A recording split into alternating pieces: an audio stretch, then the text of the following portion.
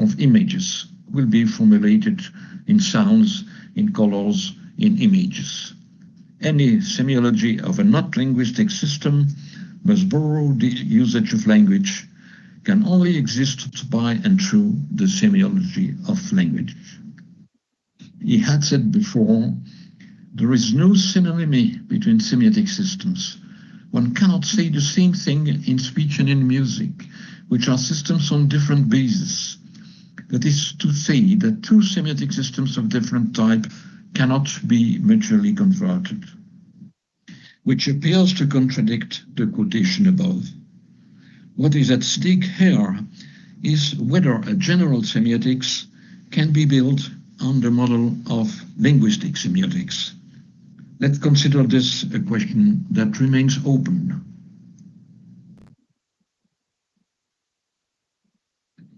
I will not, for instance, by Derek Cook, The Language of Music, 1959, they suggest what may be considered musical concepts remain vague and unstable. Roman Jacobson writes this.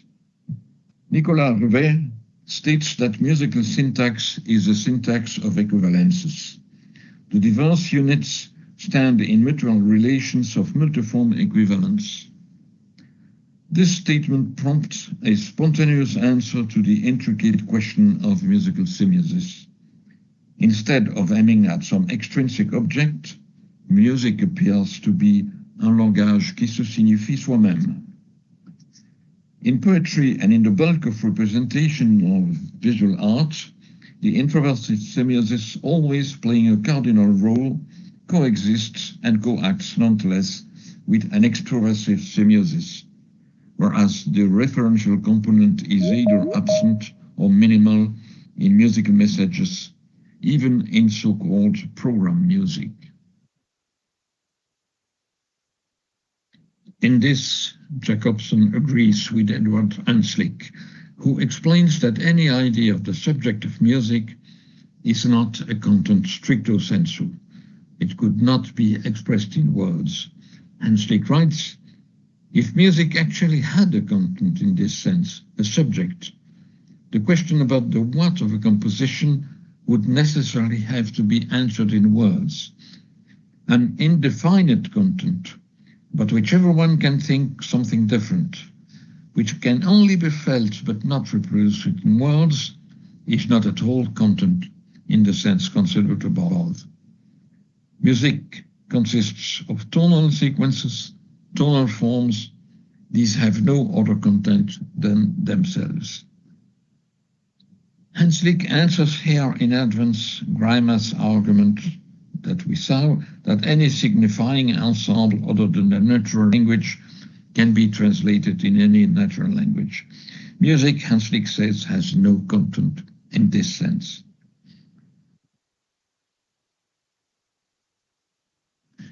In the following two sections of my talk, I will take topic theory as the example of an extroversive semiosis producing extrinsic significations, and of Schenkerian analysis as example of an introversive semiosis producing intrinsic significations.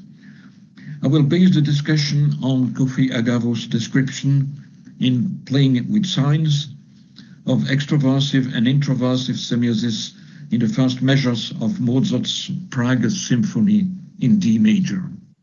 Extrinsic musical meaning may take many forms, depending on how one considers it and how one describes it. This figure reproduces the table of topics that Kaplan establishes on the basis of those described by Agavo and Monel.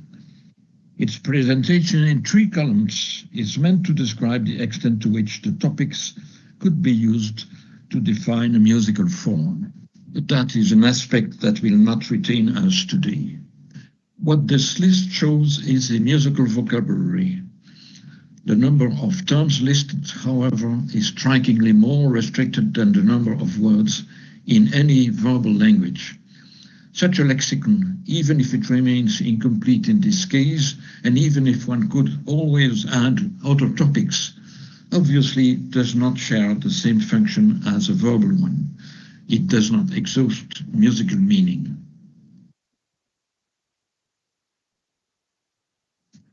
Kofi Agavo illustrates extroversive semiosis by quoting Leonard Ratner's analysis of Mozart's Prague Symphony in D major, Köchel 504, measures 1 to 16.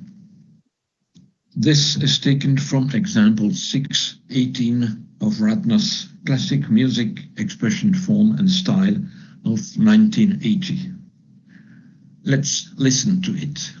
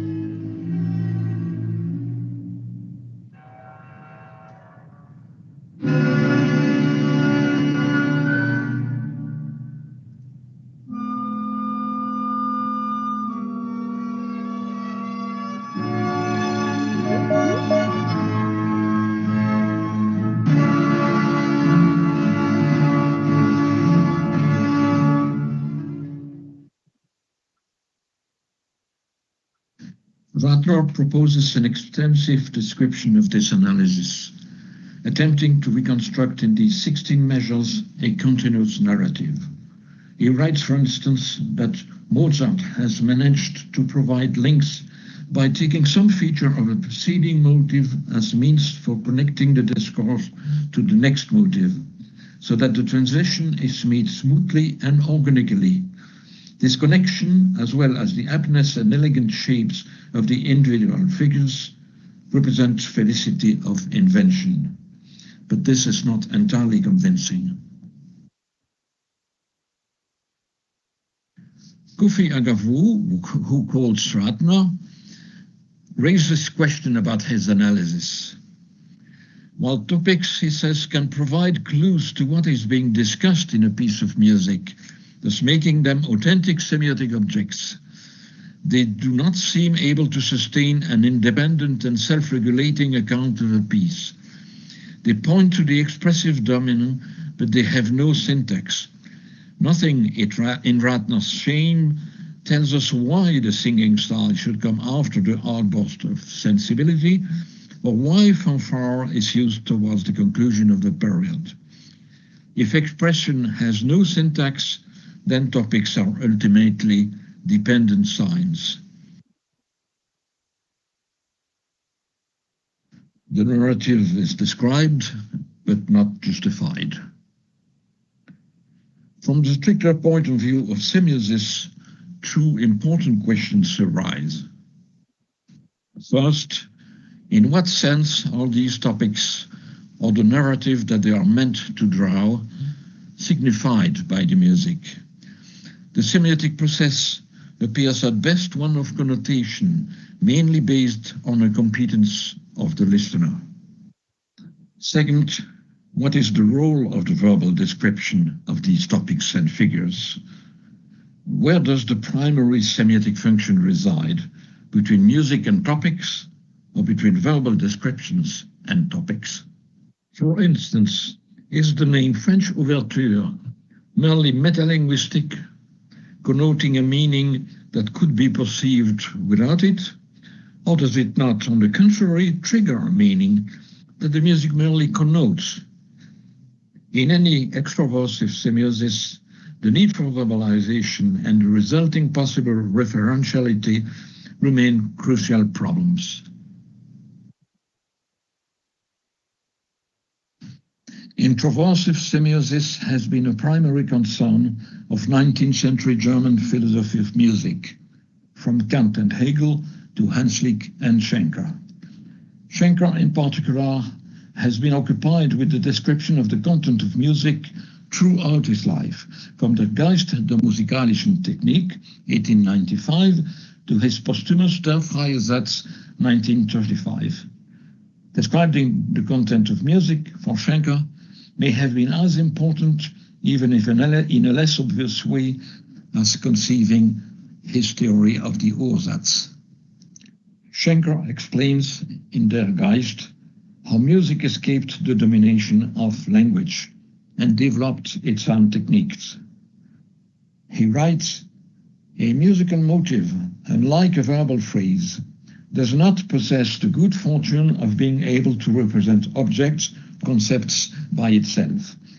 If a word is only a sign for something, that is, for an object or for a concept in which objects are assimilated, then the musical motive is only a sign for itself. Or to put it more accurately, it is nothing more and nothing less than itself." In following writings, Schenker repeatedly came back to this matter of the musical content as meaning of music. In volume 1 of Contrapunct, Schenker underlines that, I quote, "With the absolute character of the life of tones, it's also given the emancipation from any external purpose, be it verbal expression, the stage, or above all, the anecdotic of some program. What lies in the tones themselves imposes on the composer the obligation to adapt to the proper life of tones and to leave as secondary any other purpose that might be associated with music." And in Weg mit dem Versehungsbogen, he adds, "Music is alone among all the arts in not referring to the external world. Instead, it autonomously works out the character of a motive, which may be thought of as a word in tone, ein Tonwort. Thus, it is no easy matter to read, to hear these very words in tone as they change from one word to the next." The purpose of Schenker's Beethoven's Ninth Symphony is to describe a purely musical content that in no way depends on the words sung, and to show that a musical content, musical meaning, can be produced by purely technical means without any external reference. His subsequent theoretical agenda aims at the description of these technical means. In addition, Schenkerian analysis make a decreasing use of verbal commentary, up to the point where we could describe the musical content in graphs using musical notation exclusively. Each Schenkerian graph may be considered a demonstration of the content of the work analyzed, but the demonstration is far from simple and requires both a competence and an extensive work of the reader.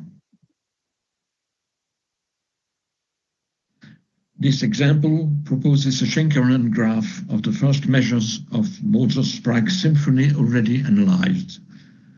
The description of the content does not reside in the graph itself, but must be deduced from a comparison of the graph with the score or with the music. This requires some familiarity with the techniques of Schenkerian analysis. Let's try to read and appreciate the graph as it is, without verbal description and merely confronting it with the music itself.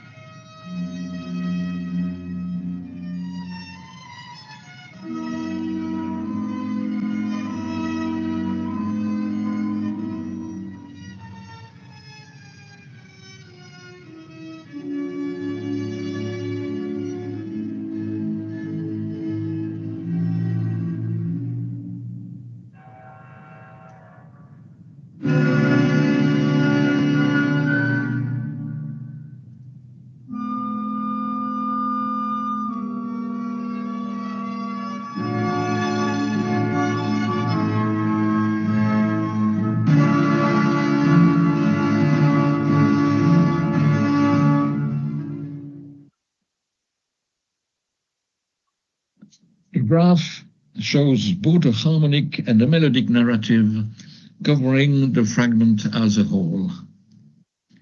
The harmonic narrative consists in a so-called functional cycle 1-2-5-1, or a tonic subdominant dominant tonic, and the melodic narrative shows an initial arpeggiation from D to F sharp, a long register transfer shown in the graph by a dotted slur, descending 2 octaves from F sharp to F sharp, and a final descending major third down to D, the tonic. Other important aspects of the content could be shown by additional graphs and by a closer examination of how the ersatz connects to the score. All these remain purely musical, purely technical, without any extrinsic reference. Whether what is shown really is a musical meaning remains an open question. I have shown above that the problem of an extrinsic meaning of music is linked to the way it depends on a verbal description, the status of which remains unclear. Can this really be considered a musical meaning, or is it merely a verbal meaning assigned to the music?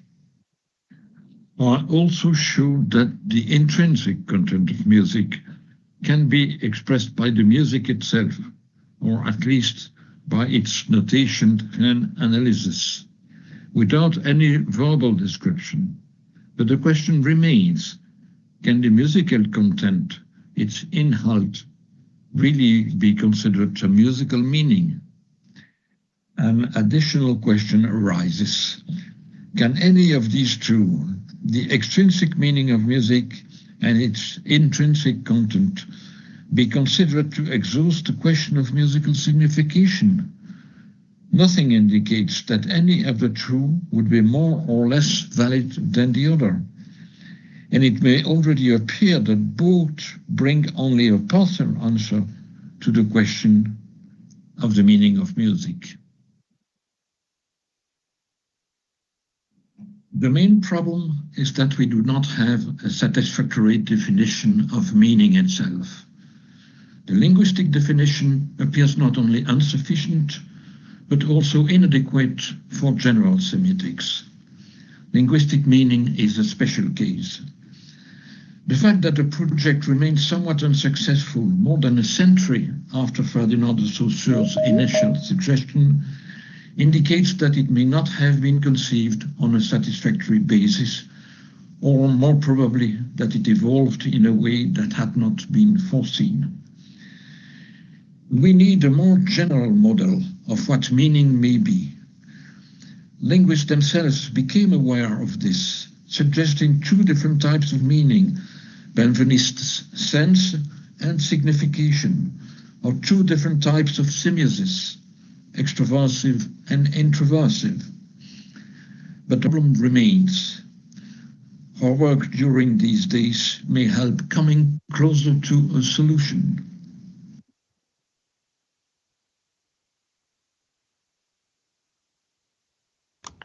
Ladies and gentlemen, now we have time for discussion, time for a question. Professor Meus is with us online. Oh, I can see you.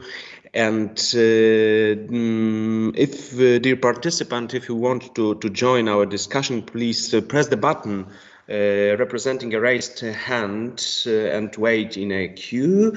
You can use you can press Ctrl plus Shift plus K to raise the hand. And as I know, Professor Granat-Janki has a remark now, so please take the floor.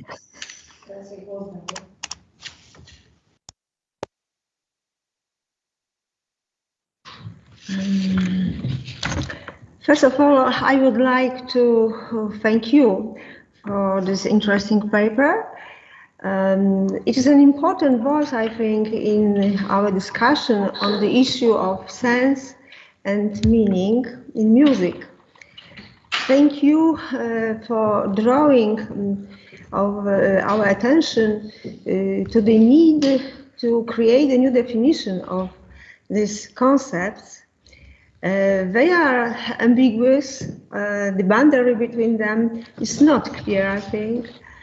And I think that your text, very important text, is a good starting point for further discussions and reflections. So, only remark I would like to say, it's not question, but I would like to thank you very much for this inspiring speech.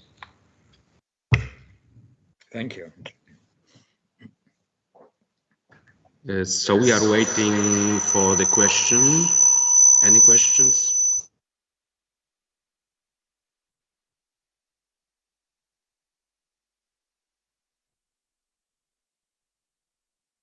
Maybe I can start. My question is about vocabulary. Is intrinsic or extrinsic completely the same words as internal or external, or they mean something more, something deeper? Well,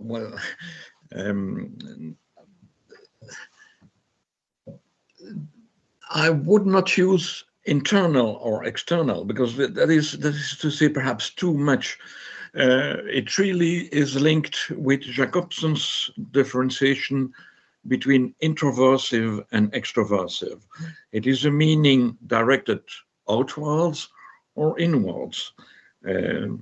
Introversive, I suppose, means directed to the music. That is what the Germans call Inhalt, the content of music.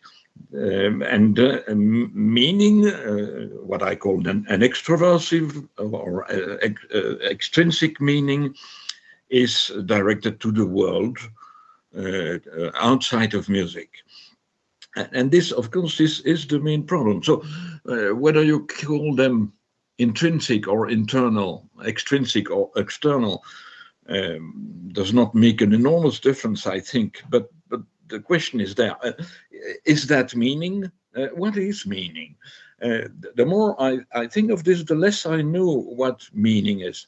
When we listen to music, we understand something that we cannot express.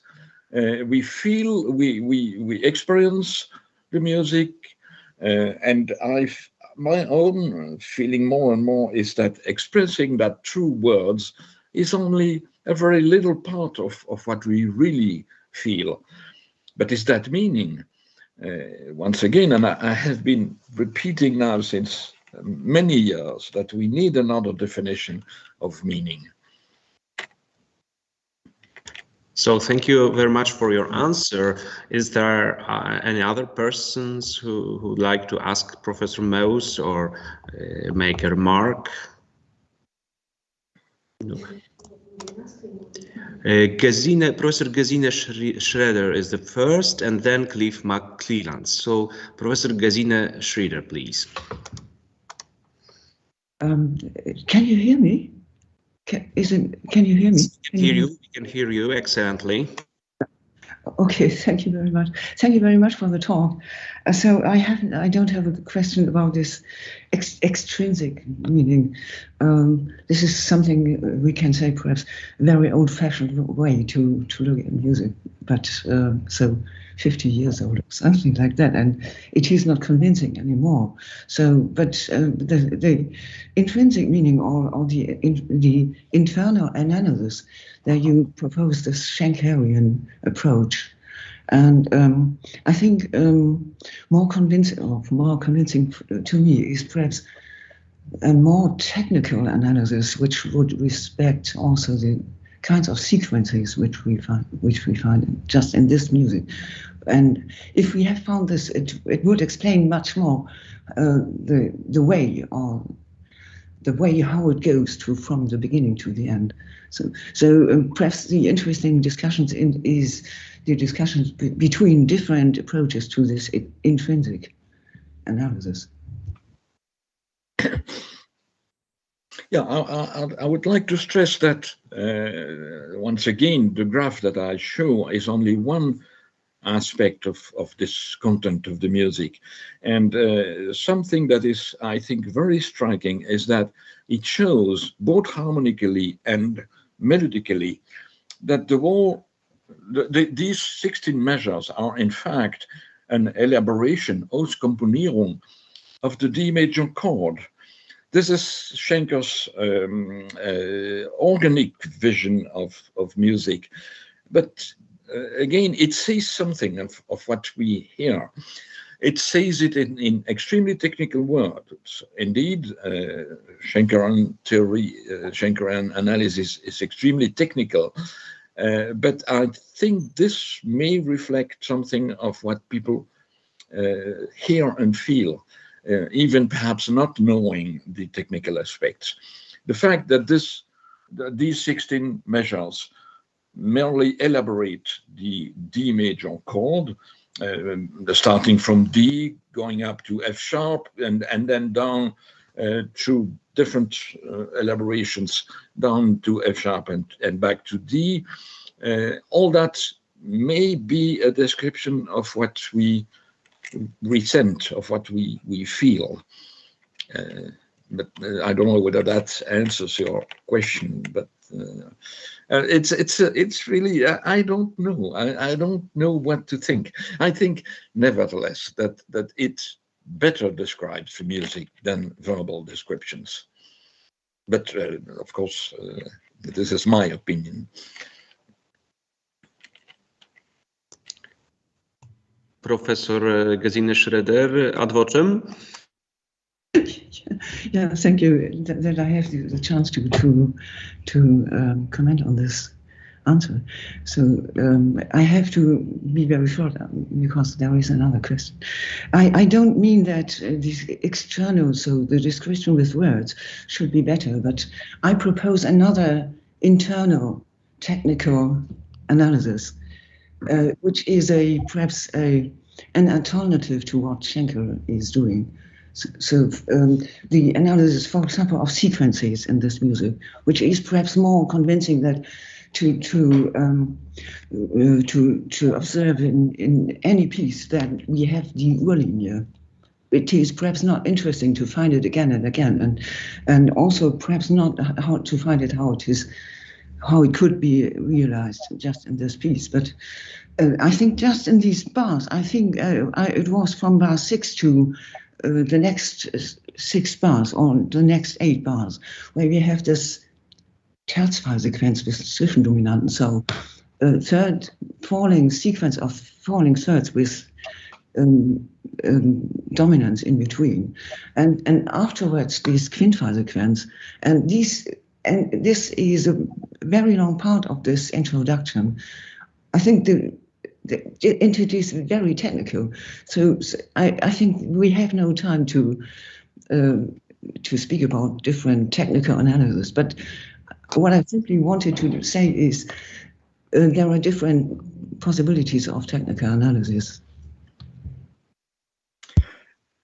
Yes, well, I probably should have spoken of analysis in general rather than Schenkerian analysis. Obviously, Schenkerian analysis shows only one aspect of this music, and my idea is that indeed that intrinsic meaning is shown by analysis, by various types of analysis. Fragmentation may not be, well, of course, fragmentation is necessary, and you're right that especially this passage from the subdominant to the dominant and the dominant itself should be explained. But we have no time. We could spend long minutes on these 16 bars.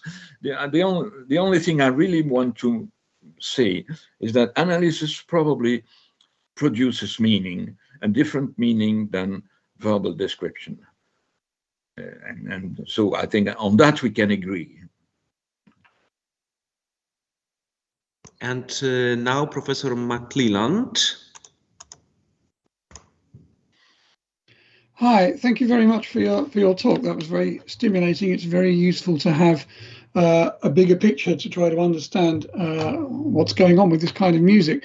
I'm interested that a word that you didn't mention at all in your talk was emotion, and that the idea that perhaps extroversive analysis is partly an analysis of the emotional content of the music as well, whereas the introversive approach completely takes us away from the idea of any kind of emotional content. It won't surprise you to know that I'm particularly interested in the emotional impact of what happens at the end of that extract when the ombra bit comes in, and Mozart is deliberately setting out to frighten his audience by making a reference to something supernatural in an overture to a symphony. So it isn't just about meaning in the sense of language or understanding in a technical analytical way, but also about the conveying of emotion. So I just wonder what your thoughts were on that.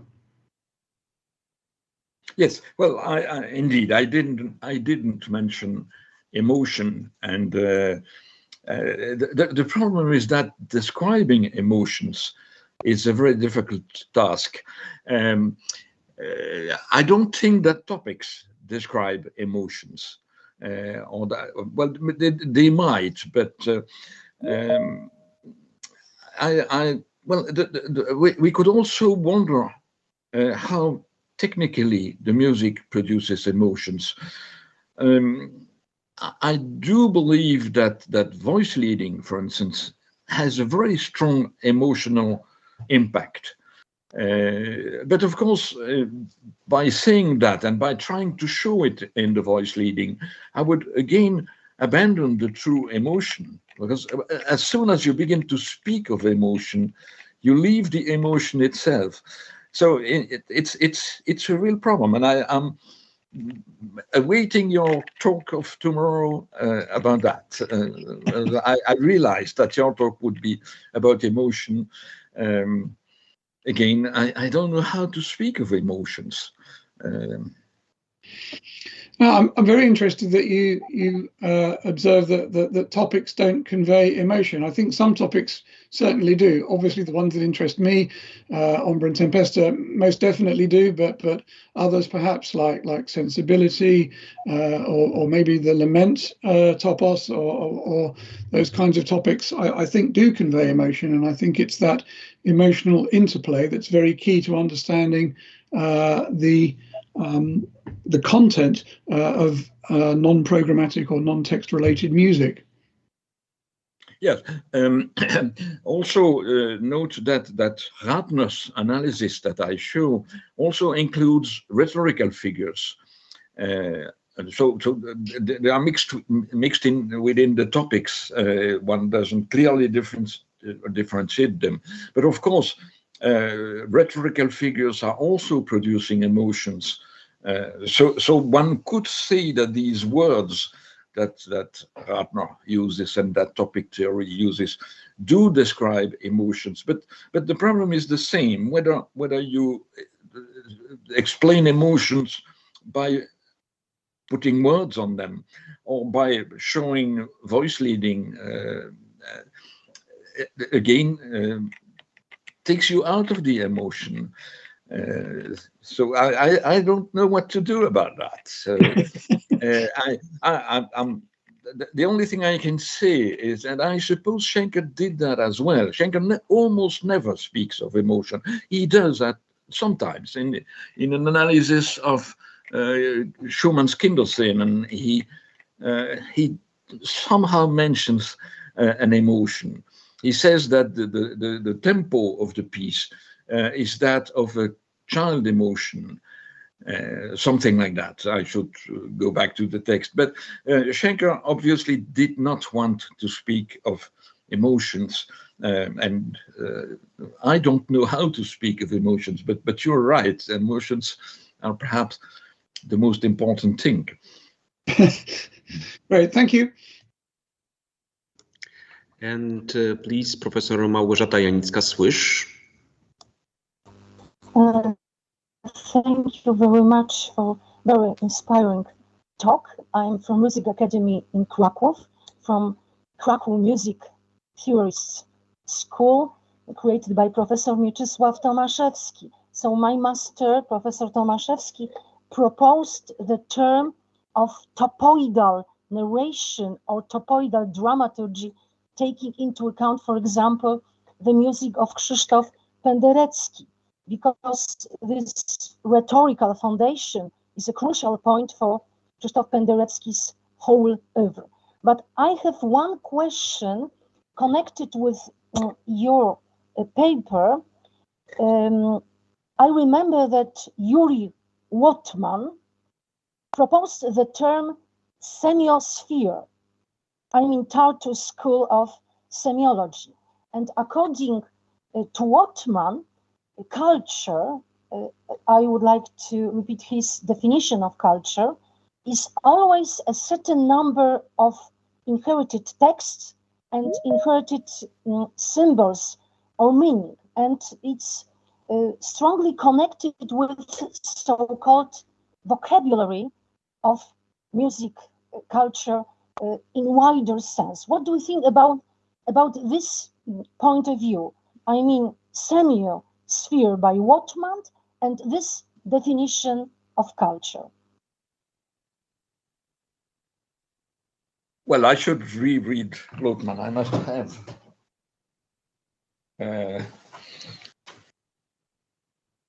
I must have his book there. I don't know. I really don't know what to say. I mean, we are always facing the same problem. There are so many.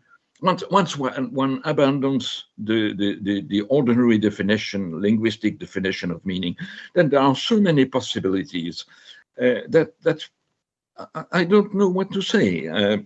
I do believe that if we consider, and perhaps we will do that during these 2 days, if we consider the case of music more closely, we would discover that it provides many models of what a meaning could be, what a meaning should be.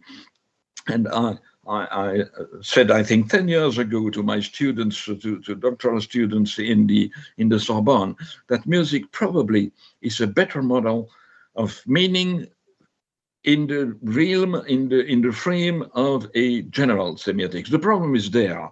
Once one abandons linguistic semiotics, what is one to do of the concept of meaning? And you are right, there are many other definitions. I could not quote all of them, and also I don't know all of them. But I think that's the main problem we are facing. Well, if at least we agree on that problem, on the problem of definition of meaning, then I will somehow have reached what I wanted, what I wanted. So thank you, and I reread Wotman and the Tartu School of Semiotics. Thank you very much. Thank you. Thank you. Are there any other raised hands? I can see. So my question is, I think all of us do research, all of us do analytical investigations. So the other interesting thing could be possibility to use these e.g. topics and terms such as Mannheim Rocket or fanfare corns, lament, in making music understandable for amateurs. In e.g., I think popularizing music or in basic education, not only in research. What do you think about it, Professor? Well, I'll ask you to repeat the question because I didn't really follow you.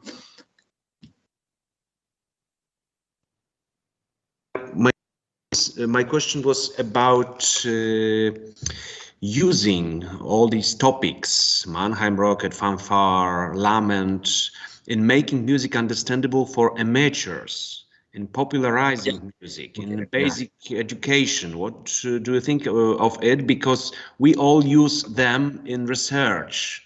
And what could it be used in education also? Well, from the terms if I understood you, if I held you correctly, the terms that you mentioned, rocket and lament, are very different. Of course, rocket, no amateur would know what you mean. Lament, probably many would know. So indeed, it is a matter of vocabulary. When I read these topics, what is sensibility? You have to explain that it refers to the Empfindsamkeit of the 18th century, and most listener would not know what that is. So I suppose this is the problem of teaching about music. We are teachers, or most of us are teachers, and we are also within the technical aspects of music, and to bring that to amateurs is another problem. I didn't want to address that, but of course, I'm not sure that explaining topics would be so much easier than explaining Schenker and graphs. I don't know, really.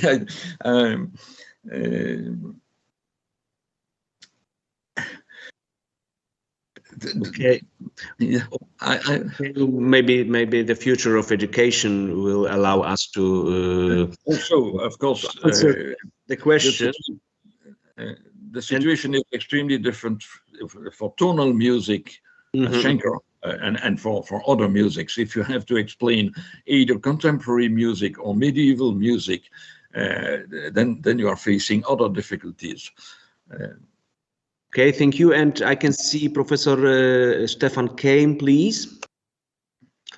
I just wanted to add a small remark to the last question which was raised.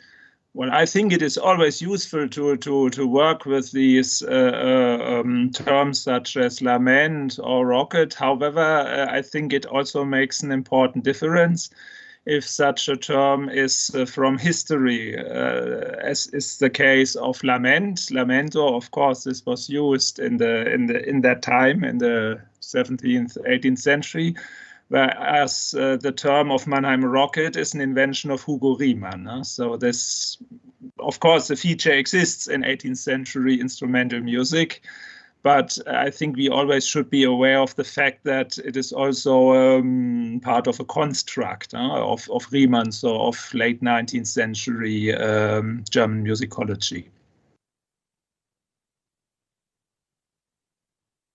So thank you for your remark. Are there any other remarks or questions? Maybe anybody wants to? No, so I think it's time for our break. We'll have a break now and we will continue at 11. Thank you, Professor Meus, for your speech, for your presentation, for your availability for us, and for your answers. Thank you very much, and we will meet here at 11 a.m. The session will be chaired by Katarzyna Szymańska-Stuga. Thank you very much, and we will continue, and then we will see you at 11. Thank you.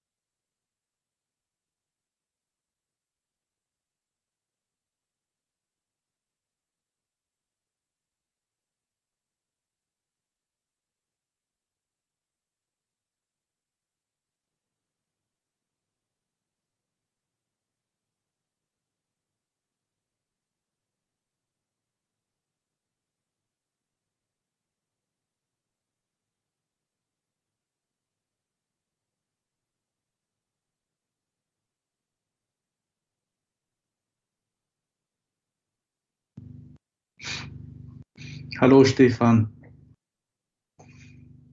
Servus. Ja, schön dich zu sehen. Ja, ebenfalls. Wie geht's dir? Danke, soweit ganz gut.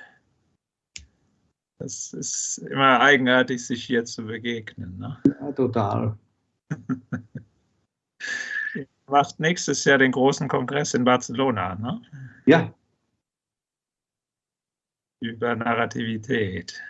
Naja, nicht über. Das ist eher um die Beziehungen zwischen Musical Signification und Performance. Ah ja, ja, schön. Das ist das. Aber alles andere hat auch einen Platz. Es muss nicht unbedingt spezifisch. Und was gibt's Neues bei dir? Ja, viel Arbeit und viel online. Also bei uns wird noch live unterrichtet, aber auch nur noch so zur Hälfte. Das ist momentan schwierig, aber ja, es geht. Es geht langsam voran. Ja. Sind die meisten Professoren und Studenten bei euch, wie heißt das, geimpft worden? Die meisten ja, ja. Aber es gibt immer noch viele, die nicht geimpft sind im Allgemeinen. Ne? Das ist nach wie vor ein Problem. Ja.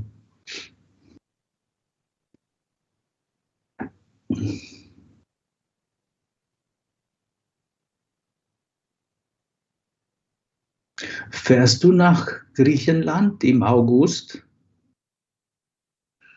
Da ist zuerst ein Kongress über Analyse in Athen und dann noch einen in Thessaloniki. Ja. Athen im August stelle ich mir ziemlich heiß vor. Ja, das ist es, ja.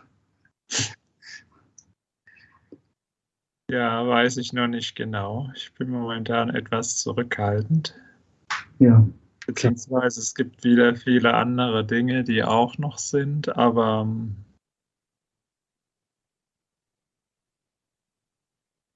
Wann bist du heute dran? direkt nach dir. Ah, super. Dann freue ich mich drauf. Ja, ich finde das auch schön, dass wir in einem Panel sind.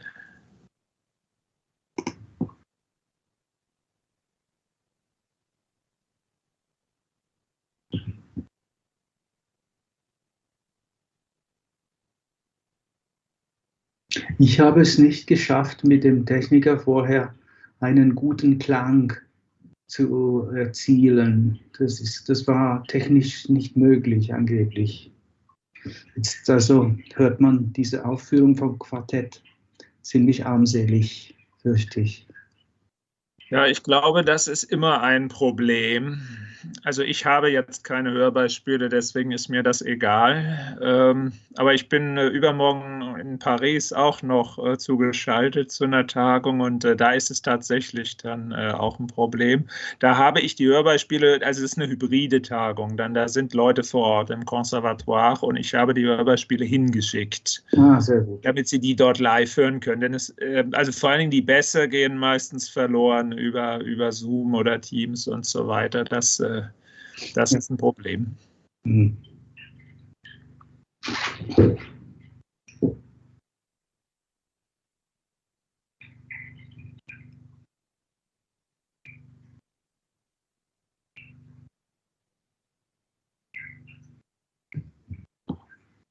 Hast du über mein Buch gehört? Ich bin nicht sicher, ob wir es schon angeschafft haben, aber wir werden es auf jeden Fall kaufen. Ne? Ich bin sehr gespannt drauf. Also ich habe es noch nicht gelesen. Das habe ich aber vor. Ja. Wenn du Lust hast, jetzt wo uns niemand hört, kann ich dir eine PDF-Version gerne zuschicken. Wenn du willst, gerne. Also wir werden es trotzdem kaufen fürs Institut. Das machen wir auf jeden Fall. Es ist schöner natürlich auf Papier zu lesen, oder? Ja, klar. Jetzt finde ich deine E-Mail nicht. Ich habe sie irgendwo sicher. Ich werde dich schon aufsuchen. Ja, ich glaube, dass in diesen Sammelmails hier für die Tagung, da müsste ich drin sein. Ansonsten ist es auch ganz einfach. Es ist einfach nur keim und uni-leipzig.de. keim@uni-leipzig.de.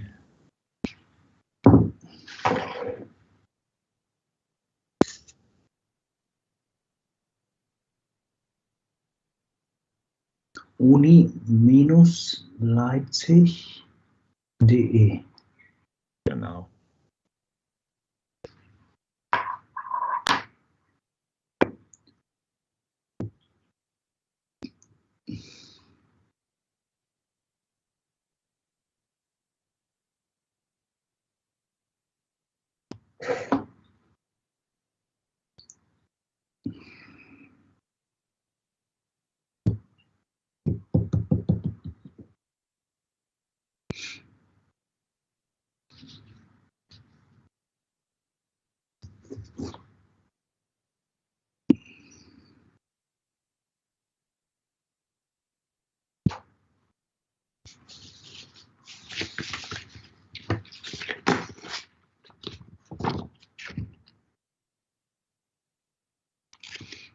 Wie ist es?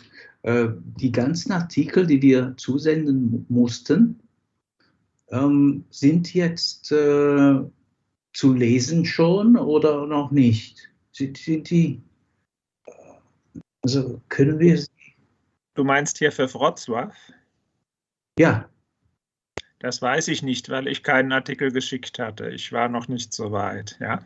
So. Also ich referiere zwar, ich bin aber in diesem Buch nicht enthalten. Verstehe. Das ging mir zu schnell, beziehungsweise ich war auch noch nicht, das ist ja ein neues Thema bei mir und ich habe das letztlich erst dieses Jahr in der ersten Jahreshälfte soweit ausgearbeitet. Ne? Das war schon nach der Deadline. Verstehe. Ich habe zwar verstanden, dass man das rechtzeitig zuschicken musste, damit man vor dem Treffen jeder alles lesen kann, aber dann bin ich mir nicht so im Klaren, also was daraus geworden ist. Ich hatte das eher so verstanden, dass das Buch jetzt erscheinen soll und dass das der Grund war, weshalb man eben relativ schnell die Texte haben wollte. Aber also, das müsstest du die Organisatorin fragen. Ja, also vor dem Treffen oder nach dem Treffen? Davor. Ich hatte das so verstanden, dass die Texte Ende letzten Jahres abgegeben werden sollten. Das war mir eben zu früh, aber gut, das sehen wir ja sicherlich. Also ich nehme an, dazu wird sicher auch noch was gesagt werden. Ja.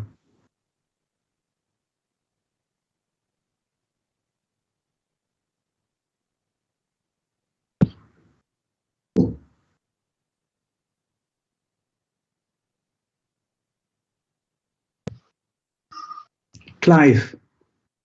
Johan, lovely to see you. Same here. How are you doing? I'm fine, thank you. How are you? Good to see you. Yeah, it's been a while. I'm looking forward to the talk very much. One of my favorite pieces of music. Oh. Yeah, it's a wonderful piece indeed. Good morning, dear colleagues. Good morning, professors. Hello. Nice to meet you. I'm very happy to have you during the conference.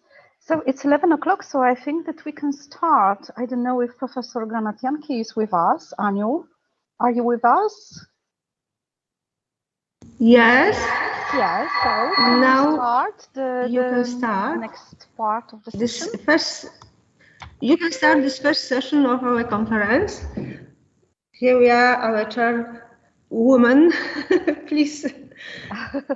Yes.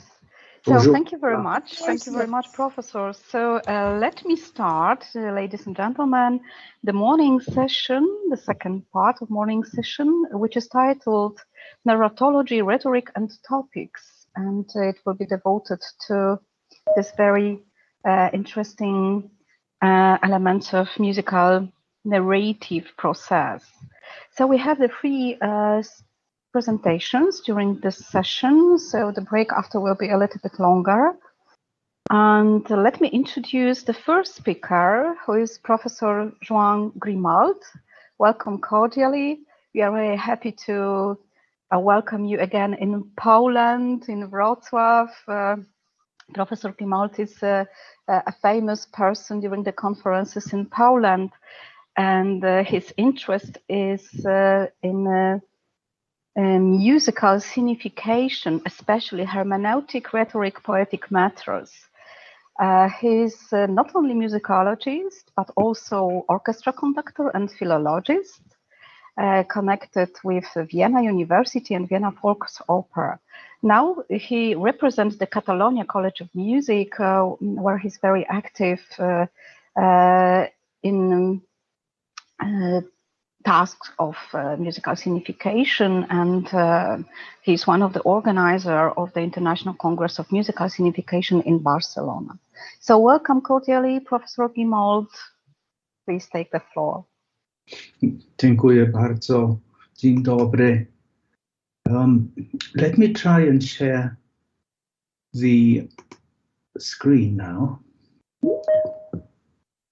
Can you see the screen? Not now, but Not yet. I think that we have to wait a moment, and for sure the screen will be seen.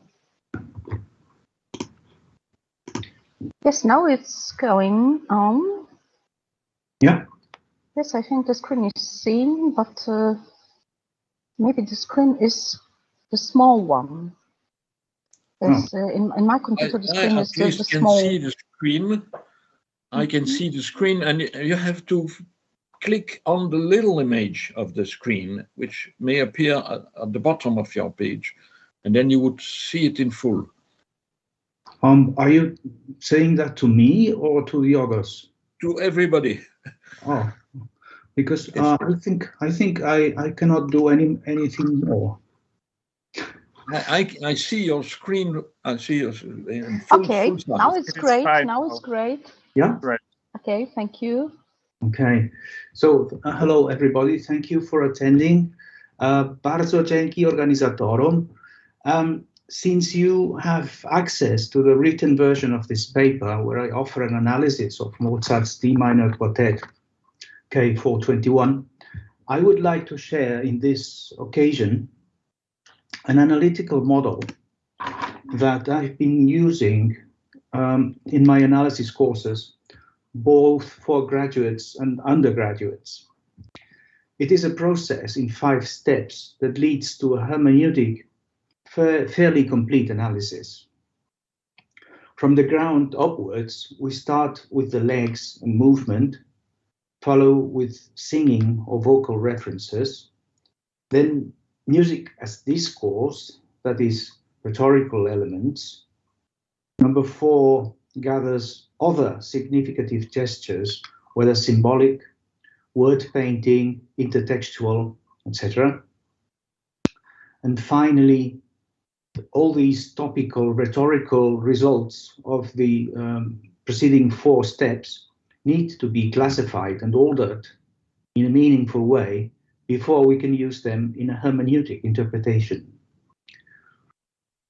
So let us try this model on the Mozart quartet.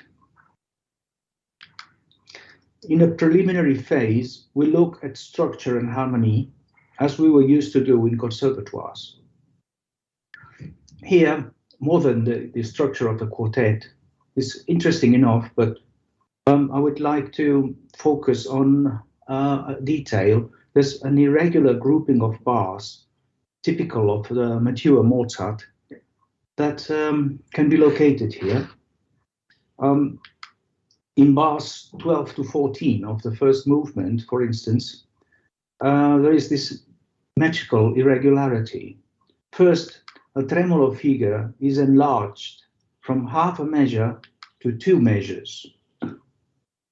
This enlargement leads to set the subito forte chord that seems to lead to the major relative on the third part of bar 14. From here to the end of the exposition, Mozart keeps this running gag and lets the third beat of every measure sound as the first beat, and vice versa. This is something that could go to this preliminary phase of the analysis. Regarding harmony, there is a peculiar tendency to the flat regions in the whole quartet, starting with the second part of the first movement, that points to the tragic semantic field. Here we just take a note about this peculiarity of the harmony that goes all the way throughout the work. In the first step, we look at references to movement in the piece. That is, whether the music is walking, galloping, or dancing. It is a well-known fact that Mozart, the passionate dancer, conveys a lot of his expressive meanings through the way his characters move, under which dance or march they are presented. The first movement starts with the serene steps of a high, solemn march. This way of moving corresponds, since Aristotle's Poetics, to noblemen and women, so it seems we are in an aesthetic context with higher pretensions.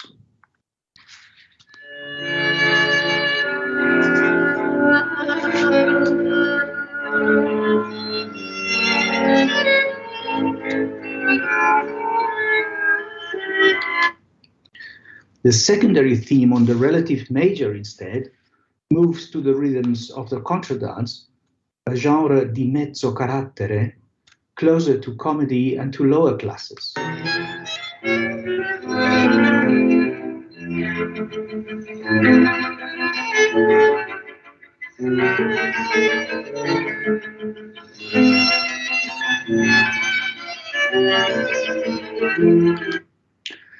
The Andante, the second movement, is rocking to the 6/8 meter of the Pastorale, this virtual dance of the aristocrats wishing to play the roles of some idealized shepherds and nymphs.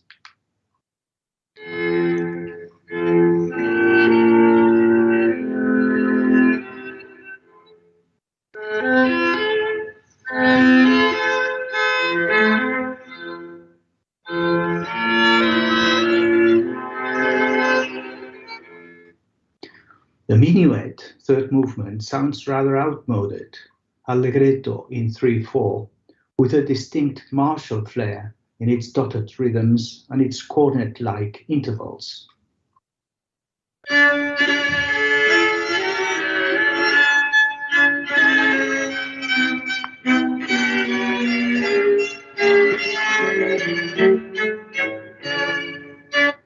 The trio, instead, goes a big step down in the scale of prestige and presents the rustic manners of the slow waltz, the Ländler. Finally, the allegretto ma non troppo in 6/8 features the characteristic rhythmic patterns of the Siciliana, the pastoral dance par excellence. The second part of both segments of the theme, however, recur to anapestic rhythms that suggest hunting calls.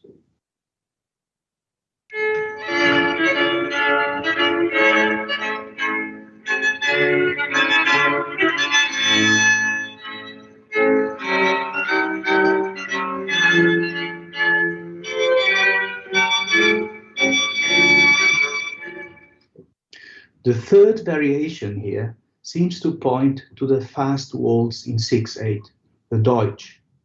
But since this dance associated with peasant joy is set in the minor mode, this creates another expressive dissonance that seems to anticipate the next variation, the one in major.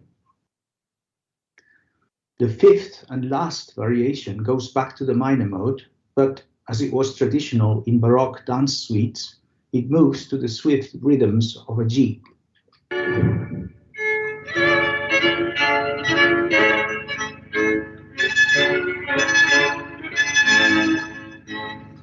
Again, a jig in the minor mode. As a second step, vocal references can be analyzed.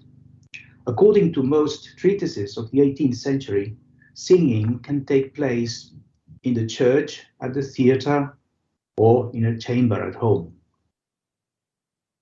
In the initial theme of the first movement, the wide leaps and the utterly serious character all point to the theater, specifically to the pathetic style in opera seria.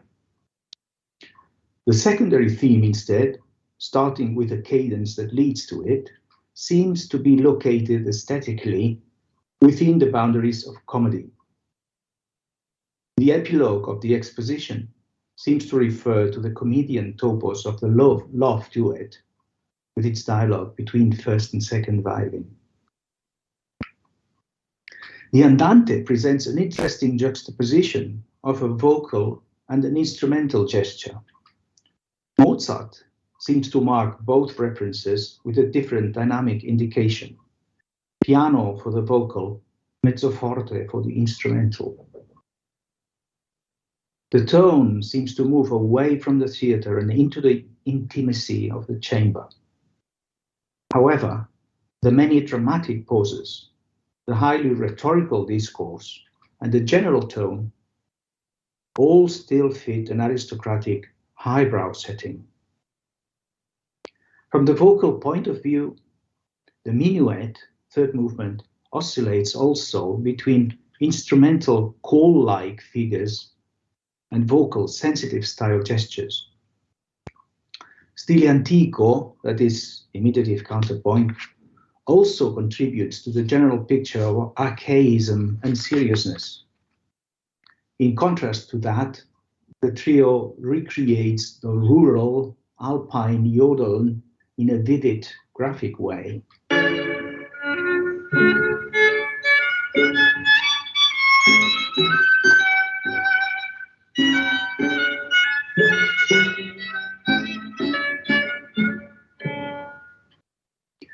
Finally, the closing theme and variations are richer in dance than in vocal references.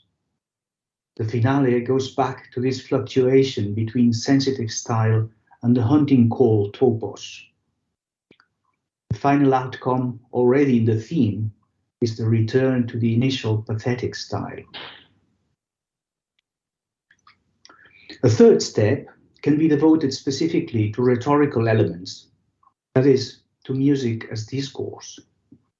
This includes those rhetorical figures that imitate the inflections of oral speech. For instance, in the first page of the first movement, several of these rhetorical expressive figures can be found. Apostrophe, suspiratio, pianto, then confutatio, and instead of the expected confirmatio, that would be the usual thing to expect here, we have tremolo, irruptio, dubitatio. So you can see through the succession of these rhetorical figures, a pathetic narrative is created already in the first page of the work. You can see more of these figures in the written version of this paper. In the second movement, other interesting figures can be identified, such as the comment of a previous musical statement, the interrogatio or the exclamatio. Moreover, the tone of the discourse seems to alternate between a pre-established and a spontaneous style. This corresponds roughly to what Schoenberg described as firm versus loose. In spite of the stile antico imitative counterpoint, the minuet displays mostly a represented spontaneous tone in a turn to subjectivism that has its roots in Haydn's style, to whom these quartets were dedicated. In the second part, two noteworthy passus duriusculus, that is, a chromatic passage, signals once more a pathetic style. Now, regarding symbols, that would be step number 4, word painting or intertextual connections, there is arguably not much to say in this work. In the preliminary phase, the tendency to the tonal regions of flats was mentioned. This is, of course, a traditional symbol of darkness and suffering that can be added to the vocal references to tragic opera. In a fifth and last step, all the topoi figures and musical signs found in analysis need to be gathered and classified. Among the many theoretical possibilities for such a classification, 3 arrangements seem especially productive in a performance-oriented analysis: semantic fields, stylistic isotopies, and narrative archetypes. The semantic field of tragedy, and more generically of the secular word, was implicitly established already in our topical analysis. There are 2 stylistic isotopies that are characteristic of the Viennese classics, especially in their mature works.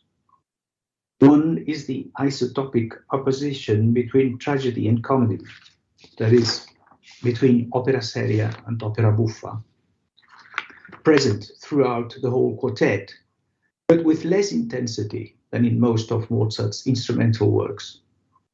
In a poignant way, here the tragic and pathetic predominate. Second, the dichotomy between a represented pre-established and a seemingly spontaneous material is also typical of this style and noticeable throughout the quartet. On the other hand, a narrative design seems to appear behind every single movement and also behind the quartet as a whole. It could be described as tragic to tragic, going through sensitive style and comedy. Narratively, the finale is an interesting special case. The movement seems to keep for the penultimate variation the original version of the theme, in major without the dotted rhythms and the haunting calls. Retrospectively, hearing the 4th variation and recognizing in it the original theme from which even the initial theme could be derived, the listener is invited to look back and reinterpret the theme and the previous variations as dysphoric variants of this late original theme. Moreover, in this 4th variation, the straight quaver rhythm and the major mode convey the feeling that things might be going to be settled after all. Of course, the last variation comes to deny the hope for a happy end and reestablishes the minor mode, the dotted rhythms and the calls, now in a more urgent variant. It is time to conclude both our analysis and this paper. A good conclusion should use all the structural, topical, rhetorical, and narrative results of the analysis to a hermeneutic interpretation of the analyzed piece that helps the performers to take decisions regarding character, tempo, articulation, and oragogic. The conclusions of an analysis are also a good place to relate the piece being analyzed with other works in the same style to find common and individual features. In this case, it is worth remembering that Mozart's D minor quartet was a favorite of the Romantic era up to the 20th century, perhaps precisely due to its elevated tone and its predominantly dark, tragic colors and narrative. Despite some moments in the major mode, the only clear contrasting section in the whole work is the rustic Ländler in the trio of the 3rd movement, that was judged embarrassing by Schoenberg. Compared to most mature works by Haydn and Mozart, however, the piece strikes through an astonishing degree of expressive coherence. Today, young people seem less ideologically compelled to search for the famous post-romantic unity and better predisposed to enjoy the sheer diversity of the classic style. Thank you very much for your attention.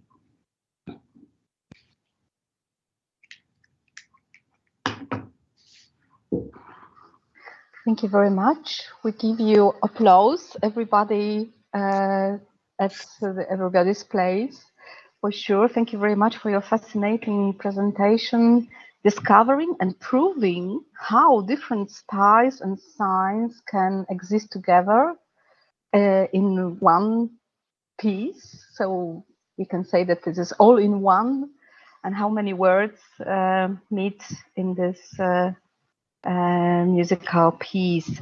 So please, let's start the discussion, for sure. There are many things to discuss and many questions, I hope.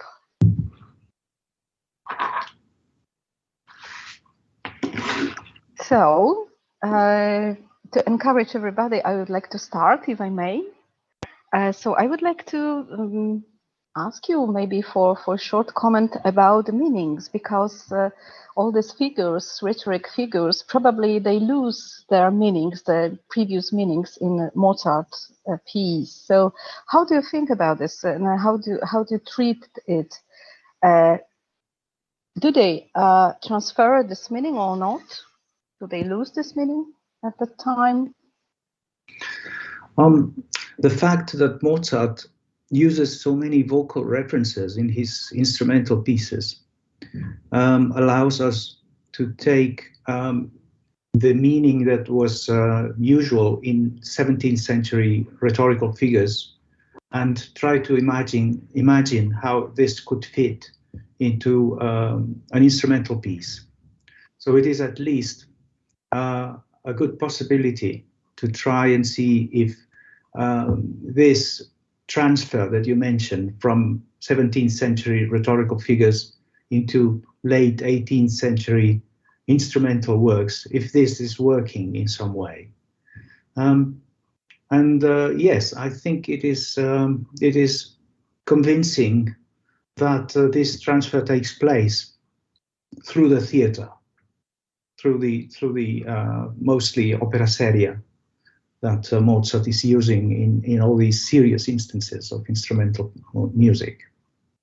Mm-hmm. Thank you very much. So we have some minutes left, so please, Professor McClelland, please take the floor. Hi, Joanne. Nice to see you again. I very much enjoyed your paper. A lot of very interesting things in there. I think there was just one thing that I wanted to explore with you a little more, which was in your eagerness to find labels for all of the parts of the music. There was one that I wasn't quite sure about, which was the very first theme, where you used the term solemn march. I don't really see how you can regard that as a solemn march, because it's not a very march-like texture. It's marching is more than just about having two beats in a bar, and perhaps the solemn bit coming from the minor key. That very operatic accompaniment of an cha cha cha accompaniment, for me, takes it a long way from a march. Yes, it is clearly one of these instances where several possibilities seem possible. What would you suggest instead? Because I think the fact that it moves in this rhythmically quite steady way points to some kind of andante, some marching movement. But of course, the predominant topos is vocal, is operatic. Absolutely, yeah. I mean, I think, yeah. Your other label about the opera seria pathetic is absolutely spot on. That's exactly what that is. The tragic plunge in with the octave leap and that descending stepwise motion in the bass as well. I mean, that's very much pathetic signification to me. I mean, I'm interested in this dichotomy that's in the work between the tragic and the comic, and again, you're absolutely right to found those in opera seria and in opera buffa. But of course, Mozart explores this dichotomy himself not long afterwards in Don Giovanni, which is a dramma giocoso. The idea is that you juxtapose these things, and by doing so, you exaggerate the extremes. You make the funny things sound funnier because of the tragic, and vice versa. Yes, actually, in the written version of the paper, I discuss this relationship between the famous Don Giovanni scene where the commendatore appears and so, and this very moment, because it's very clear that there is at least from our point of view, there is a tight connection, isn't there? Definitely. No, great. Anyway, thank you. I really enjoyed the talk. Thank you. Thank you very much. The next question is from Professor Małgorzata Greiter. Małgosiu, please ask your question. Excuse me. Unfortunately, it's not possible to turn on my camera, but I hope that you can hear me. So thank you very much, Joan, for this very, very interesting and multi-dimensional analysis. And if I had one question, that would concern the key of this quartet, because D minor seems to me a very very specific key for Mozart. And could you perhaps relate this work to not only to Don Giovanni, as it was mentioned in the previous comment, but probably also to the D minor concerto or other works in D minor? What do you think? Yes, I haven't really thought about that. So thanks a lot for pointing to this. I think it's worth taking a look. Spontaneously, I was thinking of the Requiem, of course. Mm-hmm. Exactly. Yeah, and the D minor concerto. Yes, very good point. Thank you. We have another question from a person who is not identified on my screen, but I suppose it's Professor Granatianki. Yes. Okay. For our conference. So thank you for your wonderful text. My congratulations. You are a very well-known expert in the field of musical signification because of your book, Mapping Musical Signification. Short question, whether this issue discussed in this paper are discussed in more details in your book? Because I haven't got your book. Thanks a lot. Yes, that's very kind. Well, this is the connection. What I presented to you this morning is the ground of a new book that I'm preparing, and that will be the complement to mapping. In mapping, I was following more a systematic idea of all the possible aspects of musical signification that seem relevant in teaching and in analyzing. And then in a second volume that I'm starting to prepare now, I will follow this other path, that is steps, progressive steps that can be taken to reach a hermeneutic analysis. Of course, without mapping, a student wouldn't know where to find the different dances and their expressive meanings and so forth. So the first book is a condition to go through these 5 steps that I was presenting to you. But it's 2 different paths, and I think they're complementary. Thank you very much. Thank you very much for all the questions. Thank you, Professor, for answers. So I think that we can finish now this first presentation. Thank you very much once again. We give you a big applause and congratulations. Yes. And let me introduce the next speaker, Professor Stefan Keim. I hope Professor Stefan Keim is with us. Yes, I'm here. Yes. Keim. Professor Stefan Keim represents University of Leipzig. He is the professor of musicology and director of the Musicological Institute at University of Leipzig. So we are very happy to host you on our conference, and especially for your great analysis of Polish music as far as I'm concerned. Not only Vincent d'Indy, but also Polish composers. Today we have the paper about dramaturgies of dynamics in sonata form. So it sounds very intriguing. So let me give the floor to Professor Stefan Keim. Thank you very much. Thank you. Can you hear me? Yes. And we see your presentation. That's fine. Dziękuję bardzo. I'm very happy to be here. It's my first conference for Wrocław, so it's a pity that I'm not there. But well, that's the situation, and perhaps there will be another occasion for this. Dynamics is probably the most neglected of musical parameters in analytical scholarship. It is usually regarded as a secondary parameter or foreground feature that is important for performance practice and the expressive character of a work, but not for Formenlehre or other fields of music theory.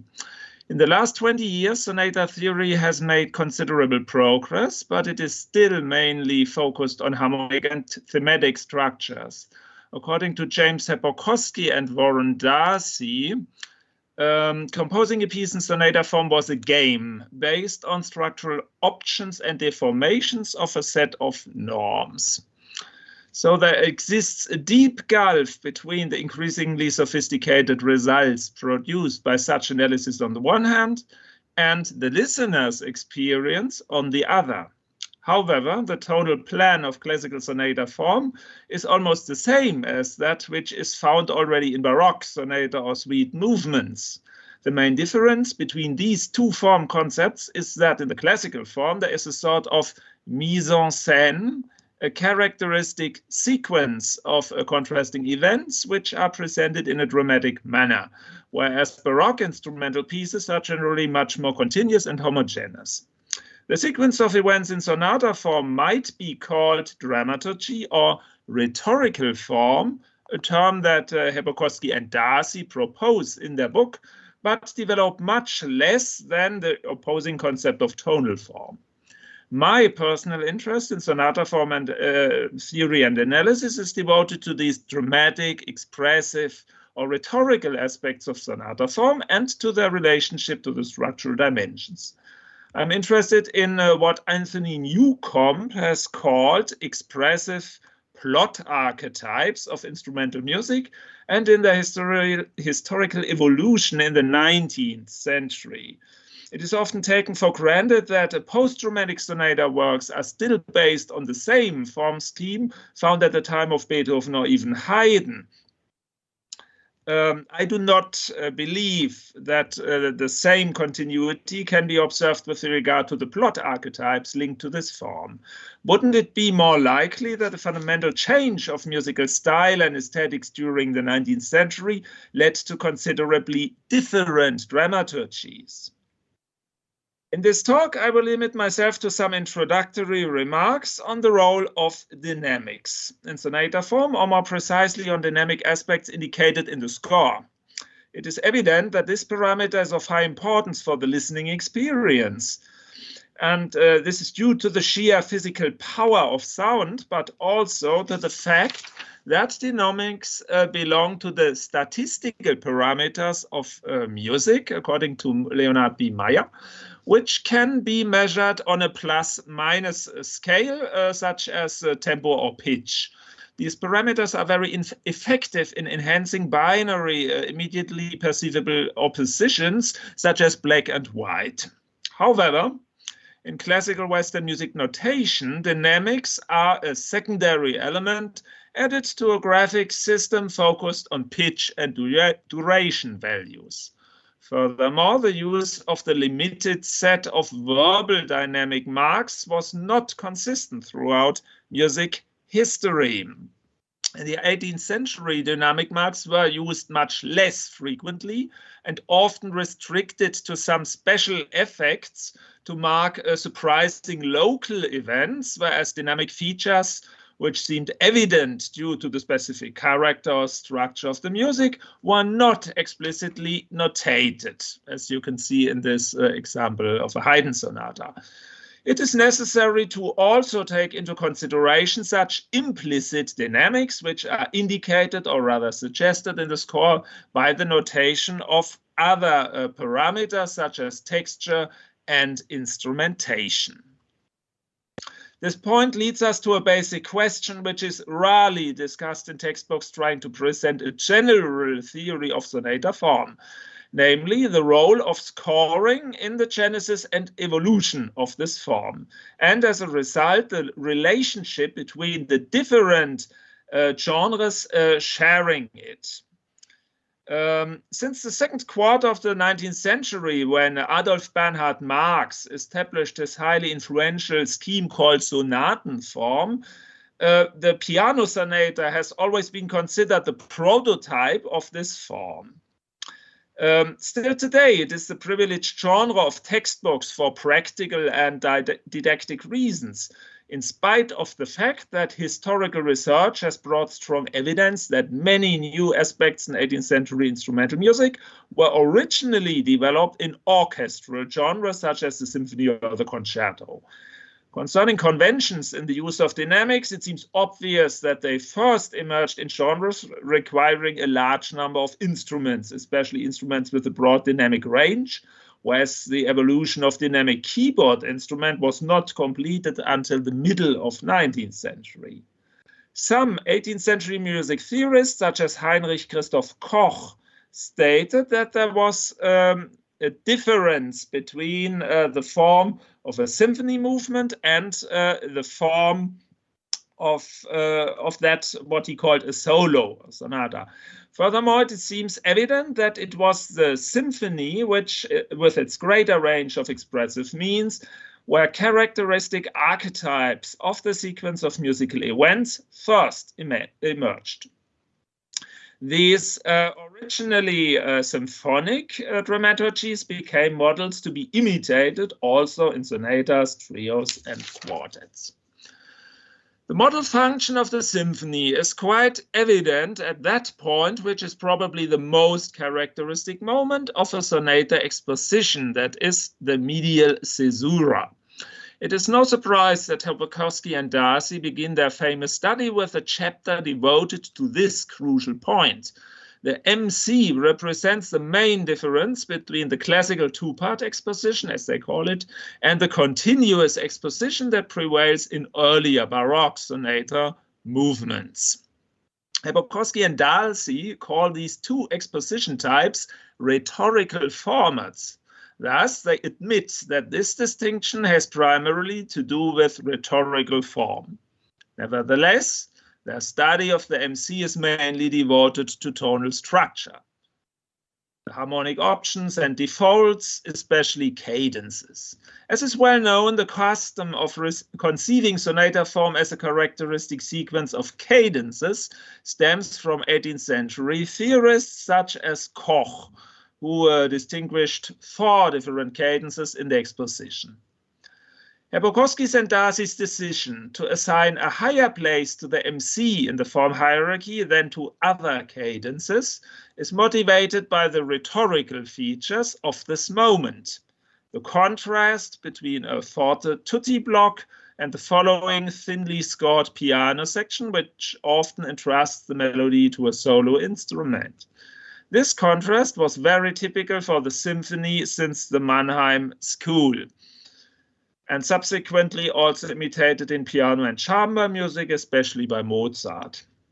Concerning the parameters involved, the main agent is neither the thematic contrast that has been overestimated in German sonata theory since Marx, nor the conventional modulation from the first to the fifth degree, but rather it is the so-called secondary parameters, texture, instrumentation, and of course, dynamics. In sum, the most important contribution of dynamics to classical sonata form, at least in the exposition, is to be found in the MC. Dynamics make it a constitutive topical stage of sonata form's dramaturgy. At the next crucial moment of the sonata scheme, the essential expositional closure, EEC, for the dynamics also play a prominent role. However, the hierarchy of the parameters involved is a different one. The primary characteristic of this closure is a harmonic device, a perfect authentic cadence in the second key, whereas the forte dynamics just help to underline it. Here, the rhetorical form is clearly in the service of the tonal form, even though dynamics still seem more important here than thematic features at this point. Taken together, these two topical forte stations, the MC and the EEC, build a sort of skeleton of the dynamic dramaturgy of 18th century sonata exposition. Admittedly, the first forte tutti outburst also serve the tonal function of confirming the tonic. But metaphors used to describe this zone, such as unleashed tonic or energy gain, clearly point to the expressive and dynamic dimension. Besides, it seems obvious that the roots of this topical forte stage are to be found in the earlier concerto tradition, with its stark contrasts between tutti and solo episodes. Still, in Haydn's Last Symphony 104, you can perceive it as an alternation between solo and tutti zones. What seems to be just a transitional zone in tonal and thematic terms might be perceived orally as an outstanding one. French theorist Jérôme-Joseph de Momigny refers to this zone of the transition as période de verve. Other exposition zones offered more choices between different dynamic topics. The most complex case is certainly found at the beginning. Here, the difference between genres with small and large instrumentation is very obvious. In the 18th century symphony, with its roots in the opera overture, a strong launch comparable to a monumental gate was not just an option, but almost obligatory, whereas in piano and chamber music, there were much more options.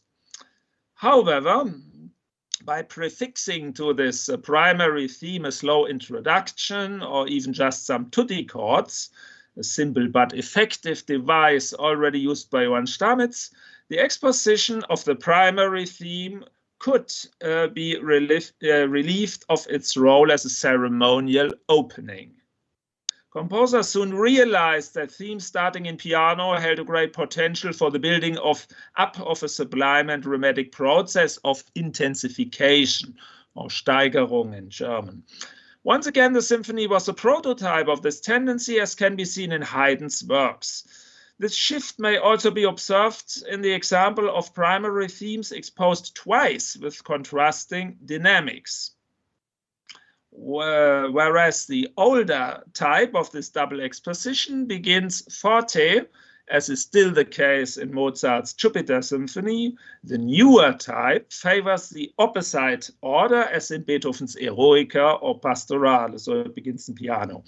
Beethoven had a strong preference for primary themes beginning piano, whereas in his symphonies the theme is often preceded by some initial tutti chords, as in the Eroica or the Fifth, but not in the Pastorale.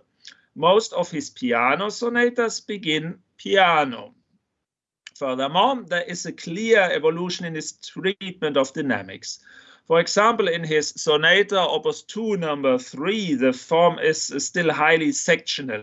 Each section has its characteristic dynamics, which contrast sharply with those of the next section, just as in Baroque terraced dynamics, you can say. 4 thematic elements are introduced, all in piano and all followed by loud virtuosic passages. Certainly, the rhetorical form here underlines the structural alternation between thematic and non-thematic episodes. However, it does so by drawing the attention of the listener to the non-dynamic moments, because all these non-thematic movements are forte. In Beethoven's later works, broad crescendo processes prevail, which may extend over the first half of the exposition up to the MC. This trend is linked to the new paradigm of becoming, which, as Janet Schmalfeld examined in depth, was characteristic of Romantic aesthetics. In 19th century sonata form, there is a general tendency towards broader dynamic zones. Most important change in the dynamic dramaturgy and expressive character of the sonata exposition affects the secondary theme zone, whereas in classical music, this zone is characterized by a strong internal contrast between the piano restart after the MC and the final forte underlying the EEC. In many Romantic expositions, the EEC is strongly relativized or totally abolished in favor of a broad piano plateau, often even played at slower tempo. In this case, it is the sonata, the piano sonata, which seems ahead of the symphony for some time. In some works, such as Chopin's Second Piano Sonata, or Brahms' First Symphony, the closing zone leads back to the initial forte sphere, but in others, such as Schumann's First or Brahms' Third Piano Sonata or Svensson's First Symphony, the piano zone continues up to the end of the exposition. In these movements, the exposition consists only of 2 large dynamic zones. The first is in forte and the second is in piano. Thus, the Romantic composers took all too literally the idea of sonata dualism championed by Adolf Bernhard Marx. This led to the paradox that by putting a 19th century image of classical sonata form into practice, composers in fact created a new dramaturgy. The shift from forte to piano beginnings and the transformation of the second half of the exposition are certainly the most important innovations to the dramaturgy of sonata form in 19th century. Let me conclude with some short remarks on the following parts of sonata form. The prominent role of dynamics in the course of the development section seems undisputed. A characteristic case is that of a broad forte plateau near the beginning of the sections in some early Beethoven works. Much better known is, of course, the topic of the powerful climax near the end of the development, which often marks the dramatic high point of the whole movement.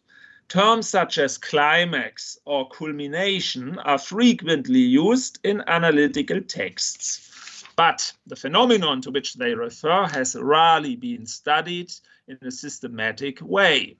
A prominent exception is the unpublished dissertation of Kofi Agawu, who unfortunately almost avoids sonata form. The central climax, usually combined with minor keys, appears rather early in the history of sonata form in movements from Haydn's so-called Sturm und Drang period of the 1770s. And not only in symphonies, but also, as you can see here, in piano sonatas. And it becomes even more prominent in 19th century. Beginning with Beethoven, one often finds 2 climaxes prepared by broad intensification phases, combining crescendi, thematic sequences, or elimination processes with constant modulation. The dramaturgy of this topic has been compared to a wave structure by Ernst Kurt and August Halm. It may be argued that a climax-oriented wave dramaturgy has always been typical of the development section, but over the course of the 19th century, it became more and more important even for other parts of sonata form as well, and since Wagner. And here we may also mention young Szymanowski and his Second Symphony, for example. Regarding the recapitulation section, a primary theme that had been introduced piano in the exposition is often restated forte and thus affirmed. This strategy, favored already by Beethoven, was expanded by later composers, sometimes leading to a sort of breakthrough effect, as in Vincent d'Indy's First Symphony. The dynamics of the secondary theme are seldom altered in the recapitulation. At least there are some post-romantic final movements in which the secondary theme is presented already in the exposition in forte as a sort of anthem, only to return in an even more triumphant manner as the decisive breakthrough in the recapitulation, and often for programmatic or even political reasons, as I have shown in my analysis of some Polish patriotic symphonies by Zygmunt Noskowski and Ignacy Jan Paderewski. A more common dramaturgy is that of some 19th century final movements, where the secondary theme is conceived in such a way that, in spite of its original piano character, it returns in the coda as a powerful apotheosis. See Grieg's Piano Sonata or his Piano Concerto. Here again, the dramaturgy of romantic sonata movements goes far beyond the classical models. The extreme dynamic contrast and diversity of closing strategies in 19th century sonata form, including this famous pianissimo transfiguration ending, favored by Wagner and Strauss, would require further exploration. In sum, I hope to have shown that it is worth focusing on the dynamic aspects of sonata form, since they are highly important for the form's specific cause and its historical evolution. Achieving a deeper understanding of the different dynamic dramaturgies, their various topical stages, and their transformation in the whole 19th century would require a larger undertaking, a systematic study of a broad repertoire of works from all relevant genres, a statistical evaluation of these formalized data, and a comparative look at recordings and performance practice. Actually, this is still music of the future. Thank you very much for your attention.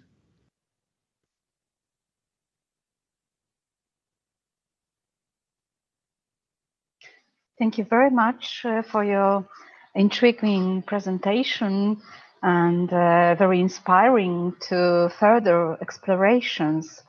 We have time for discussion, so I encourage everybody to ask questions. Professor Jean Grimald is the first with his question, please. Thank you very much, Stefan. I would have never thought that it would be possible at all to try to study systematically the neglected field of dynamics. So congratulations on that. I think it's a brave step, and I also would like to congratulate you for the idea of taking this study from the point of view of rhetoric. I think dynamics has a structural side that you already showed, and normally the structural aspect of dynamics is emphasized all the time, and it's true. In my example, for instance, in the quartet, we could see that Mozart was using it to show two different references, opposing references. So this is a fact, but there's also the rhetorical aspect. And of course, which part of rhetoric would that be? It would be the last chapter of rhetoric, namely delivery or performance, that we're addressing here. So I think it's a very, very good idea to focus also not only on rhetoric, but also on master plots. This is something that you mentioned all the time during the paper. Now and then it would come up, the master plots or narrative archetypes, as I like to call them. Could you develop a little bit on that? Well, I think the main methodological problem when you work about dynamics and their formal and general signification is also to make the difference between, let's say, local dynamic events, which are only relevant for 1, 2, or 3 bars, or let's say 5. And these broader things, these broader developments or broader contrasts. And I think the main strategy, I'm still in the way of building such a theory about this, will be to establish a hierarchy between these different elements. I do not want to say by this that small phantom moments are always of less importance than bigger ones. For example, in the Jupiter Symphony, this small minor mode element in the exposition, it's really only some measures, but it has, of course, a very important signification, both, I think, for the meaning and for the structure of this whole movement. That's clear. But it will be interesting to see in which way this, well, this is one example, probably there are many other ones, and it would be necessary to take them together in order to arrive at a really consistent and general theory about this. Thank you. Thank you very much. Another question is from Professor Małgorzata Janicka-Słysz. Please, Małgosiu. Hello, dear Stefan. Thank you very much for your wonderful concept of musical dramaturgy. I remember our conference in Leipzig connected with Krzysztof Penderecki's music and our discussion concerning musical dramaturgy in Penderecki's symphonies and instrumental concertos. This is a very important concept for consciousness, not only for music theorists, musicologists, but also for performance, I think. So thank you very much for this concept. I would like only to add that we can also use in music analysis and interpretation exciting concept by Iwan Solertyński. I mean, his 3 levels or maybe categories of musical dramaturgy: dramatic dramaturgy, lyrical dramaturgy, and epic dramaturgy. So I think it's very useful also for consciousness, not only, I would like to repeat, music theorists, but performers, because this kind of thinking in music, I think it's crucial. And thank you very much for Paderewski, Noskowski, and also Szymanowski, because we can observe this concept of sonata dramaturgy in his piano sonatas. So thank you very much for your contribution to the Polish music and for this, I think, very crucial concept, not only for music theorists. Thank you, Stefan. Thank you. Yes, I think I was also inspired by your and Eva Shemdai's ideas about this on Penderecki. I think we have time for another questions. Two questions are waiting. Professor Gesine Schroeder, please. So thank you very much, Stefan Keim, for this talk. At first, I would like to say that, of course, in musicologists or music lessons in Germany, for example, dynamics often don't play an important role. For me, it's a little bit different because one of my first teachers was Dieter Schnebel, and he dedicated his dissertation to dynamics in Schoenberg's works. So I had an earlier contact to this. But I go back to this last question, which was the reason why I want to contribute something here. The mentioning of performers. So in which way are dynamics important for performers? If we would give a hint how to improvise, so how to play or perform, and in this case, how to improvise is another form.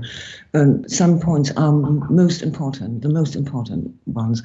This is the imagination that there could be a special model of dynamic change within the exposition. Not only pianoforte, but also the change of dynamics. So going from here to here or going downwards. So, and in connection to this, you also mentioned instrumentation or orchestration and the tempo. So that often they are connected in a very tight way. So if you wish to tell a student how to improvise a sonata form, on the piano, you can simply say the first bars are in piano. So the first theme is in piano, 8 bars. Played in piano. Then the transition section is either, if you take Haydn as a model, it comes with a hit. It comes in, so das Tutti fällt ein sozusagen, ne? Und kommt nicht langsam. So and there's no crescendo, but it is there simply.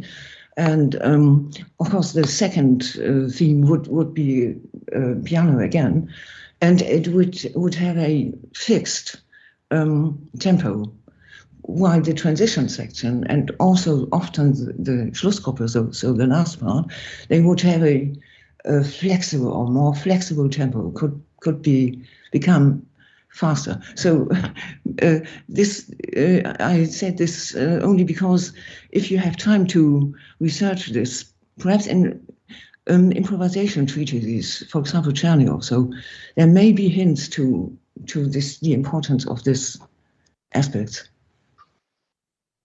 Thank you. Thank you very much. Would you like to give some comment, Professor Stefan? Oh, I think yes, this is an important topic, of course. And just the comment. Yes, Professor Granatianki is asking for the words, please. Microphone, a new microphone. Of course.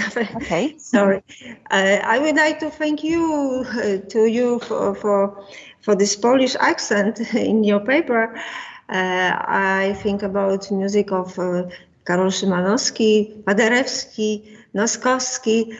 So, which work of this composer you analyzed in your paper from the point of view, of course, the dynamic, the role of the...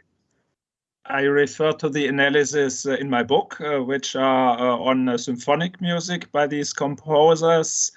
And so the wave structure in the first movement of Second Symphony by Szymanowski, for example, but as Małgosia said, it's more or less excuse me, it's more or less the same in the second piano sonata too. And concerning Noskowski and Paderewski, this is very interesting because it seems to be really a Polish special way to structure the second part of the recapitulation section in the last movement, because it's in the minor mode. So they want, of course, to the end point should be in the major mode. It's the Triumph and the Transfiguration, but they do not keep it up to the coda, but the decisive breakthrough. Breakthrough, it's a category of Mahler, of course, but also of earlier German composers. The breakthrough is already in the moment when the second theme returns within the recapitulation. This is a decisive moment, both in Laskowski's Second Symphony and also in Paderewski's Second Symphony. And this is what I wanted to stress. By the way, I have given a similar paper also in England, and I had the same music examples. So I did not introduce the Polish examples only for this way, but I think they are of international relevance. Thank you very much. Thank you for your answer. Thank you. Thank you very much for the questions and comments. Do we have some time for the last question? I hope we have. Yeah. Because I would like to ask one question, if I may. Dynamic dramaturgy, it seems to be very, very inspiring for wider field of music, and I would like to ask you, did you try to implement this concept into the contemporary music, today's music, contemporary symphonies or sonatas, 21st century music, I mean? For now, I did not. Of course, there's plenty of things to do. Yes. I think the situation is, to a certain degree, it is different. First, because there is a much broader variety of possibilities, of course. There are no more these strong norms as in the past. That is, I think, this is a certain problem. In classical music, it is much easier to arrive at such schemes as Berukowski and Darcy did already for the 19th century. It is more difficult. However, I am convinced there are some traditions, and it is worth to detect them. And since these are not purely individual devices, these are devices which are repeated, perhaps a bit changed individually, but they come back again. And it is for this that I think that is an interesting topic, and probably it would be possible to adapt some of these aspects also to more contemporary works, as Małgosia Janicka-Swish or Eva Szendai, I come back to this example, did in my, I think, very convincingly for the case of Penderecki. Probably it might also done for many other composers, I think. Thank you very much for your comment. So, thank you, Professor King. Once again, thank to all of persons who asked questions, and we can treat the second part of our session completed. So, thank you very much once again. Thank you very much. And now, I have to, excuse me, I have to apologize that my screen is so dark. It's for technical. No, it was good. It was good. It was very clear. Yeah, yes, you know, I like very much the Per Aspera ad Astra plot. Thank you. It was very good. Thank you very much once again. So now we can go to the last paper. Due to the absence of Professor Tuchowski, we don't have the paper of Professor Tuchowski, Tonality and Shaping of the Thematic Material. You can find this paper in the book of the conference, but now we go to the paper by Professor Sieglind Brun. She's also not with us, but the paper will be presented by Dr. Katarzyna Bartos. Professor Sieglind Brun represents University of Michigan in USA. She's famous for her fantastic analysis of musical ekphrasis, and of course many of other aspects of musical narration. So I give the floor to Dr. Katarzyna Bartos. I hope Doctor is ready now for presentation, and please welcome, start the presentation. Thank you.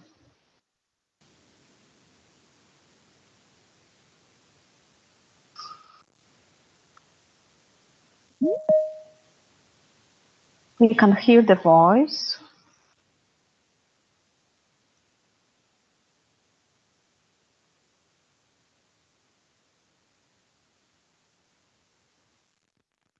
We can hear the voice.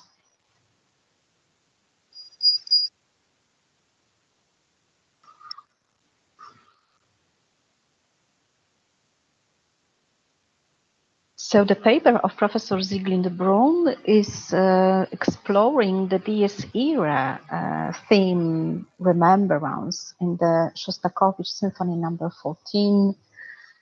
So we are waiting for this interesting paper and the interesting phase of Dies Irae motif in music, which is, as we know, all very crucial motif for even contemporary music.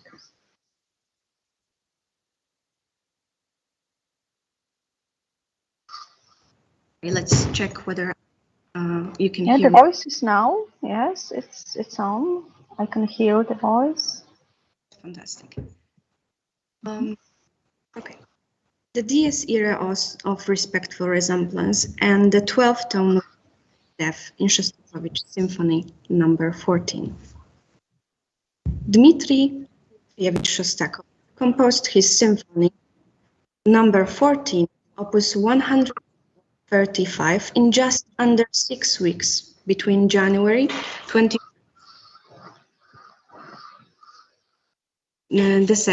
1969, while hospitalized. It is scored for 2 solo voices, juxtaposed to a chamber music ensemble of 19 strings, no winds, and a percussion section consisting of xylophone, vibraphone, tubular bells, and celesta, as well as castanets, wood blocks, whip, and tom-toms. Shostakovich supplements the register of 2 vocal parts, soprano and bass, with 2 string instruments in the middle register, the solo viola and the solo cello.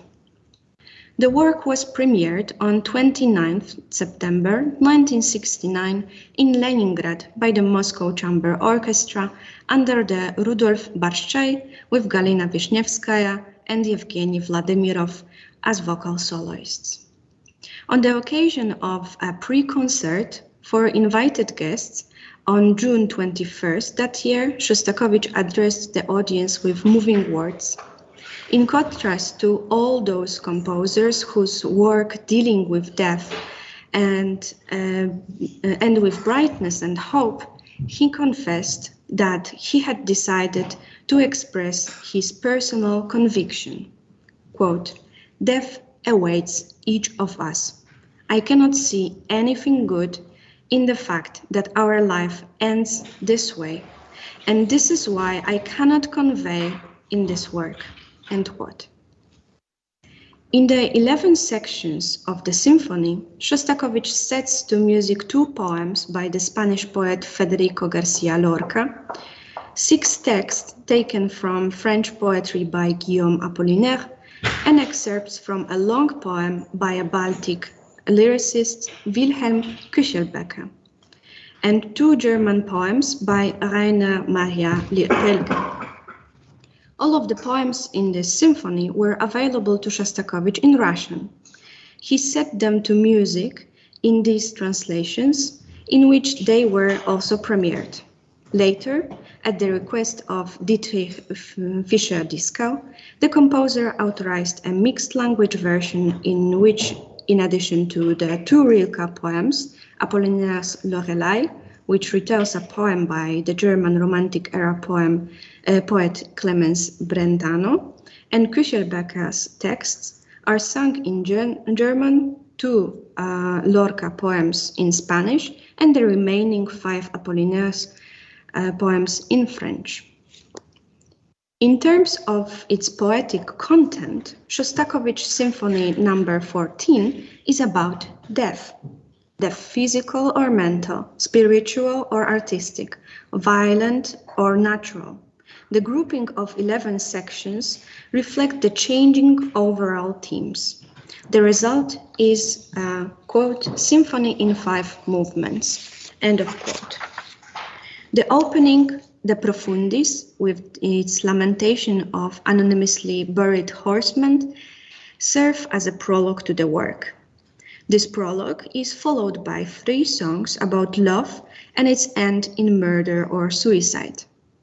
3 songs about the despair of the victims of war and arbitrary imprisonment. 2 songs denouncing tyrants and hangmen who inflict spiritual death through relentless suppression of life and artistic creation. And a final pair of songs about death as the natural end of life for an individual and the fate of all people. Shostakovich himself spoke of a symphony in 4 movements, apparently subsuming the prologue into the first group. Moreover, he conceived the final pair, section 10 and 11, as the very recapitulation of sections 1 and 2. Finally, the 11 orchestral songs are linked by a kind of musical red thread in the form of a double helix. The medieval sequence, Dies Irae, featured in 2 songs, reminds us of the Last Judgment, in which God meets our punishment of mercy, whereas the 12-tone road, employed here as a musical symbol of the finitude of earthly life, provides thematic material in 9 of the 11 songs, excepting only sections 8 and 9 about spiritual and artistic death. For this presentation, I have selected 5 examples. The opening poem, the Profundis, is part of an 8-part suite Lorca dedicated to the fate of 100 black horsemen, whose yearning for love will never be fulfilled. They sleep forever under the dry earth. As the text expresses only indirectly, quote, Andalusia has long red roads, Cordoba has green olive trees, where to put 100 crosses to remember them, end of quote. The men have been murdered and buried anonymously. The Latin title Lorca chose quotes the lament in Psalm 130. From the depths, I call to you, Lord, from the depths. The music conveys in an impressive way both the lamentation and the spiritual power of resemblance to the death. The monstrosity of 100 anonymously buried corpses, which the survivor promised never to forget, is already mourned in the unaccompanied introduction, played by a few violin. In measure 1 to 5 and 6 to 10 in Adagio in 3/4 time, they present 2 different 12-tone rows, the contours of which are surprisingly soothing, thanks to the numerous recurrences of pitches and intervals. Shostakovich creates this quality in a tonally abstract instrumental melody, both by beginning with a variant of the opening gesture of the Dies Irae, B flat A, B flat G, and by his decision to restrict the rhythm to only 2 patterns, a dotted swaying motif marked by a square breaks characterized by Dies Irae motif, and one of the 2 syncopated patterns in connecting parts. Now let us hear the example.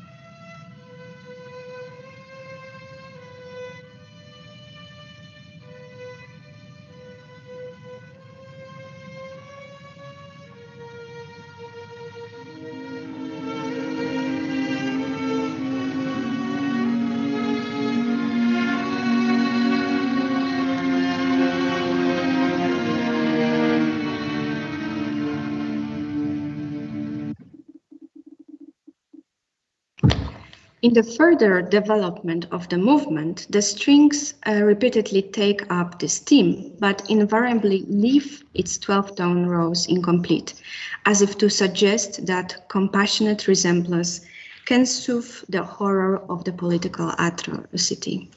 After the other violins and violas have joined in with long notes, the double 12-tone row with two fading bars ends in a D minor triad.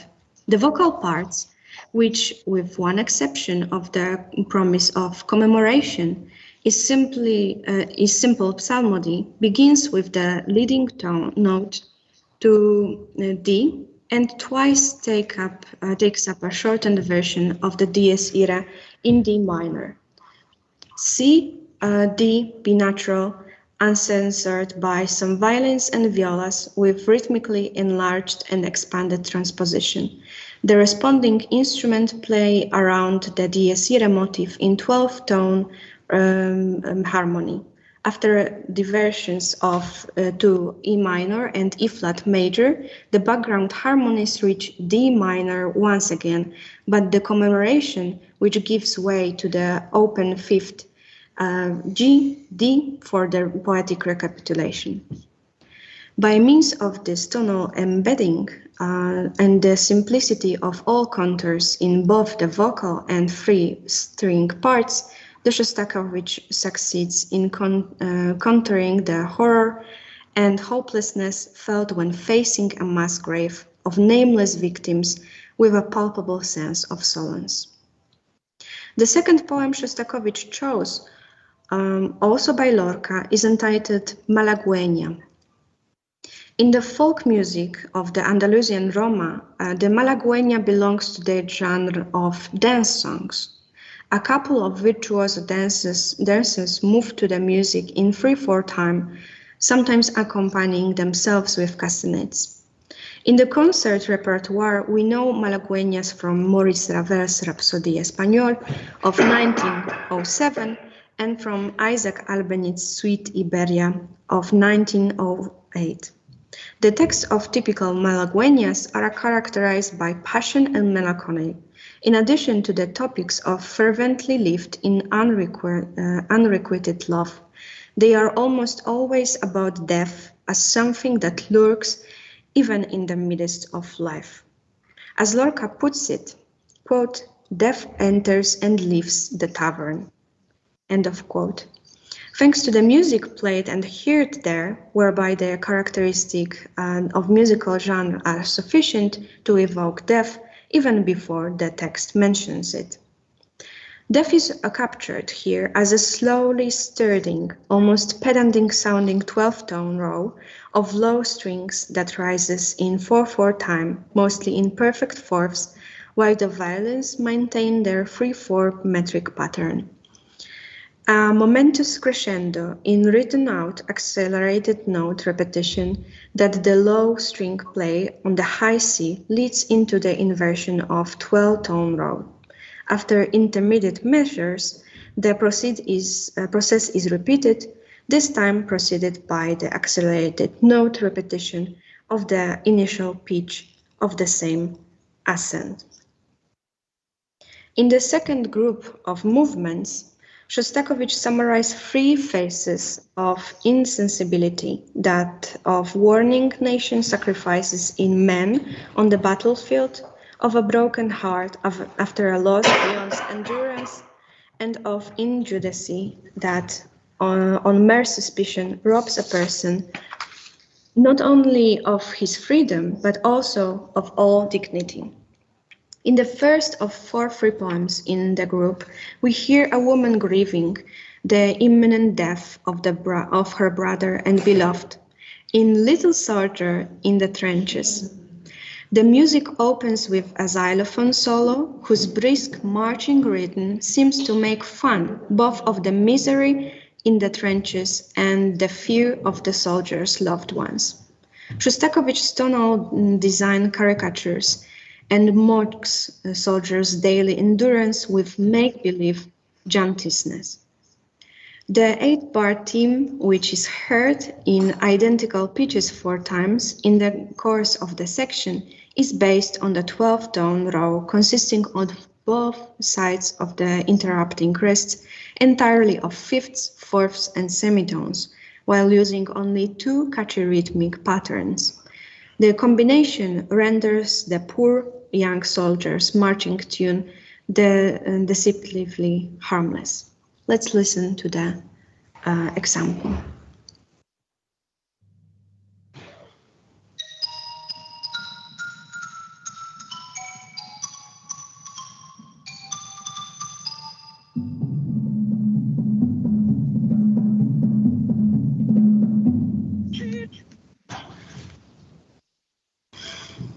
In the 6th symphonic section, Apollinaire conjures up the emotions of the disenchanted woman who has lost her loved one to the senseless war. Although the chosen text is very short, the composer integrates 2 complete 12-tone rows. The first row resounds in her bitter claim that what she has lost is just her heart, no big deal. The second in the syllables of the hysterical laughter which Shostakovich has added to the poem to allow unarticulated utterance to her despair. The third text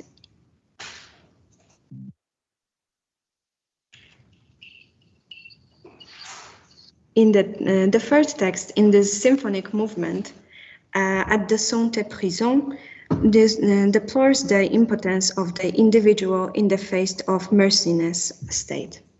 The poem has a biographical background. On September 7, 1911, Apollinaire, under suspicion of being involved in the theft of Mona Lisa from the Louvre, has looked up for a week in a Parisian prison, La Santé, before his innocence was confirmed and he was released. The experience affected the sensitive poet deeply. Shostakovich's music for this section begins with cello and double basses, prolonging the final note of the preceding movement, the muted B-flat, and expanding it into a 12-tone ascent, immediately followed by a descent through the rows inversion.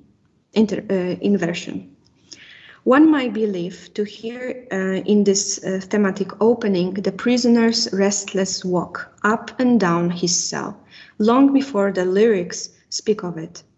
In the music, and as if the music wanted to mock the allegedly humane circumstance, the powers claimed for their prison, the row consists of 3 inherently constant sections. The first 5 notes of the major, followed by the first 5 notes of minor scale, and rounded off with a perfect 4th. Listeners will thus not notice the underlying 12-tone row. Shostakovich's musical language paints an impressive image of the uncanny omnipresence of death, experienced here in the arbitrary imposed captivity as the destruction of an innocent man's freedom and dignity. Let's listen to the example.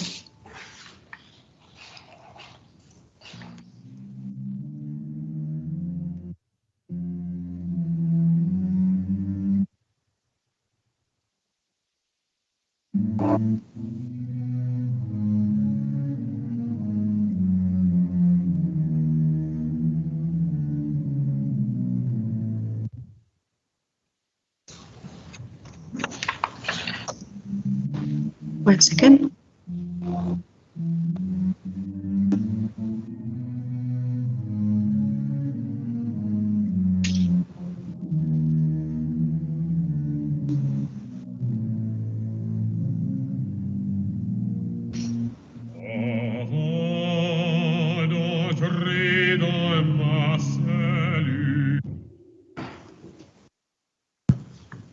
Section 10 is based on a text in which Rilke conveys impression from a death mask.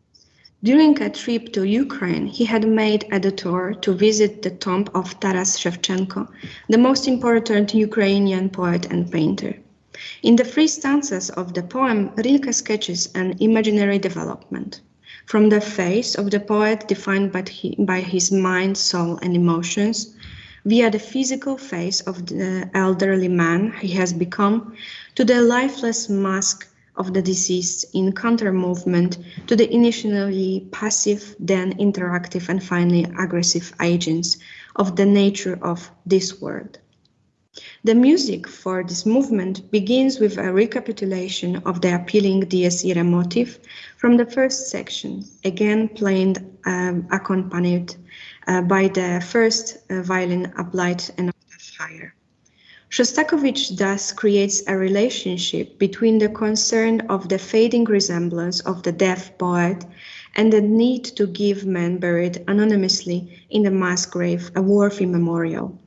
The four-tone figure with which the medieval sequence begins, sounding a total of 26 times in the setting of Lorca's poem De Profundis, dominates the first stanzas of the setting of Rilke's The Poet's Death, with 13 entries, 8 of which are in the first violin and 5 integrated into the vocal line.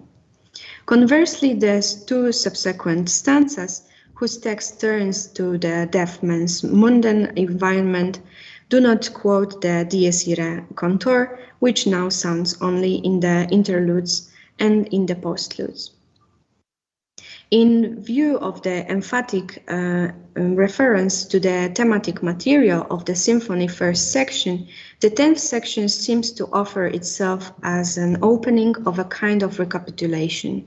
This prompts the question whether the composer had planned for the outset to place this poem and its setting in the penultimate position of the symphony, or whether he only arrived at his arrangement when he chose the 11th text, which Rilke entitles suggestively as Schlussstück, concluding piece. A close look at the music of the final section reveals that Shostakovich takes up two peculiarities from the section 2 in the setting of this final text, thus achieving a second aspect of recapitulation of an entirely unexpected level. In this complex manner of framing, the two concluding Rilke settings appear as a paired and newly illuminated reprise of the two opening Lorca settings. Rilke's subject in this poem is death, as it resides in the center of everyone's life. Death as the great victor over life, the power superior to our will. Addressed is not the death of this or that individual, rather, and all individuals, mortal from birth, belong to death. In the solemn gravity of this Rilke verse, in which death weeps about the naive illusion that we are in the middle of life, Shostakovich apparently recognized a kind of reclone antithesis to the melancholy of Lorca's southern Spanish flamenco. Moreover, death is in both poems not merely an implication of life's finitude, the fate striking humans earlier or later, but an active participant in the drama of life, a power that we ought to acknowledge with humility. The music is dominated throughout by variations of basic rhythm patterns and timbre that together refer to danse macabre in general and Mussorgsky's cycle Songs and Dances of Death, the symphony's inspiration in particular. The 9-bar opening section runs in 3 sound layers. The homophonically evoking vocal parts are accompanied by 12-part chordal strings and joined in interjection of 2 untuned percussion instruments, woodblocks and castanets. Castanets, of course, are a direct allusion to Andalusian music and thus to the malagueña in the second section of the symphony. A second, even more impressive means of connecting the music of a second and the final section of the symphony is the impressive condensation at the very end, a powerful increase in rhythmic density and volume. In Malagueña, this mincing symbolism of death rising up in a majestic posture marks the return to the initial note of the 12-tone rose of death, performed 4 times by the low strings in keeping with the poem's suggestion that in a tavern where Southern Spanish music is played, death is forever present, going in and out. In Schlussstück, by contrast, a slightly condensed variant of the same rhythm sequence is heard only once, at the very end, and not as before in unison note repetition, but in 8-part chord involving all strings. And while in inexorably effective increase at the end of the Malagueña is cut off with a crack of the whip on the first beat of the following movement, the 8-part repetition of a string chord which avoids any harmonic definition breaks off unredeemed at the end of the symphony's final movement, as if a person who was striving for the greatest possible intensity had been torn from the life unprepared. As a close examination of the symphonic section 10 and 11 shows, Shostakovich's music established a subtle but clear relationship between the 2 Rilke poems at the end of the symphony and the 2 Lorca poems at the beginning. With this highly original double recapitulation, he brings 2 themes to the forefront of his composition. One is the pianist and solemn attitude of the living towards the death, thematically quoted in the opening figure of the Dies Irae, commemorating 100 anonymous men in the mass grave and the cherished and revered poet, respectively. The second theme is the omnipresence of death as a protagonist to be reckoned within human life, a power that accompanies us into the tavern and other places of everyday life, pitying our lack of awareness in the fullness of our lives. Thank you for your attention.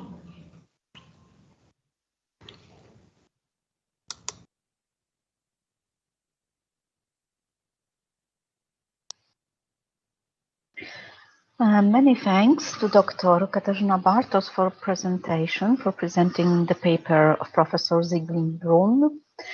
As the professor is not with us, the discussion probably must be postponed for another time, but maybe some of us can have some comments, opinions, or remarks. So we have some minutes, so we can conclude this session with some comments or remarks. If anybody would like to take the floor, it's time for this. I can see. So I think that I can announce the break now.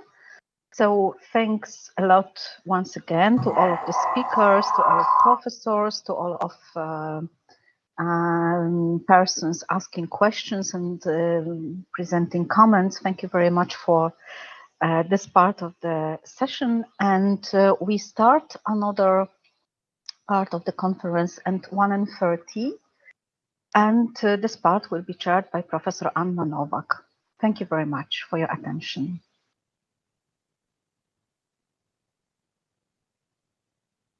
I would like to thank you for well organization of this session, and thank you also all the speakers for very inspiring speeches. So we will soon at the second session of our conference. Thank you. Thank you. See you soon.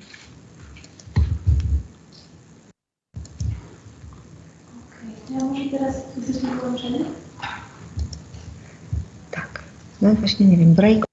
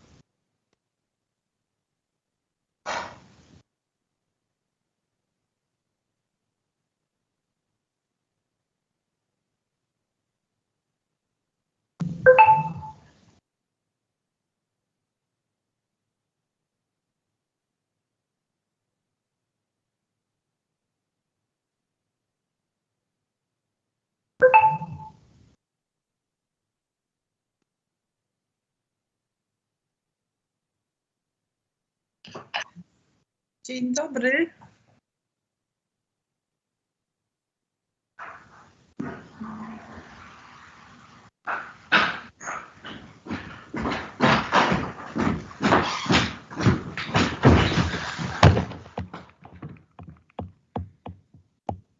Halo, dzień dobry. Dzień dobry. Dzień dobry, pani profesor. Paweł? Pan Paweł? Nie, Wojciech. Ach, pan Wojciech. Dzień dobry. Myśmy się w Lipsku spotkali, tak? Tak, dzień dobry, pani profesor. Dzień dobry. Witam pana serdecznie. Właśnie czytałam wczoraj wieczorem pana abstrakt. Widzę, że jest pan wierny twórczości Grigga. No tak, robiłem z tego habilitację, więc tak naprawdę to chciałem powiedzieć na ten temat cokolwiek. Bo ta książka się ukazała 2 lata temu, więc z tego będzie dzisiejszy właśnie wykład. A, no to świetnie. To się bardzo cieszę. Będę z zainteresowaniem słuchać. Bardzo się cieszę. No jeszcze trochę czasu, bo jeszcze ta sesja, tu tylko 2 referaty, potem przerwa obiadowa godzinna i potem dopiero pańska sesja. Dokładnie, więc myślę, że się jeszcze zobaczymy. No myślę, że na pewno. Bardzo serdecznie dziękuję. Miałem zajęcia, więc nie mogłem się włączyć w obrady, natomiast teraz już jestem w domu, więc mogę śledzić sesję. No ja dzisiaj tylko rano zrobiłam jeszcze jeden wykład przed sesją, a potem po prostu odwołałam i się będę umawiała ze studentami, bo ja środę mam też bardzo zajętą, ale się umawiałam ze studentami, że jak skończymy tą sesję, to w następnym tygodniu się umówimy po prostu zdalnie na zajęcia, bo w tym stanie, jaki teraz jest epidemicznym, to prawda. My co prawda jeszcze odbywamy zajęcia w normalnym trybie, jeszcze nie spotykamy się online, ale jak coś się przekłada, no to przede wszystkim trudno o salę. Trudno o salę. W tej chwili w ogóle tak się porobiło, zwłaszcza w ubiegłym roku, że wszystkie zajęcia teoretyczne były prowadzone online.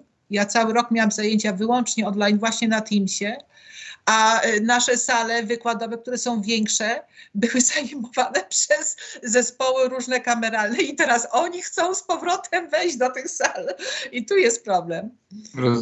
Rozumiem. Bardzo mi miło panią profesor widzieć, bardzo się cieszę. Ja też się cieszę, że po 2 latach się zobaczyliśmy. Tak, po 2 latach. A Panie Wojciechu, my organizujemy konferencje i my co roku wysyłamy zaproszenia na konferencje. I tylko się zgłaszają od Was właśnie ta Magda Stochniol i ta Agnieszka Nowok. Bydgoską konferencję, tak? Proszę? I pani profesor o bydgoskiej konferencji. Tak. Tak, znaczy rzeczywiście ja to przeoczyłem faktycznie, ale w przyszłych latach będę pamiętać, więc na pewno z przyjemnością wyślę jakiś swój abstrakt. No, będziemy czekać. Dobrze, bardzo serdecznie dziękuję. Proszę. Do zobaczenia w takim razie. Do zobaczenia. No jeszcze chwilka. Jeszcze chwilkę, dokładnie. Dobrze.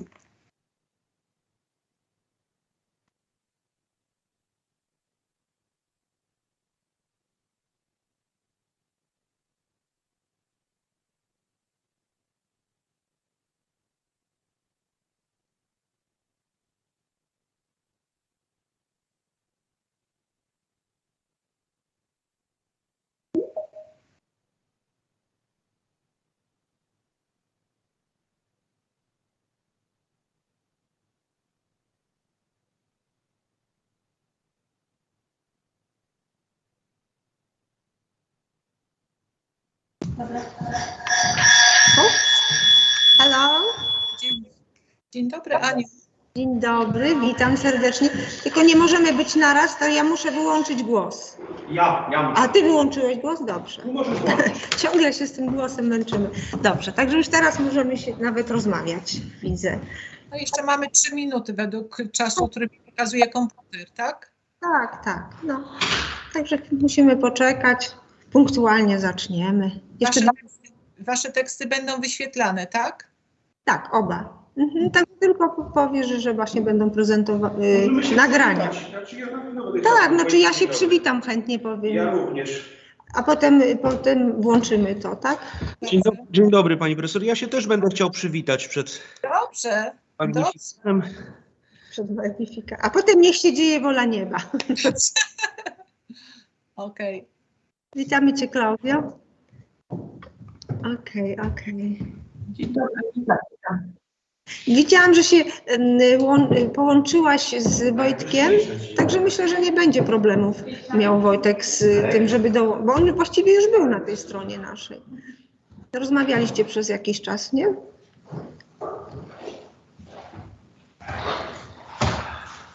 Nie wiem, do kogo Aniu mówisz teraz. Do Ani Nowak. Proszę? Tak? Profesor Nowak, no właśnie. Chciałam powiedzieć, że myślę, że Wojtek Stępień nie będzie miał problemu z połączeniem się, skoro z tobą już się... Myślę, że tak. Myśmy rozmawiali przed chwilą. No właśnie, to wszystko powinno być ok. No, została nam minutka, więc zaraz startujemy.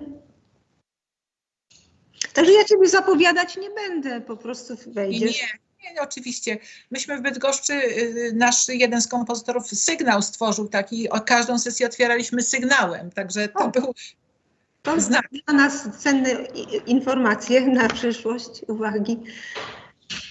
Martyn, Aleksandra, wpuścić mam Olę? Poczekajmy. No dobrze, no to zaraz zaczniemy. Na razie jakoś bez problemów toczy się konferencja. Dla nas to jest nowe doświadczenie. To nie tak jak u was, że już tam którąś z rzędu robicie. No, 4 już mamy za sobą. No to my to dopiero inaugurujemy w taki sposób. Organizujemy po raz pierwszy. No, kiedyś musi być ten pierwszy raz. No właśnie. Co tu się dzieje? Co to A2 i KS mamy? No już jest 30 minut. To Anię dajesz na pierwszy plan. Anią profesor.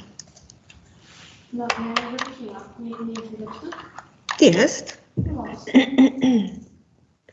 To masz... Start? Dobrze, to chyba zaczynamy, tak? Welcome cordially all conference participants. I am honored to be the host of the second genealogy session. Now, 2 representatives of the conference organizers will present their papers. The first will be a paper by Professor Anna Granat-Janki, Conference Committee Chair. She is music theoretist, musicologist who studied music history at the State Higher School of Music in Wrocław. She was granted the scientific title of Doctor of Philosophy in Musicology by the Institute of Art of the Polish Academy of Science in Warsaw. Then she was granted the title of Doctor Habilitated in Music Art, and finally the title of Professor in Music Art. At the Academy of Music in Wrocław, Professor Granat-Janki has been the head of the chair of Music Theoria and History of Silesian musical culture.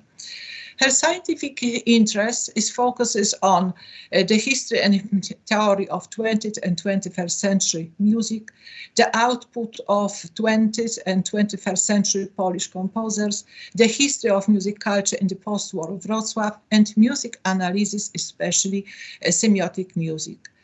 She has published numerous articles in Polish and foreign collective monographs and in scientific journals, as well as entries in encyclopedias and 2 books.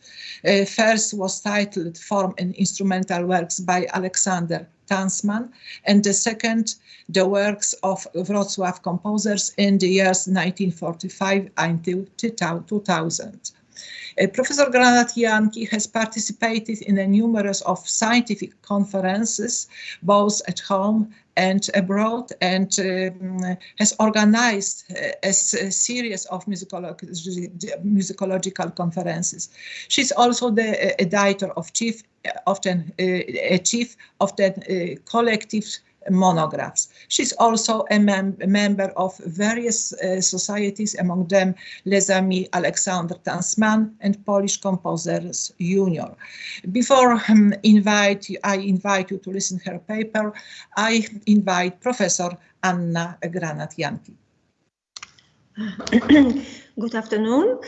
Thank you very, very much for this nice presentation. And now it's time for my video. Yes, could you present my video? Thank you. To give a lecture entitled Agata Zubel's Experiments with the Opera Towards Genre Variety. One of the music genres that underwent profound transformations in the 20th century was the opera. This process of change culminated in the time of the second musical avant-garde in the later half of the 20th century. It was also then that the twilight of the opera was foretold. However, in postmodernism, the interest in the opera increased and a new preference for mixed genres and hybrid forms developed. This trend continued in the 21st century. Today, the opera still enjoys popularity, although it lives on beyond the canon of tradition. Certainly, it is not a genre based on convention any longer. Genre mixing, hybridization, performativity are the features of the modern opera. It is still a multimedia kind of art, as it used to be, but the manner in which it merges within itself various artistic practices has changed. The constant quest for new solutions within the opera genre is characteristic of Agata Zubel's artistic activity.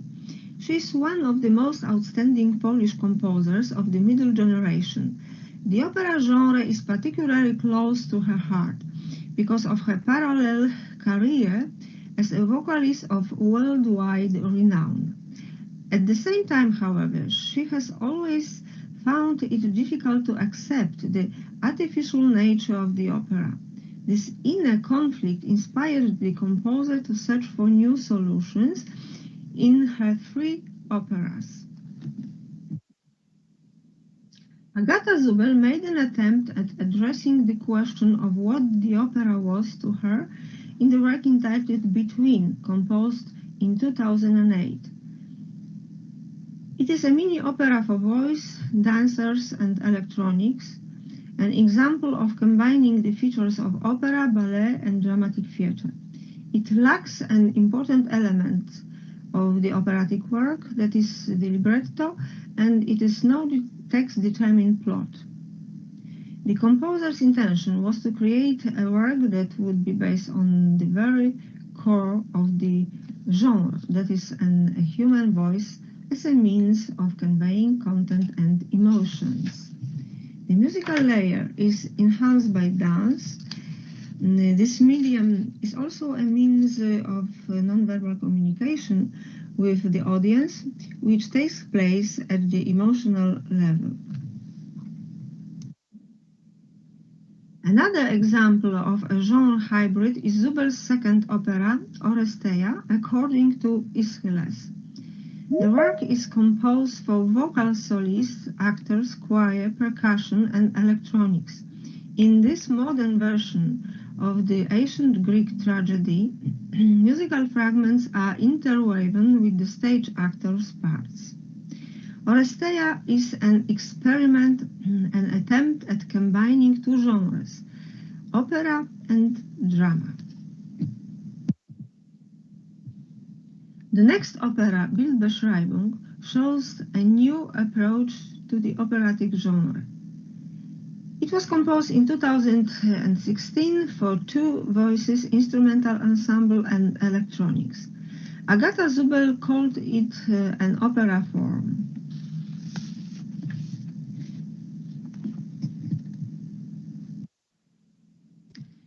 The opera was composed to the text entitled Bildbeschreibung by the outstanding German playwright Heiner Müller.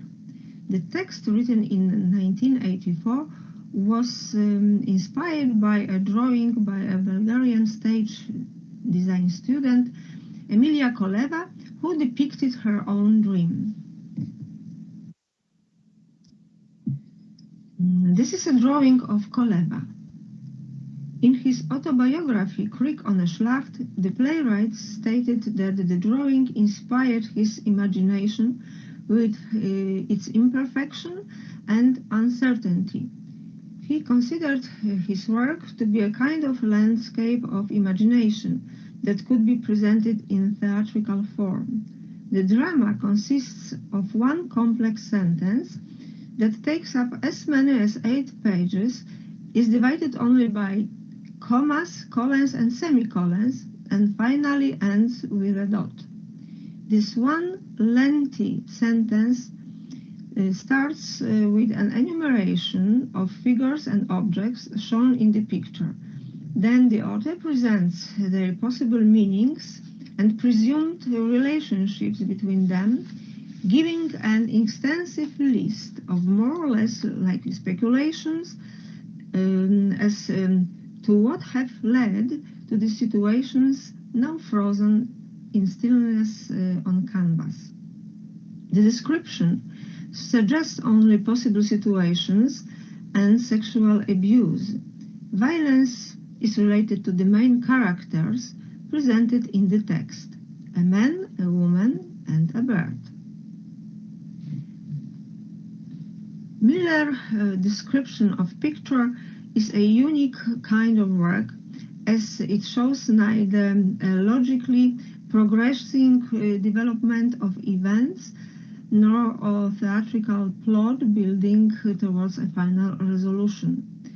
The author did not specify the characters' names or indicate their parts. He did not include dialogues or stage directions. What we encounter in his work is a constant process of reinterpretation of the situations frozen in the picture and verification of the interpretative guesses. The audience are under the illusion that they understand the text. It is a text that is primarily about imagination. The work by a German playwright proved to be deeply inspiring for Agata Zubel. As she admitted, I quote, "Setting it to music with its senses and meanings, taking up the story, the dramatic situation frozen in time, and retelling it in sound was a great challenge." The libretto is based on Miller's entire dramatic work and preserves the original German text. In Zubel's version, it is presented not only by singers, but also by instrumentalist solists, as the spoken text has been interlaced into their parts, which allowed the composer to construct a garrulous narration woven of sounds and words. The structure of Zubel's opera is different from that of Miller's drama.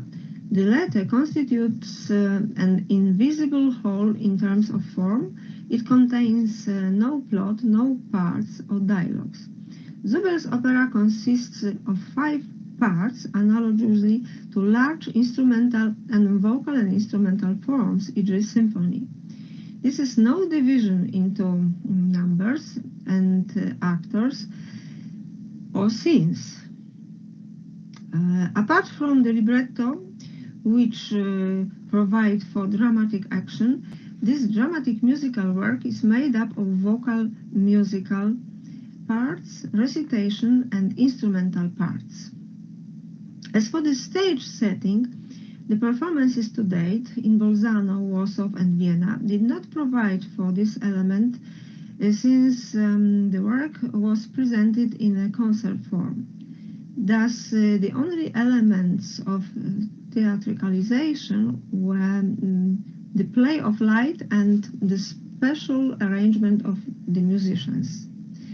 They are seated on platforms around the audience, while the rest of the chamber orchestra was placed in front with the two singers and the conductor before them.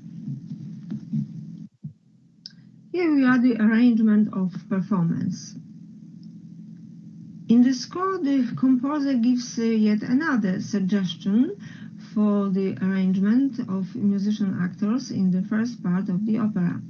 It would consist in positioning them across a large space behind the orchestra so that the audience could stroll between them. The first part would then forming a kind of installation. Here we are, alternative arrangement of performance. The five-part composition follows a dramatic structure consisting of exposition, inciting event, rising action, climax, falling action, and resolution. Zubel's work begins with a recitation of the text by the man, which is followed by virtuosic solo passages performed by the musician actors, who not only play but also speak or blow the words of the text. This is a virtuosic passage by the double bassist actor. And now let's look at the video.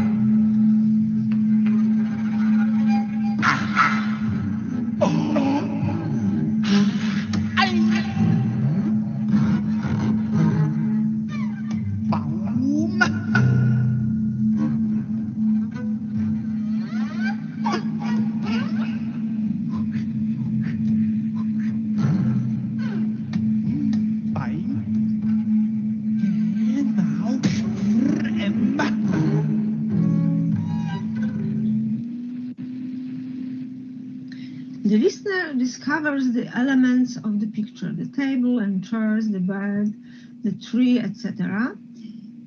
In part 2, we get to know new characters, the man and the woman, and questions arise. What is going on? What has happened to them? Part 3 reveals the supposed circumstances which have led to the characters' present situation depicted in the picture.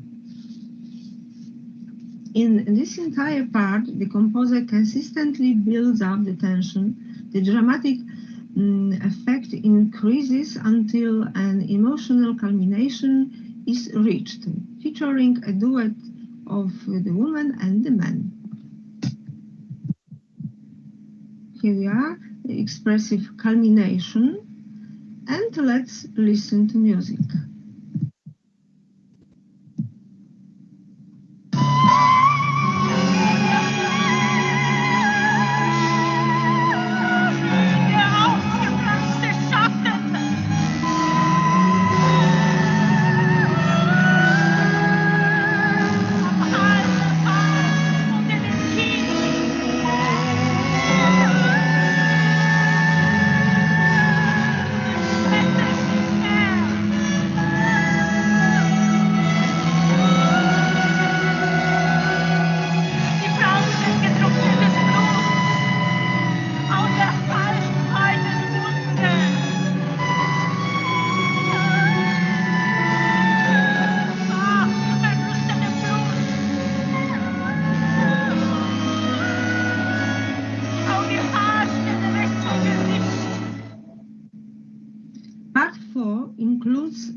few more dramatic twists. In the middle, there is an elaborate aria of the woman, accompanied by electronics. There are also several minor culminations, and just before the pause, the instrumentalist solist speaks the words Ode vielleicht and wahrscheinlich, alternately, hinting only at the possibility of sexual abuse and murder having been committed. The final fifth part starts with theatrical gestures performed by the musician actors, which are not accompanied by any sound. Soundless gestures performed by musician actors. And now let's look at the video.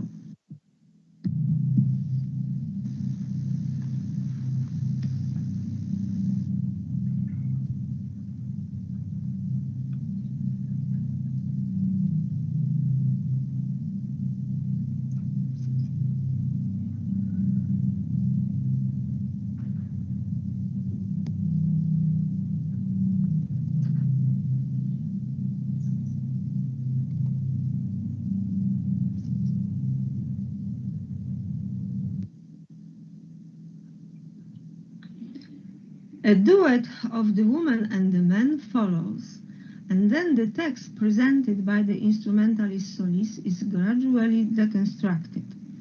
The drama has already been played out, but questions remain. Is everything different? Who ponders over the picture? Are the man and the woman in the picture us? These questions are asked in the final aria of the man and in the coda.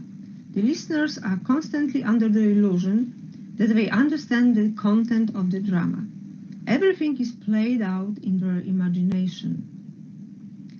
A distinctive feature of Zubel's opera is its emotional intensity. This expressiveness is achieved through articulation, timbre, and breaking with established vocal production conventions. The composer broadens considerably the expressive potential of human voice, often employing quasi-realistic means of expression, without renouncing classical singing. Another technique she employs is the frequent change of vocalization method. An important role in constructing the opera's expression and timbral aspect is played by articulation. It is diverse and different for each group of instruments. The composer often employs non-conventional methods of sound production. The sophisticated sound of traditional instruments is enhanced by electronics. Zubel's opera is characterized by rich timbre, which she achieves, among other things, thanks to the use of numerous percussion instruments, including both traditional ones and those more rarely used. When analyzing Zubel's opera in terms of word-music relations, it should be noted that the music harmonizes perfectly with the complexity of thoughts and emotions that Heiner Miller wishes to convey, marking its presence where the message cannot be expressed by words. Conclusion. The operas by Agata Zubel, which have been discussed here, feature different genre, thematic, structural, and aesthetic approaches and solutions. Sometimes the composer rejects the libretto, offering emotional reception of the work instead, which forces the listeners to sharpen their senses, or combines various types of arts, music and ballet, music and theater, and various means of conveying the content, that is singing, movement, and word, at the same time. She employs experimental theatrical forms such as instrumental theater or installation, which results in the formation of genre hybrids. Her operas also incorporate elements of instrumental music genres such as symphony or concerto. Their subject matter often revolves around universal issues: happiness, love, death, suffering. Yet the composer manages to avoid artificiality, pompousness, conventionalism that are the features lying at the core of the genre. The variety of Zubel's opera works testifies to the composer's quest for a form that would free her from the established patterns that hinder her artistic imagination. These compositions also stem from the need to adjust the opera to the times in which we live. As the composer claims, I quote, "The most important thing about contemporary opera is its diversity." In her opinion, going beyond the genre's boundaries is something positive, regardless of consequences for terminology.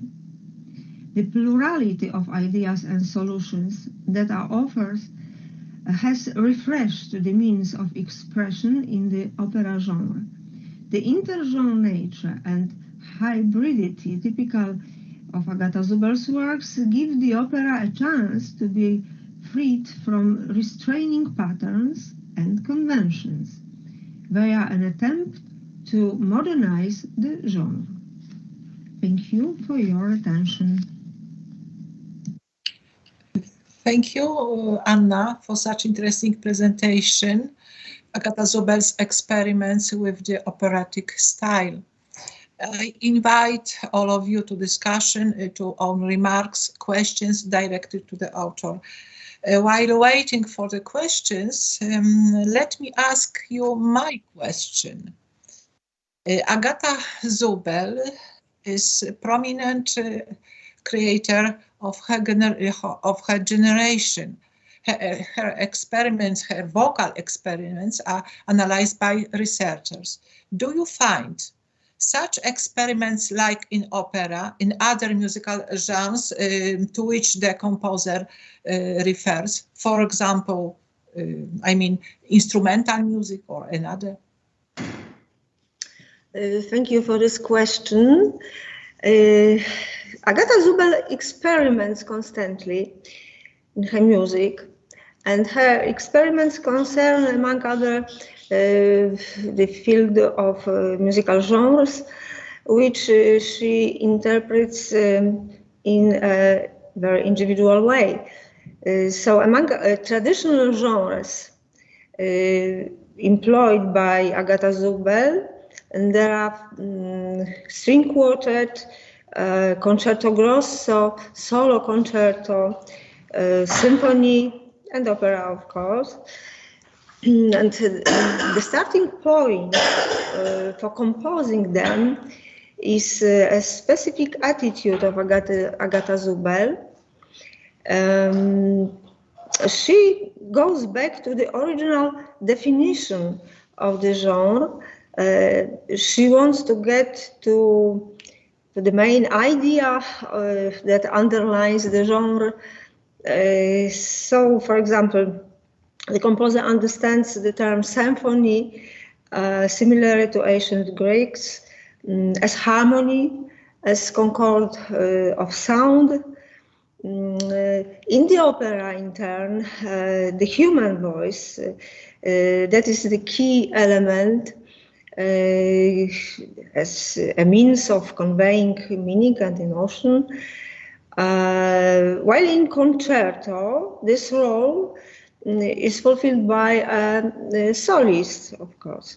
The essence of the concerto grosso is the idea of the contrast, while in the string quartet, based on cooperation between four performers.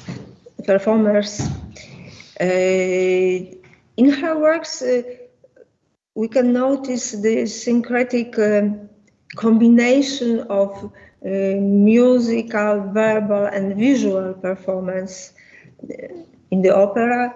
the synthesis of instrumental genres in the symphonies and innovative elements in the concerto. For example, use the choir in concerto grosso.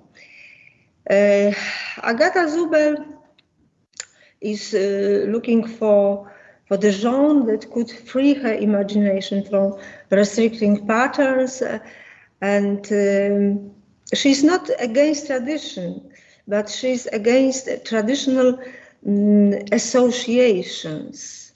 Mm-hmm. Yes. Thank you for explanation. I see next question by, I don't see who is. Please, next question. Who is? Please combine. I see the hand. Oh, yes. Agnieszka Braus. Please, oh. Agnieszka.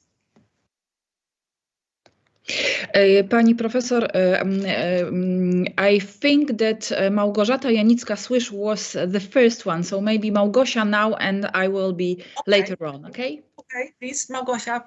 Thank you very much, Agnieszka, but I would like to refer to your method.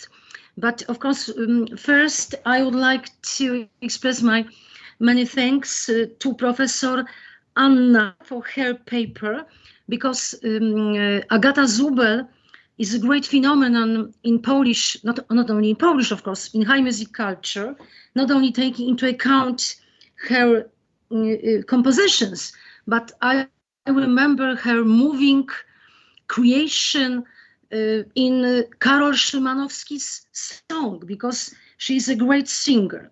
But after the great conference in Bydgoszcz, connected with the idea of transgression, I would like to ask you, Anna, about genre, because according to Michał Bachtin, genre as both new and the old and the new organism. So we have to do in genre with such dialectical meeting, tradition and contemporarity.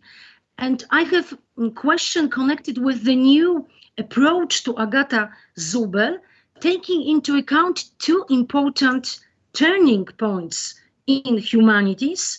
I mean, performative turning point and effective turning point. What do you think about this new context for Agata Zubel music theater? Performative turning point and effective turning point. Effective, please explain what do you mean about effective? Concerning with the category of experience after Derrida, zwrot afektywny. Ulala, oh, sorry. So maybe with maybe you will think about this performative turning point, culture as a performance. I think that in Agata Zubel's there are a lot of experiments. As I told, she constantly experiments. So there are an example for using also performatic art, like in Bildbeschreibung, isn't it? There is an influence of the performance. This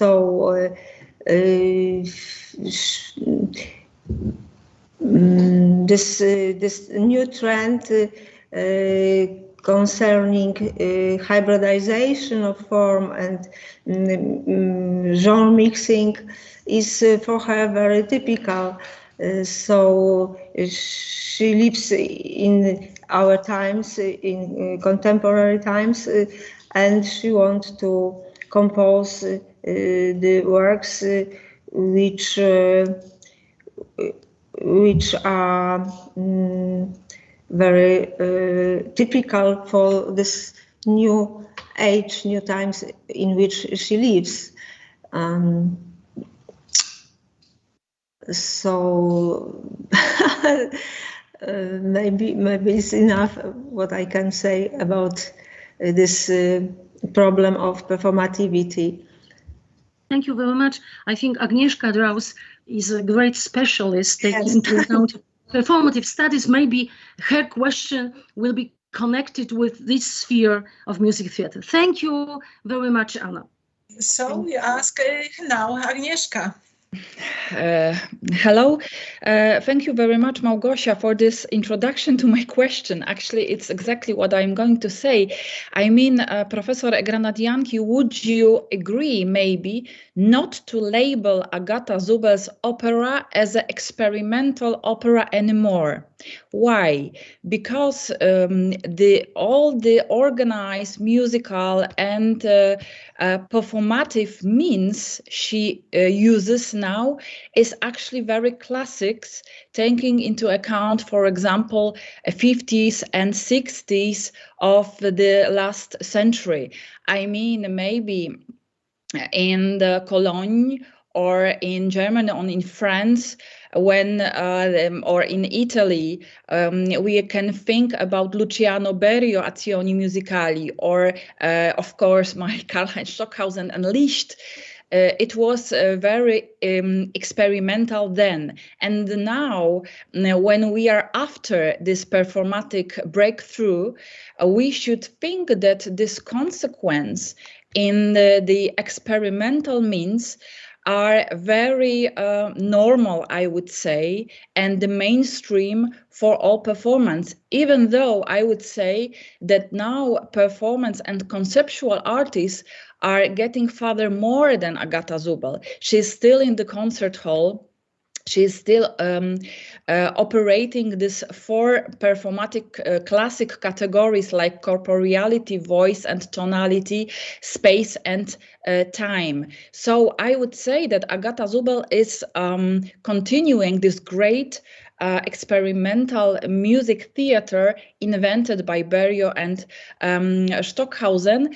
And I remember her fascinating creator of Eva part of Liszt. She was singing some scene. I've heard her interpretation in Kürten during this summer courses with music by Stockhausen. So I think she's a great continuator of this traditional experimental theater, because I think in the third decade of 21st century, we have to put a border between modernistic and avant-garde theater from 20th century 70s and now to see what is happening between younger composers. Agata Zubel is my age, so I can say that she's middle-aged composer, but we can observe now this younger performer.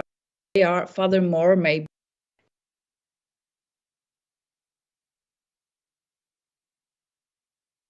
you agree to say that she's a continuator, not anymore a great revolutionary, I would say. Thank you. Yes, I agree with you that Agata Zubel not break with tradition. She constantly continue this these experiments of Sciarrino, Goebbels, Lachenmann. I think that this feature important in his operatic works, is hybridization, isn't it? Is genre mixing. Maybe performance is not in the first plan, but Agata Zubel is very near the tradition all the time, but she experiments a lot, but she thinking about tradition all the time. Thank you. Thank you. I don't see any next questions.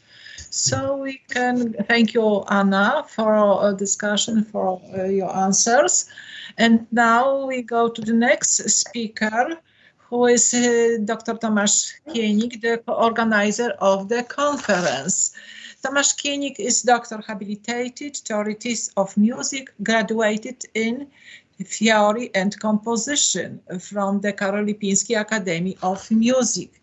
He obtained his PhD in musicology at the University of Wrocław and a postdoctoral degree in musical arts in the Academy of Music in Wrocław. He's also a graduate of postgraduate studies in film, computer, and multimedia creativity at the Academy of Music in Łódź.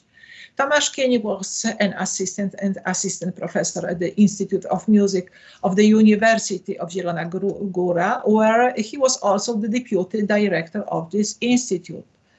He participated in numerous scientific conferences and published a number of scientific articles on Polish music of the 20th and 21st century.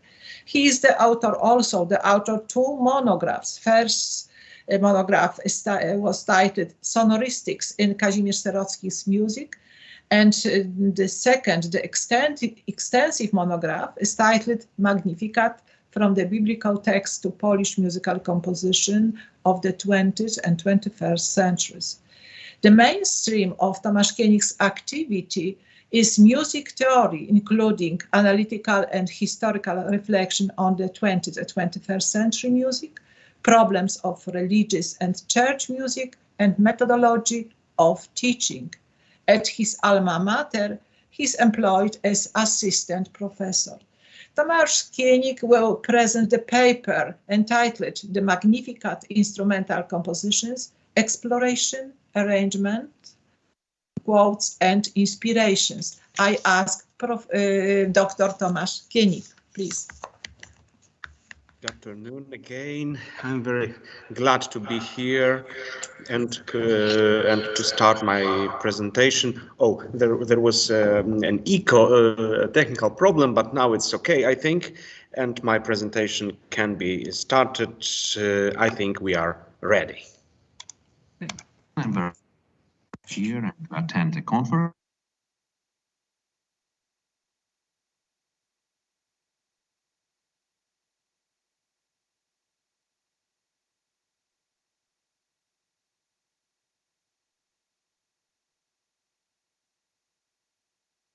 And to attend the conference, I would like to present you some of my research facts connected with Magnificat, but with instrumental works, not only the vocal and vocal instrumental ones that are presented in my last book. So, about instrumental Magnificats. The analysis of purely instrumental works inspired by the biblical text of Magnificat entails a different kind of research than the standard study of typical vocal and instrumental settings of this text. These are the compositions that have the word Magnificat in the title, or refer in any other way to the musical or textual figures of St. Mary's Canticle. The present discussion is a kind of terrain mapping.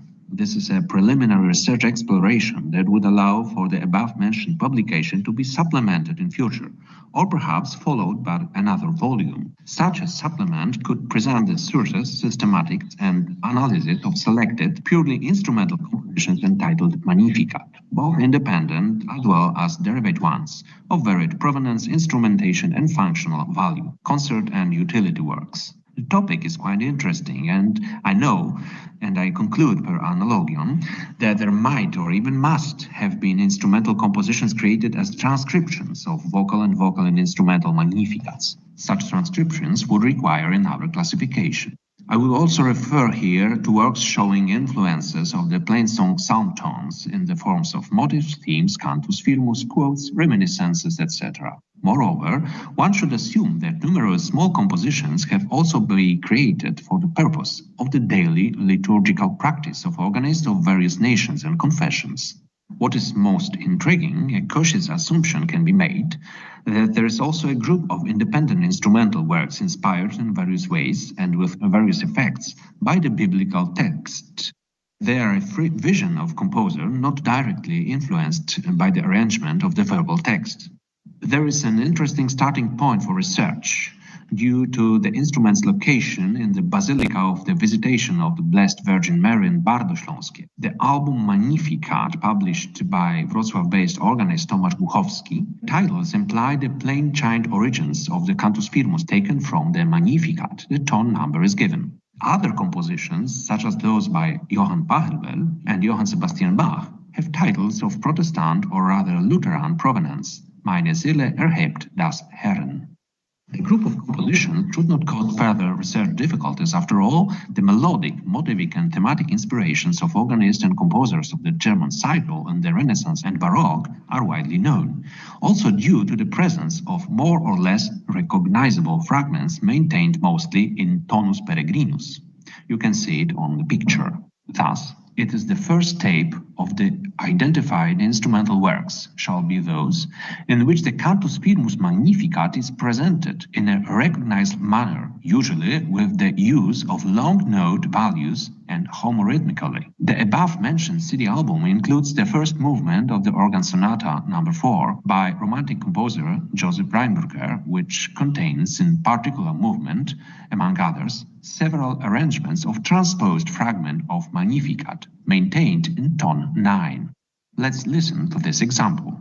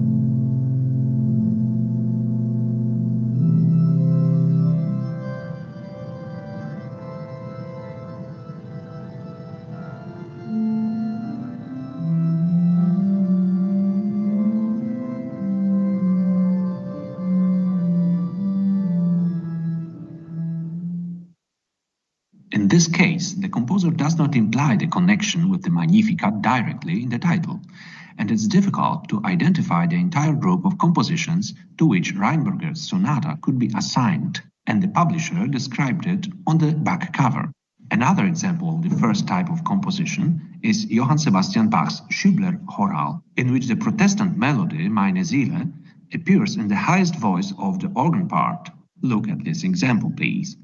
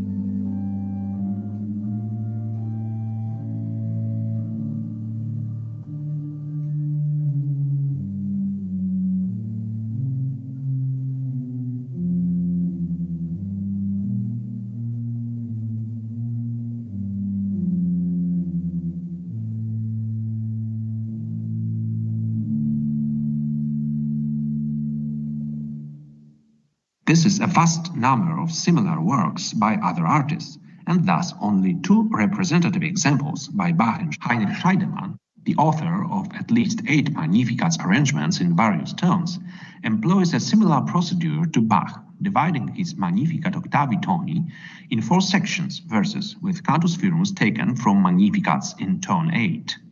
The cantus firmus appears at the beginning of each in the form of long notes in the pedal part.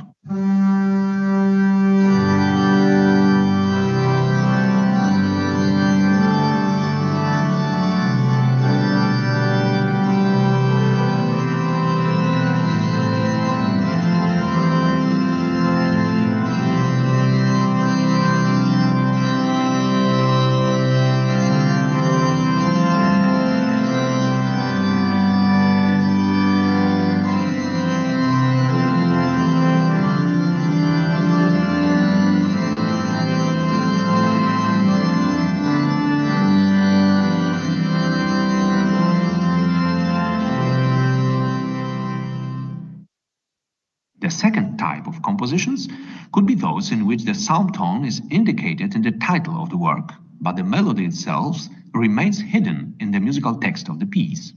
Such is this case, for example, with a choral fantasy, Magnificat primi toni, by Dietrich Buxtehude. It is not the only arrangement of this type by the composer. The above-mentioned 8-phase composition, maintained in free form and in variable meters, has a texture varying from 1 to 4 voices, and presents the first psalm tone in a divided form, with the incipit being particularly emphasized, but also in a figured manner. Unfortunately, without the in-depth analysis of the score, this tone is orally indiscernible or poorly recognizable. The descending Dorian mode arpeggio placed in the first bar and the key rule of the B natural pitch, i.e. the Dorian 6, clearly indicate the mode on which Bach's predecessor based this composition, although the employed scale is repeatedly altered by the use of B-flat pitch. The original of the Magnificat first psalm tone with variable endings in the solo system is shown on the slide. The next slides present some of the corresponding structures in Buxtehude composition. The incipit of tone 1 is marked with a square. Reminiscences of the recitative tone, the A pitch, are marked with circles.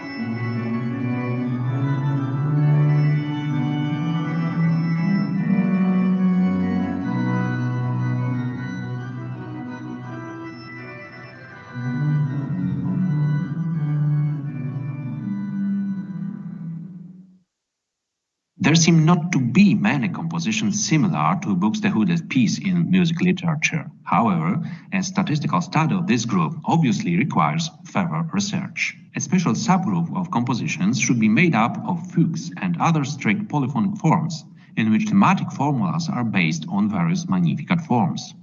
Among Bach's compositions, it's worth pointing out, for example, the piece marked with number 733 in Schmieder catalog, which contains not only a theme quote, which is counterpoint already from its first entry, but also an impressive, triumphant, augmented version of this theme in the pedal part.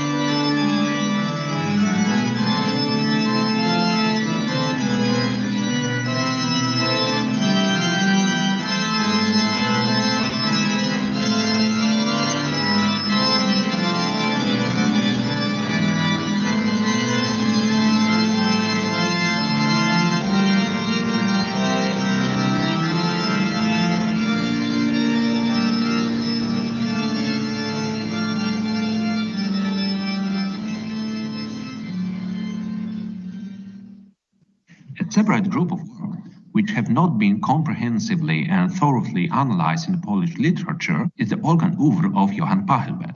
This composer's work includes a considerable number of small Magnificat fugues. A preliminary overview of selected fugues allows one to notice the tone indication in the descriptions of individual works and the publisher's editorial comments of the functional nature of the music. But it does not lead to conclusion as to whether any Magnificat's fragments have been included in these themes, and which fragments those could be. It is thus necessary to focus on the manner in which these fragments could have been arranged, and to find out whether they possibly have been hidden in the musical text, or if they are implied in any way by the choice of the tone or mode. But the preliminary analysis, look at the picture please, brings hope for some conclusive results.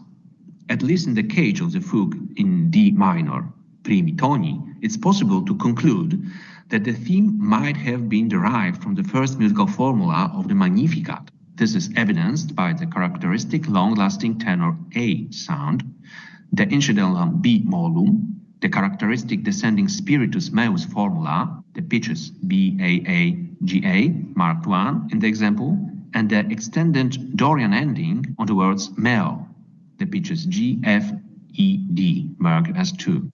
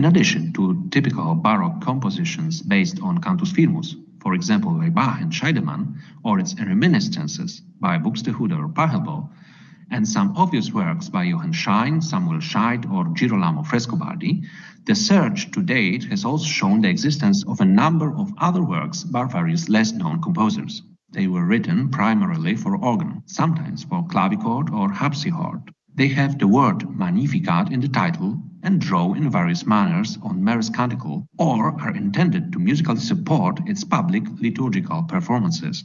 The list of such compositions and their sources we can see on the slide. I would like to listen with you one composition called Magnificat by Marcel Dupré.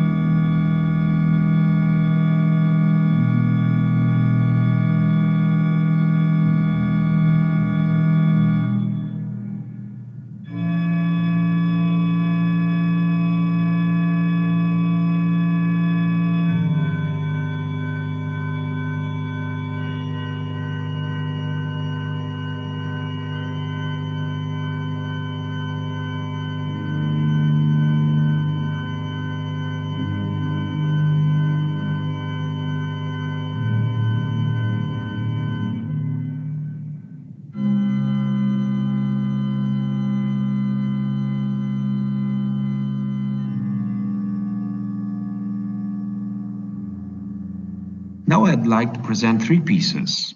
These are compositions for trumpet and string orchestra by Bernhard Kroll, for organ, 2 trumpets and 2 trombones by Eberhard Wenzel, and a piece by Barbara Zakrzewska-Nikiporczyk.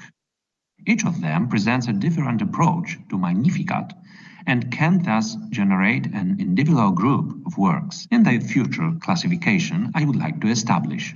Bernhard Kroll was a German composer and horn player, a student of Arnold Schoenberg and Joseph Rutter, and a concert instrumentalist.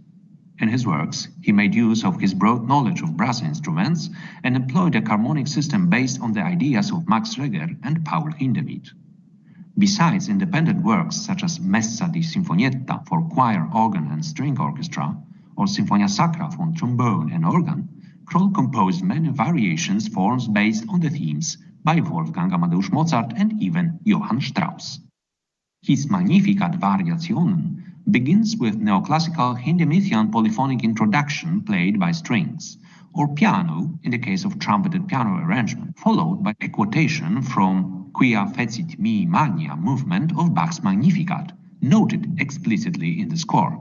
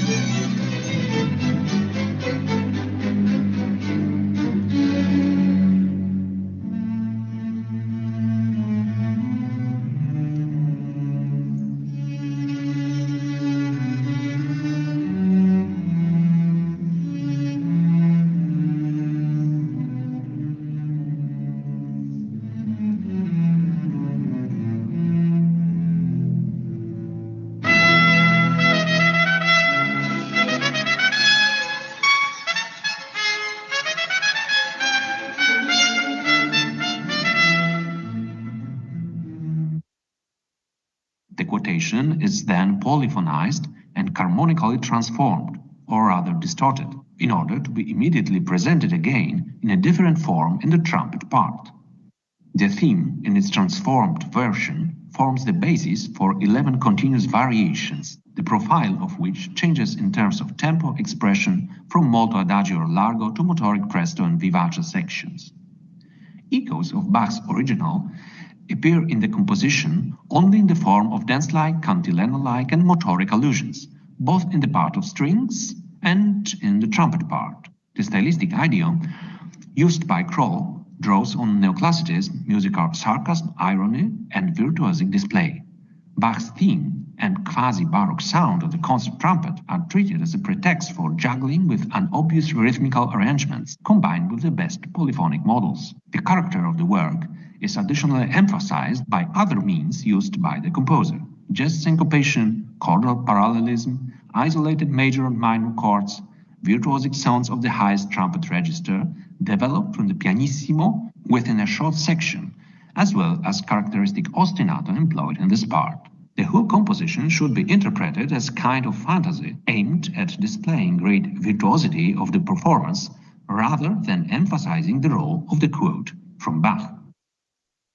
Bernhard Wenzel was a composer, organist and teacher of Polish origin, born in Polanów in 1896. He died in Kugelslau near Stuttgart in 1982. Between 1930 and 1950, Wenzel was an organist and choirmaster at St. Peter's Church in Görlitz. Wenzel's Magnificat has been described by the composer himself in the introduction to the score. I followed with pleasure and gratitude that suggestion made by the editor of the series Music for Wind and Keyboard Instruments that I should write a Magnificat for wind instruments and organ. I chose the best known and most recognizable tone 9, and it seemed most desirable that the cantus firmus should be clearly audible, not interrupted by connecting passages. Apart from liturgical use in the Vespers, Magnificat can also be used during other events connected with church music, mainly in Christmas music. After a 2-bar organ introduction, Wenzel's composition for 2 or 3 trumpets, 3 trombones and organ presents a Protestant, purely instrumental version of the liturgical Magnificat in tonus peregrinus, following the order in which the successive sections correspond to verses of the canticle. The analysis of the form of the work is presented on the slide.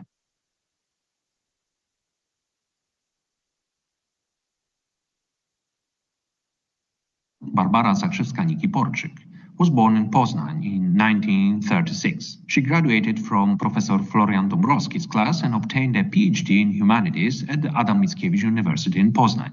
She studied music in Utrecht and Oxford, lived in the USA, created chamber, orchestral and electronic works. She is the composer of an unpublished vocal Magnificat from 1985, which I analyzed in my monograph. And there is also an organ version of this work, composed in 1989 and published in a score in Warsaw. The comparison of 2 versions leads to an interesting conclusion. They are 4 years apart, and the second of the composition is probably an organ transcription of the first, and thus it belongs to another group of Magnificat instrumental works.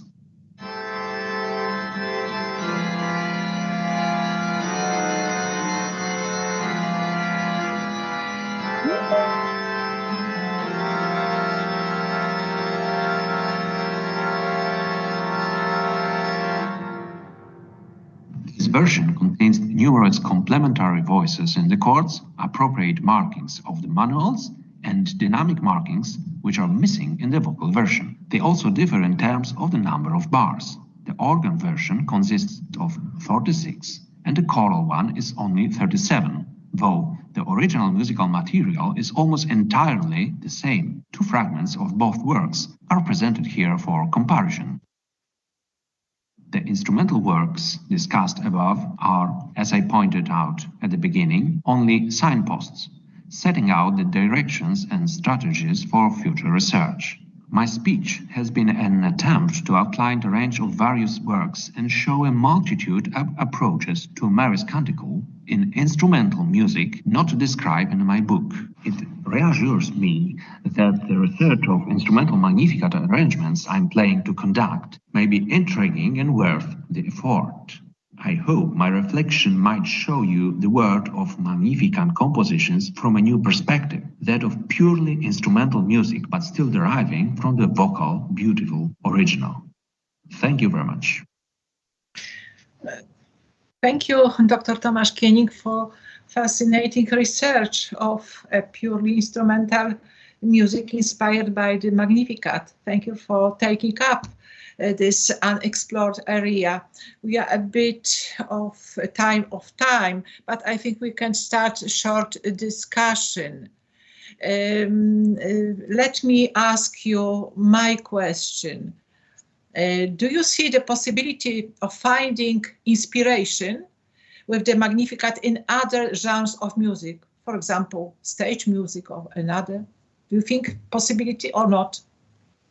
I think it could be, but I haven't found it yet. Not yet. In the research, not yet, but it could be. It's the first attempt that I did to find Magnificat quotes. Or there is one opera, but one opera with quotation from Magnificat, but it's less known. Now I think I will concentrate on instrumental music, because the subject of vocal Magnificats is almost finished in my book. So now maybe the best area for research will be the organ music, because there's a big amount of quotes, but we cannot exclude any genres. Okay, we cannot exclude, and I think it's a very big work before me to examine it. Thank you for your answer. Are there any other questions? I don't see at that moment. I think we have time to think about your proposal, and maybe during next session you will give any questions. So we close this session. Yes, we close. We meet at 3:30 p.m. Thank you to everyone who was with us during this session. Thank you to both authors of presentations. And I invite you to the next one. Then chairman will be also Tomasz Kienik once more. Thank you. Thank you very much. See you next session.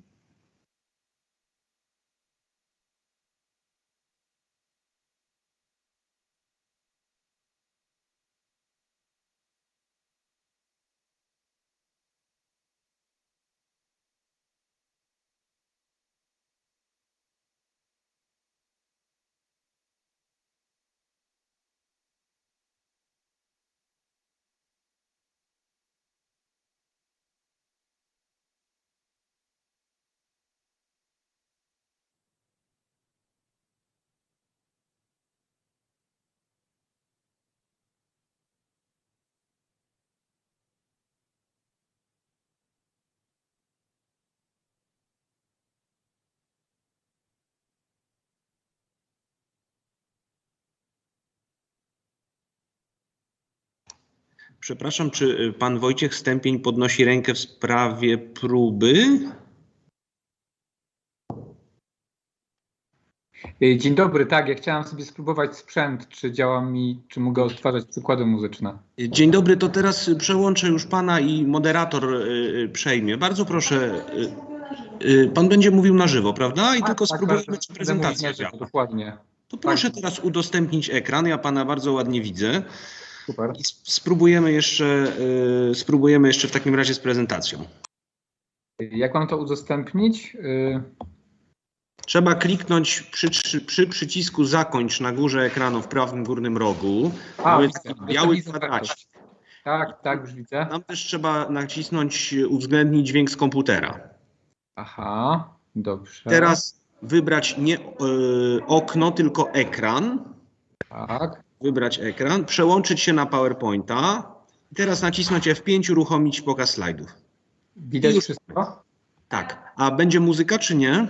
Tak, właśnie chcę zobaczyć, czy się proszę uda. przełączyć się na slajd z muzyką. Dobrze, już to zrobię. O. Gra. Tak? Dobrze, Tak. świetnie. To Oczywiście bardzo serdecznie. ten dźwięk jest taki, jaki jest po tych wszystkich przejściach przez internet. Ja też jestem strasznie zasmucony moim dźwiękiem, bo pracowałem nad nim, żeby był piękny, a internet spowodował i te transmisje, że on był taki porwany, ale wszyscy tak mamy. Niemniej jednak słyszymy i jesteśmy w stanie pastuszka Shepherd Boy usłyszeć. Dobrze, świetnie. Bardzo się cieszę. To bardzo dziękuję za pomoc w takim razie. Bardzo proszę i widzimy się, słyszymy już za chwilę. Tak, do dobrze. zobaczenia, do usłyszenia. Do widzenia.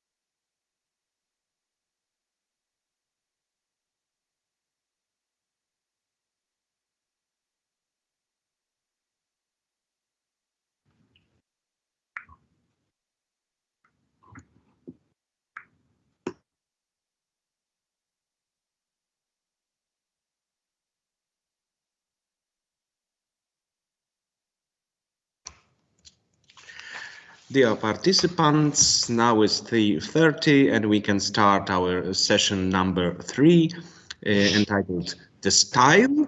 The first participant will be Julie Walker.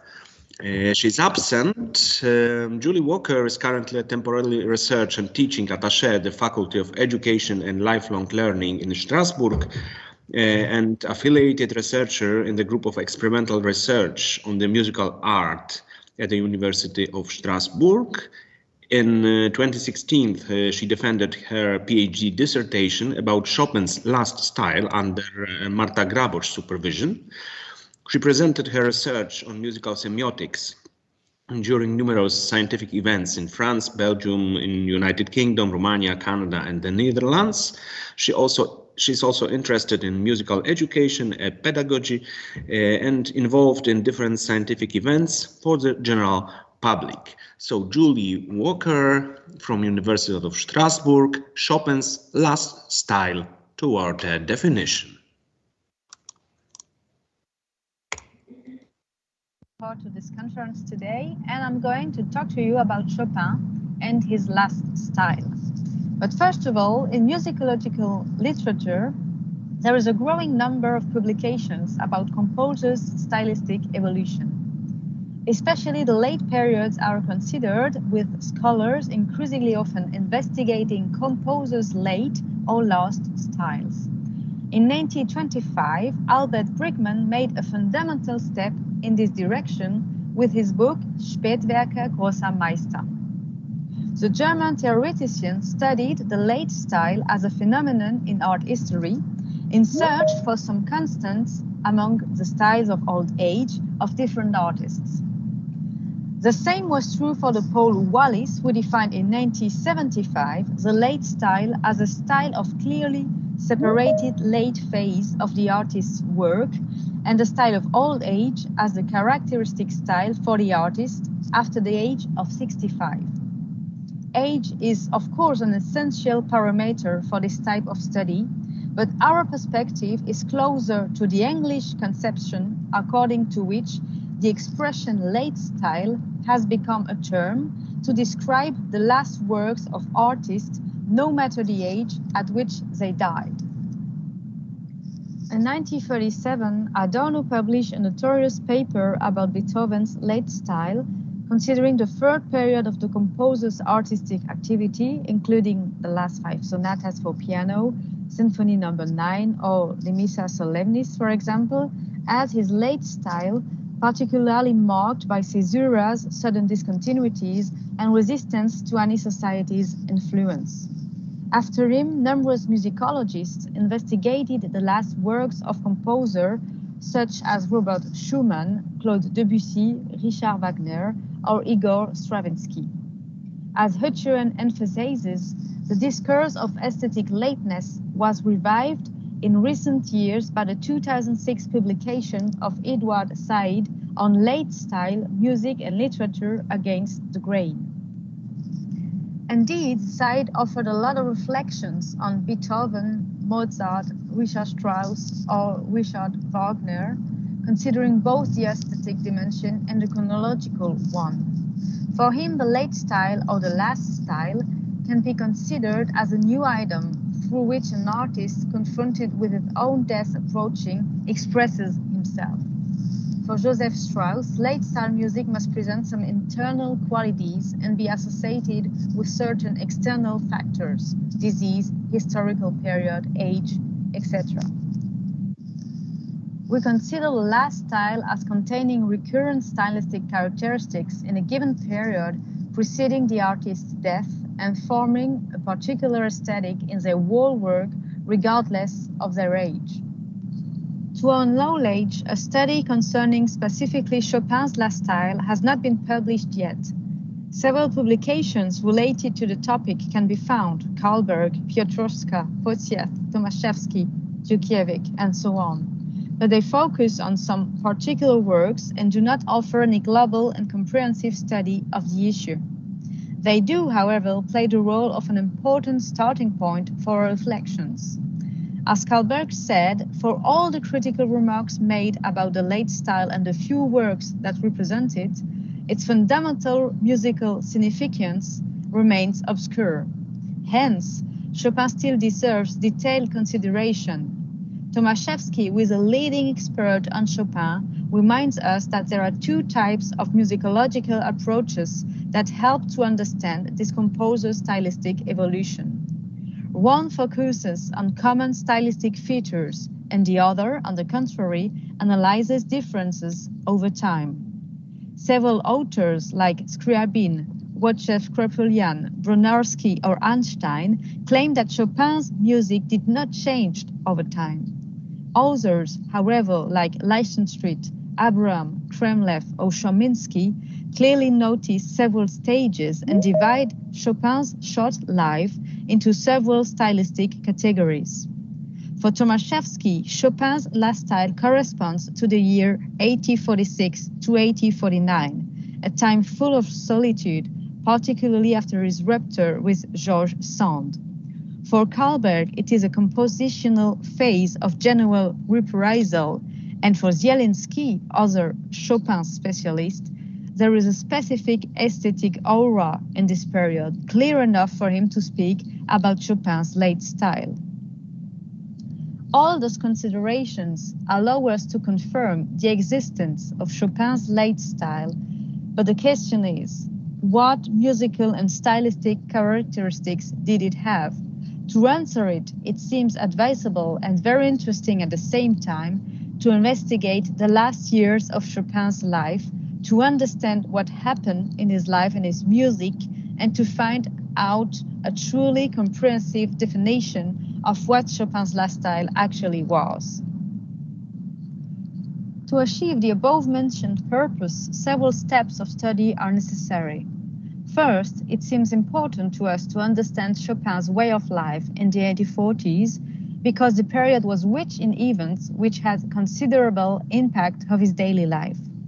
The death of his father in 1844, the breakup with Georges Sand in 1847, his distress and difficulties connected with his composition process, his progressing and trying disease, or Poland's history.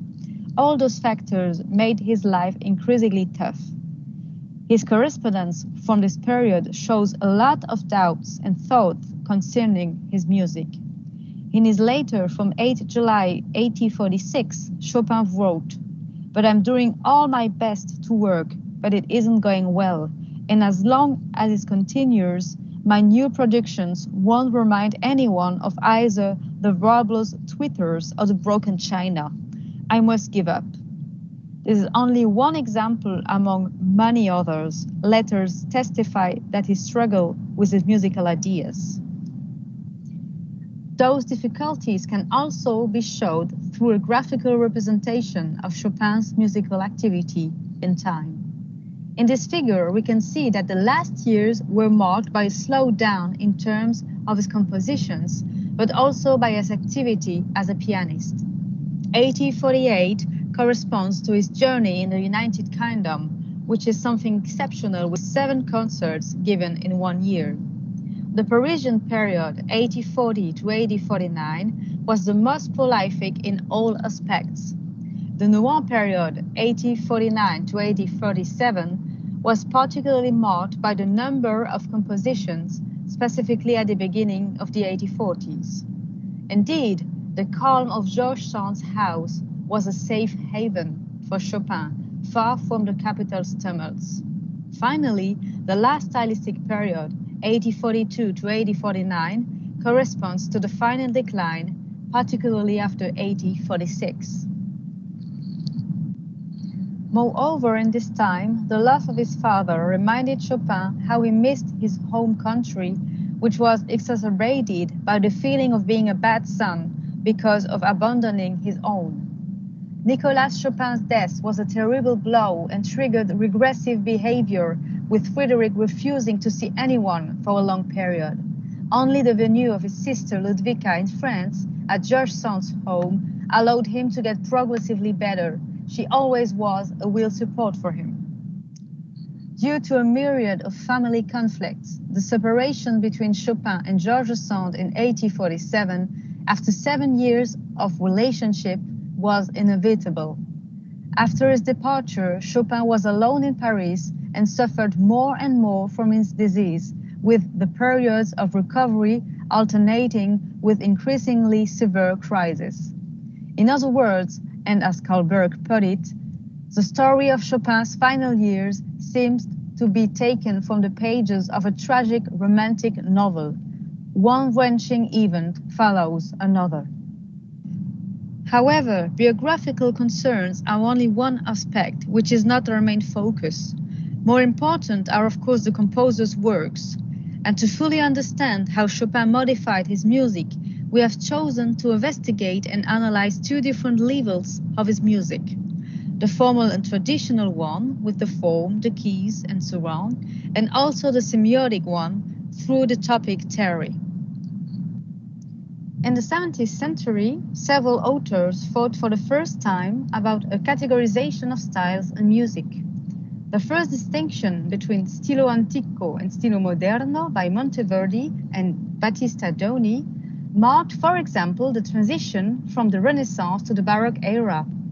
Subsequently, numerous theoretical treatises proposed different stylistic divisions for the music of the 17th and 18th century, Sachi, Bernard, Mathison, or Scheibe. On this basis, Leonard Wagner developed in 1980 the notion of topic, which coincided with the simultaneous step-by-step expansion of musical semiotics. He claimed that music, through its contact with religion, drama, entertainment, dance, ceremonies, military, or chase, developed a reservoir of figures connected with affects and emotions. After the publication of his book, several musicologists have nourished this concept through their own research. Allenbrook, Agawu, Hayton, Monell, Kaplan, and so on, offering, with the use of this methodology, new possibilities of investigating in musical analysis not only the technical level of music, but also and especially its expressiveness, the interactions between the main themes considered as signs, their sequencing or narrative strategies. For example, the first theme of the ballad Opus 52 by Chopin is written in F minor with a 6/8 meter according to a Durchkomponiert form. However, thanks to the narrative analysis, we can also notice that there is a pastoral introduction, a waltz, and also a nocturne topic. Moreover, everything leads to an agitator coda with a progressive mise en abîme.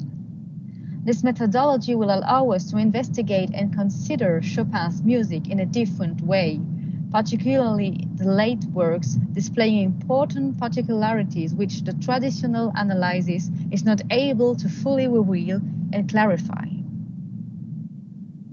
To understand the stylistic evolution of Chopin's music, it is necessary to consider a specific group of works. To determine it, I cross-reference numerous data from several top-notch publications on this topic: Karlberg, Rambos, Jelinsky, Tomaszewski, Piotrowska, or Zukiewicz. I have come up with a collection of 22 works composed between 1840 and Chopin's death in 1849. These have been divided into two categories, the early stages and the last style period specifically. Each of them contributes in some way to the definition of Chopin's last style. For each work, we propose an analysis involving the sections, the themes, the bars, the keys, and the topics as defined previously. The figure, for example, presents such an analysis of the Mazurka Opus 63 No. 3, which is one of the simplest cases in the selected corpus. We can see, for example, two main themes related to the topics of Mazurka and Kujarak, two Polish dances. The results have allowed us to draw important conclusions and determine how Chopin's last style can be defined. For the first category of the stylistic elements of the last period, let's take a look to the complexification of the harmonic level. As a result of our analysis, we have first noticed that Chopin's musical writing became more and more complex in terms of the harmonic level. The works contain an increasing number of modulations, with a harmonic density becoming progressively more important over time, with some exceptions such as the waltz Opus 64, number 2, the Berceuse, or the Mazurka, Opus 69, number 3, showing a clear harmonic simplicity. In this figure, which shows the harmonic density, which means the number of keys on the number of bars, we can see that the ratio follows a digressive evolution. The smaller the ratio, the more concentrated the modulation. This means that the harmonic discourse in Chopin's works became increasingly complex with time. Two of the best examples are certainly the Mazurka, Opus 68, number 4, with 9 different keys for only 23 bars, and the Prelude, Opus 45, in C-sharp minor. The next figure lists the different sections, topics, and very numerous keys of this work, and gives us an example of the evolution of Chopin's music. Besides, this work hides also another important harmonic feature. The mode changes often and alternates between major and minor, an element which is also crucial in the Fantasy Opus 49, the Mazurka Opus 59, number 1, and the Polonaise Fantasy. This rotation between the two modes creates an evident harmonic instability and is very common in the works of the 1840s. Secondly, Chopin's musical writing is also increasingly well thought out in terms of the horizontal aspect, in other words, more and more contrapuntal. Different authors have already recognized this feature, Kalberg, Zukiewicz, or Tomaszewski, and we have clearly noticed through our analysis that this type of writing takes different shapes, such as canon, polyphony, imitation, or musical dialogue. This was not a coincidence in the period in question. Two publications served as the basis for this evolution. Cours de contrepoint et de fugue, written in 1835 by Luigi Cherubini, and Théorie abrégée du contrepoint et de la fugue in 1849 by the French composer Jean-Georges Casner. They became an unconditional point of reference for Chopin, turning out to be true workbooks for the composer. A lot of musical examples could be given, but among them, let's take a look to the Mazurka, Opus 59, number 3. As you can see in the figure, there is a lot of imitation and canonic writing between the two hands of the piano, for example. The Sonata, Opus 55, for cello and piano, shows the implementation of this idea of increasingly horizontal writing, including a lot of thematic exchanges building the music between the two instruments, with a number very important of counter melodies.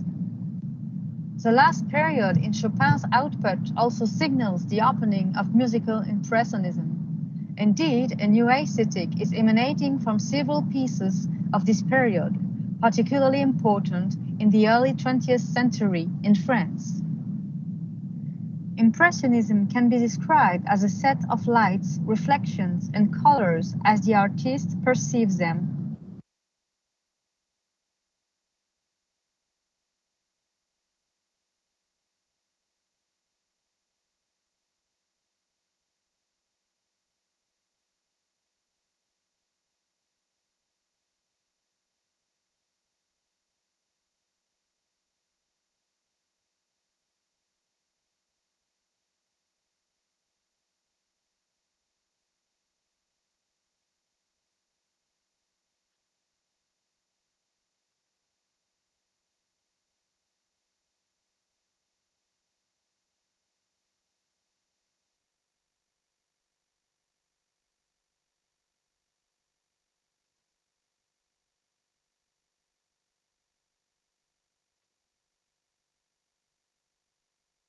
Art of painting.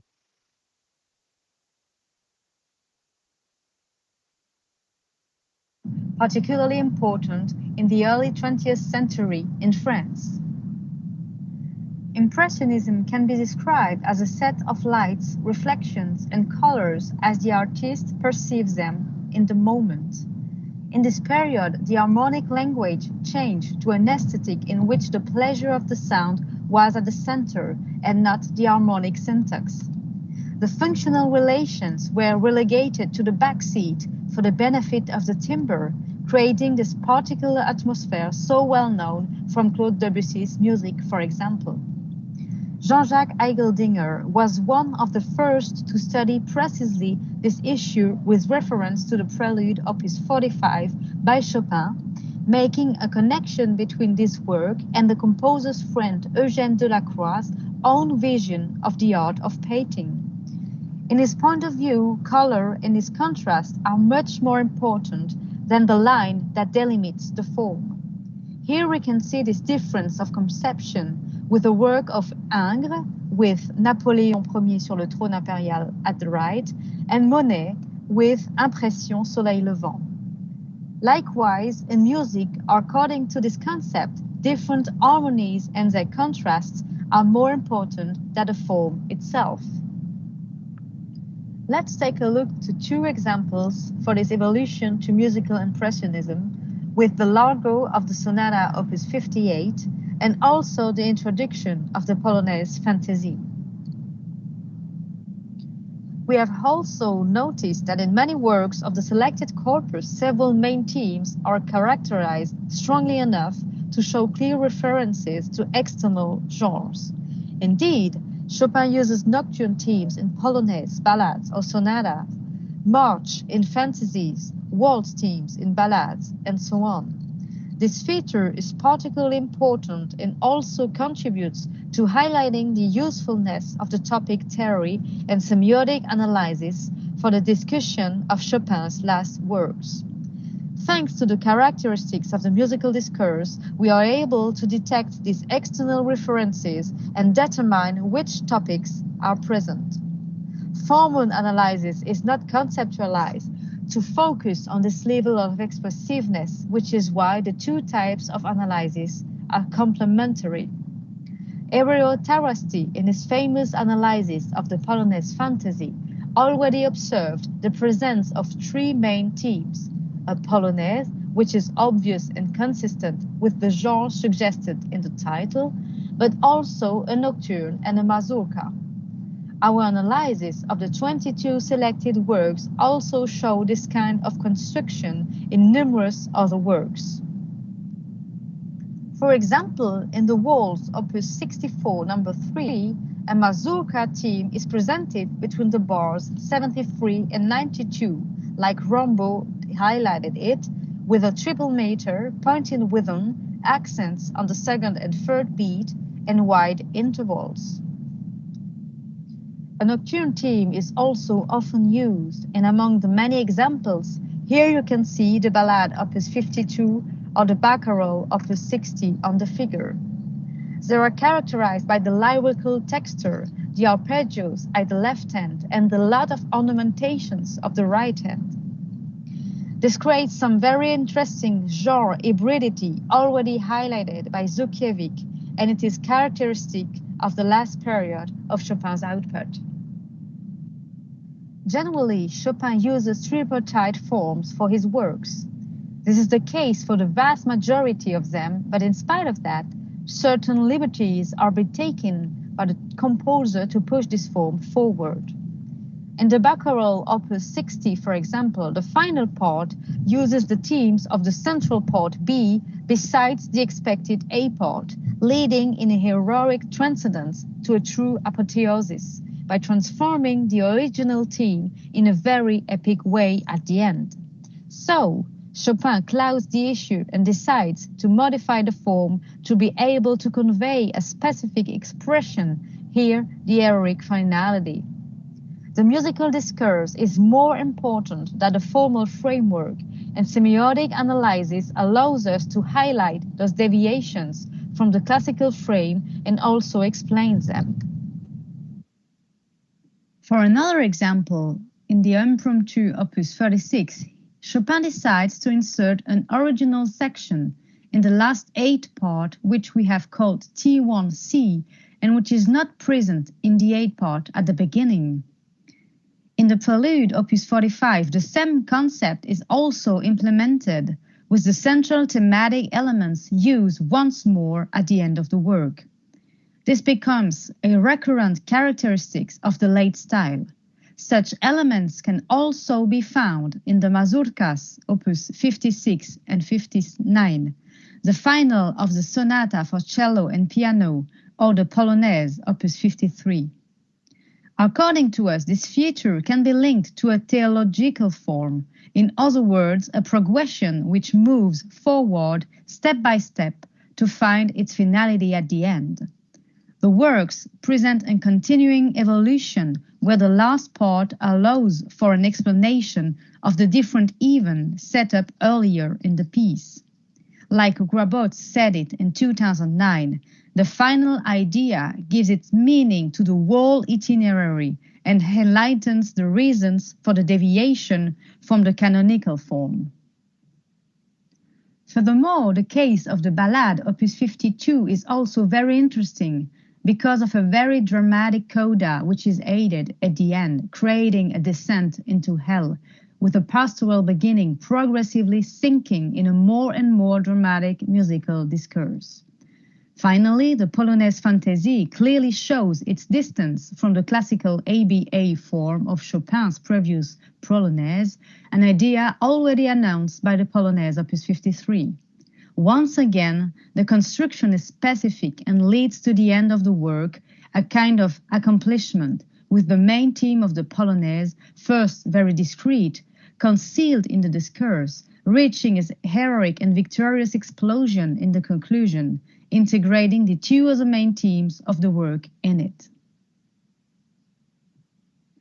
The conduced analysis allows us to understand how Chopin develops his musical discourse in the 1840s.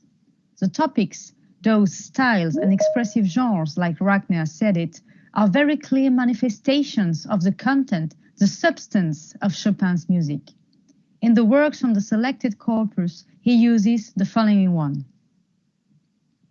Within the first category of topics, Chopin uses mainly three expressive styles. The accompanied song, which dominates a wide range of repertory, nocturne, polonaise, waltz, sonata, with its lyrical texture in which two layers are distinct, the melody and the accompaniment. Also the learned style, marked by an important development of the contrapuntal writing as presented before, and also the homophonic texture. The bel canto style, especially present in the brilliant period, which means the 1830s, tends to be blurred in the last style period, like the heroic style, progressively disappearing in the second half of the 1840s. In contrast, the improvised style and the agitato character belong specifically to Chopin's musical language of this period. For the expressive genres, the nocturne is very often present, surpassing the occurrences in its own repertory. It is easily exported by Chopin to other ones, ballade, barcarolle, prelude, polonaise, and so on, which is not the case for the polonaise, for example. The march is present only in the works from the first half of the 1840s. The dances are very often present too, and their numerous references show how much they are almost idiomatic of Chopin's music. Moreover, several new styles and genres appear in this last period, another sign of the novelties of the 1840s, berceuse, barcarolle, learned style, divertimento, chaconne or tarantella. They are not very common, but show Chopin's music was opening to new horizons at this time.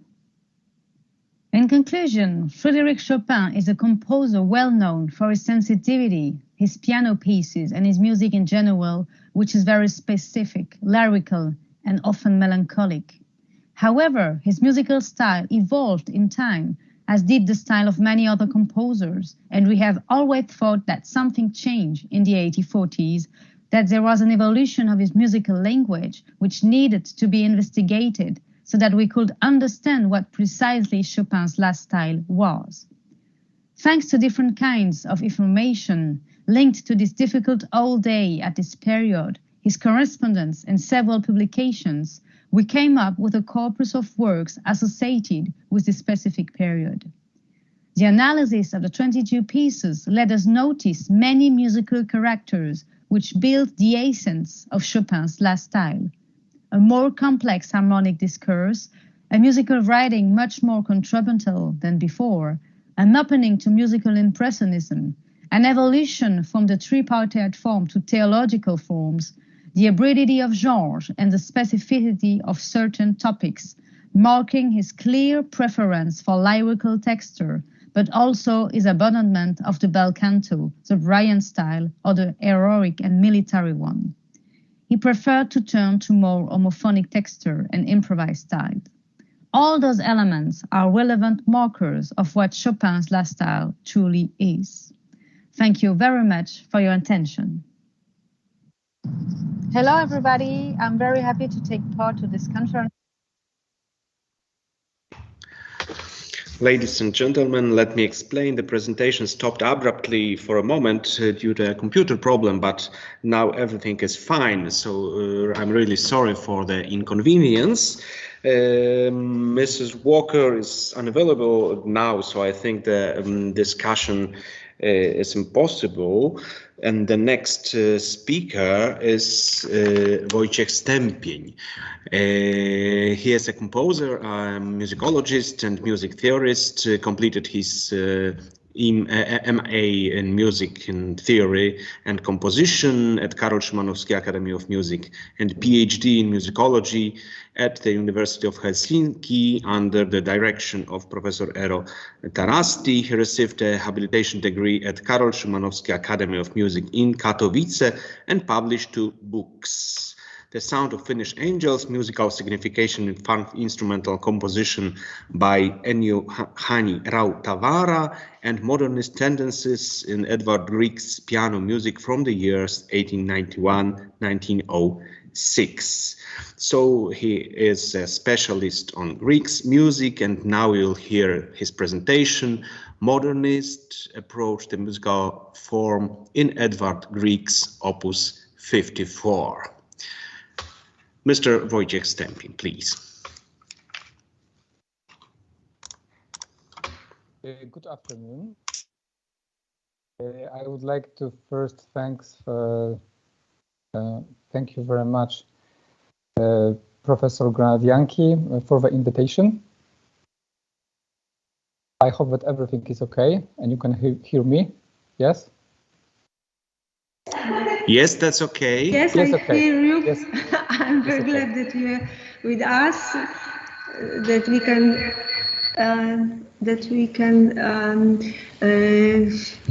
that you can participate in our conference. Thank you. Thank you. So my paper, Modernist Approach to Musical Form in Grieg's Opus 54, derives from my habilitation book, the book Le Nouveau Grieg, Modernist Tendencies in Edvard Grieg's Music, taking as example Opuses 54, 66 and 72. This habilitation was published as a book 2 years ago, and I'm very happy that I present this paper in English since the book was published in Polish. Let's start from this very important book by Benedict Taylor, Towards a Harmonic Grammar of Grieg's Late Piano Music, Nature and Nationalism. In his book, Taylor demonstrates that there is a harmonic grammar in Grieg's music. He devotes many pages to the category of sonority and argues that Grieg's harmony grows out of late Romantic patterns and points toward modernism. Taylor claims that although the harmonic aspects in Grieg's music are modern, other musical parameters are rather marginal. Yet despite the radical nature of his harmonic achievements, one might still foresee possible criticism aimed at Grieg's music from a hardline modernist perspective, in that in terms of that state of musical material, his music harmonic development is not matched, but the comparable advanced in the other parameters. Indeed, at first glance, the construction of Grieg's composition is very often schematic and limited to regular 4- and 8-bar phrases, and he also uses frequent repeats. John Horton writes that the regular construction is partly the result of an innate lack of formal sense, partly a legacy from the early German Romantics. A departure from the same principal rule of repeats appears in the lyric pieces Opus 54. We have 6 pieces in fact, yes, 6 pieces in fact, and half of these compositions are based on ABR ternary form, March of Trolls, Notturno, and Scherzo. There are also some formal modifications which are congruent with modernist tendencies.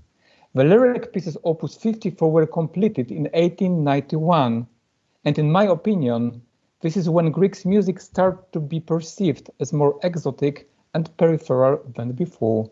And in my paper, I will try to look briefly at the most spectacular examples of modernist approaches to form in Opus 54. Let's start from the first piece.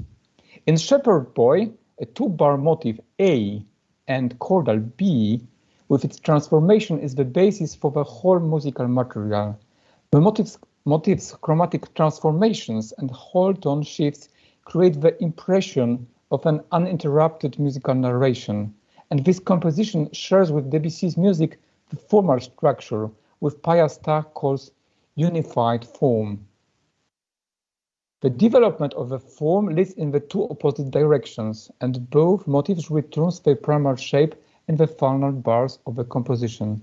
Motive B, with its characteristic 5th GD, creates an impressionistic spur of air, thanks to the resonance effect in the piano. Please listen.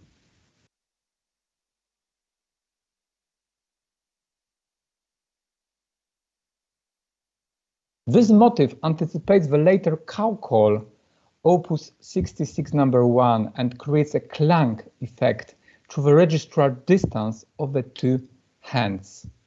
Please listen this later example.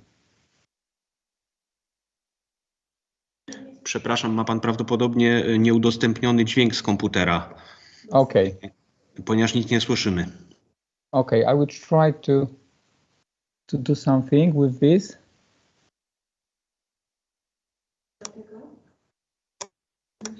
It could be connected with your headphones. Ah, okay. And now maybe I will try. Please click the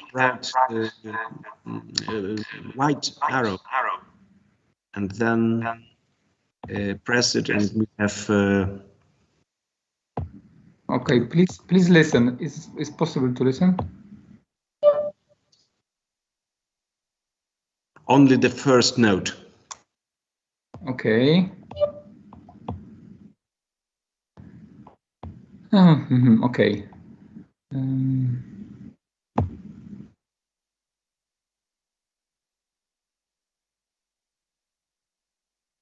Maybe the best thing is if you can play my video, because now I can't do it. Is it possible? Yes, it's possible. We need 1 minute to prepare. Yeah, it's exactly 20 minutes, so I think I will fit into the time. I'm very sorry. We are ready. Yeah, thank you very much. Spectacular examples of modernist approaches to form in Opus 54. In the first piece, Shepherd Boy, a 2-bar motive A and chordal B with its modification is the basis for the whole musical material. The motive's chromatic transformations and whole tone shifts create the impression of an uninterrupted musical narration. This composition shares with Debussy's music the formal structure which Piasta calls unified form. The development of a form leads in 2 opposite directions, and both motives return to their primary shape in the final bars of the composition. Motive B, which is characteristic 5th G-D, creates an impressionistic space of air thanks to the resonance effect in the piano. Please listen.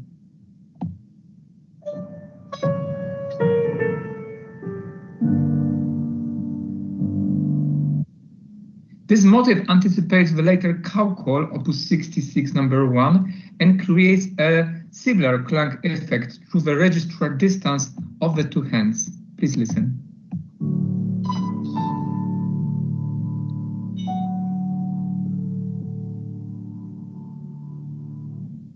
James Hepokowski, in the article Formulaic Openings in Debussy, enumerates 3 types of opening used by Debussy. The first is a monophonic opening connected with a pastoral topic. Here we have some examples from Debussy's music. He argues that such openings are designed to break up the regular symmetrical 2- and 4-bar constructions. Like Debussy, Grieg very often uses monophonic openings in his late piano music. It's important to mention Shepherd's Boy from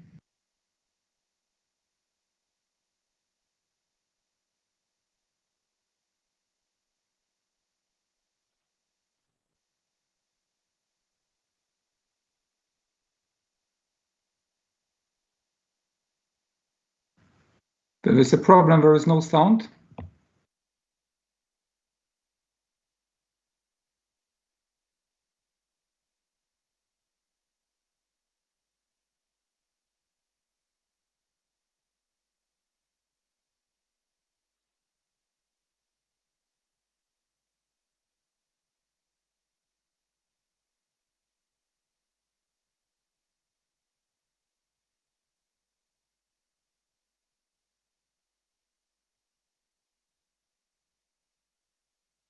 In the suspension of harmonic closure and the chromatic saturation, and elegy, minor mode, slow tempo, and descending motion.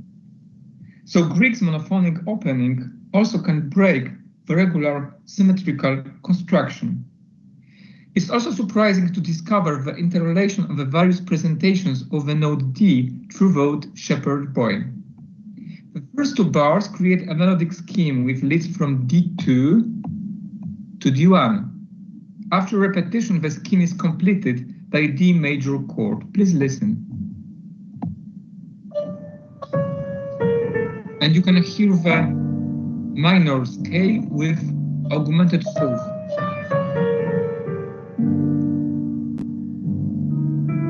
Chromatic saturation, suspension of chromatic harmonic closure, descending motion.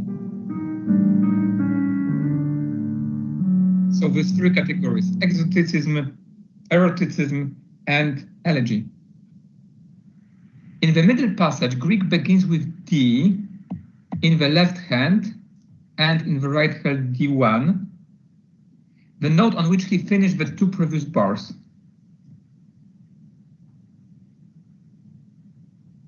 From D1, he goes through a progression of the whole tone scale and chords to D2. So D, D1, and D2. Here we are astonished to hear all the D notes in the different registers simultaneously, which emphasizes the prominent role in the compositions. Next we have stretto, D2, D1, and D. Please listen.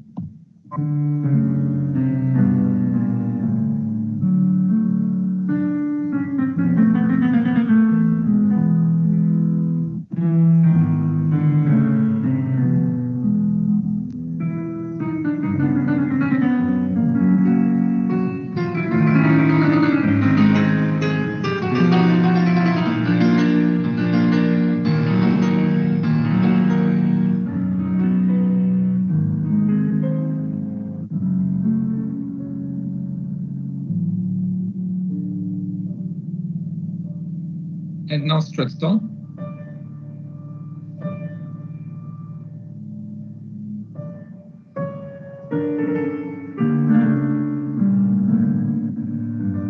So this interesting formal stretto proves that Grieg didn't compose his music in an intuitive way, but in a more structural, even concluctivist fashion. Second piece is Gangar. It's a Norwegian march. Grieg mentions register and dynamic accumulation, which is the most innovative aspect of this piece. Grieg creates a sequence of 2-bar motifs, next repeated over the descending steps of a C major scale. Please listen to the main motif.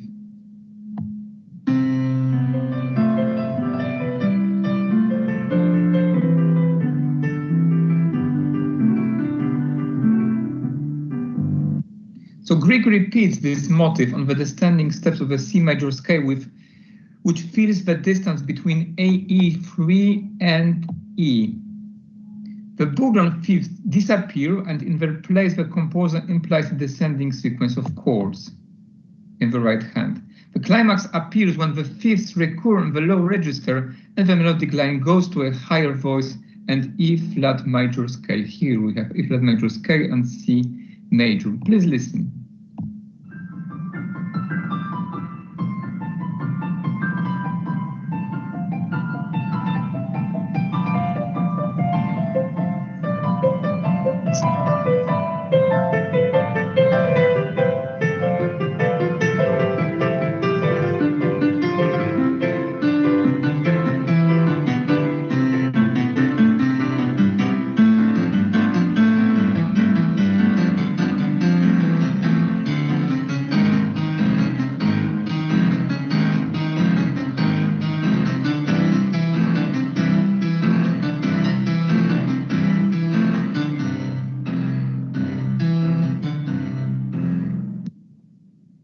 This repetition by yellow line, so you can observe. The diatonic progression of the main motif across the whole keyboard grounds the elementary features of a composition. One can say that Gangar is one of the best examples of Greek primitivism or even aesthetism. The third piece is one of the most original compositions, linking the chromaticism of Shepherd Boy with the dance atmosphere of Gangar. It's March of the Trolls. This composition grew out of the alternation of diatonicism and chromaticism, which affects the use of the characteristic intervals of perfect fifth and triton. Those two intervals are juxtaposed and fulfill also a structural role because their confrontation generates strong tension and energy. The perfect fifth appears in the accompaniment, but also at the beginning of the melodic line of demi-semiquavers. The line that descends from D2 to G sharp anticipates a later triton motif.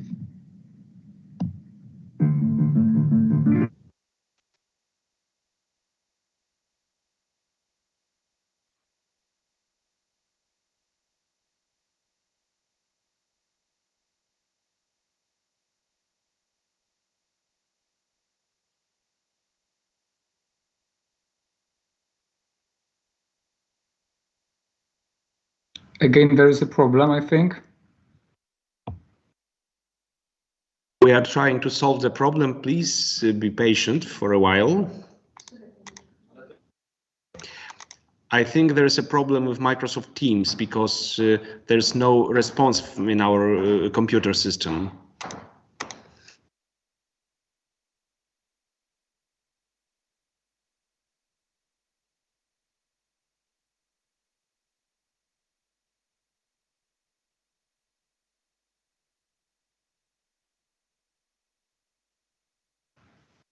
Okay, maybe maybe we can do something with this, and maybe without music examples I can present, because it would be maybe better. I think we'll make a 3 minutes break because our technician is working with us.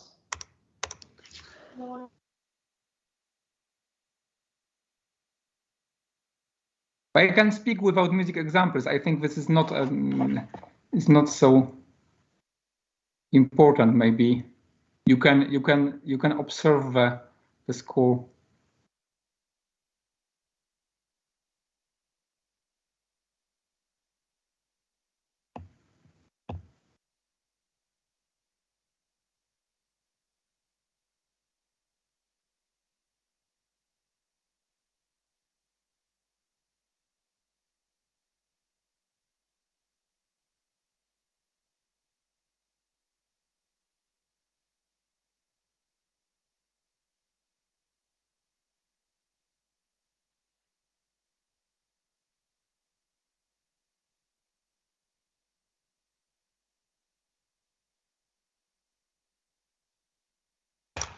Sorry, our technician is still working, so please be patient for a while.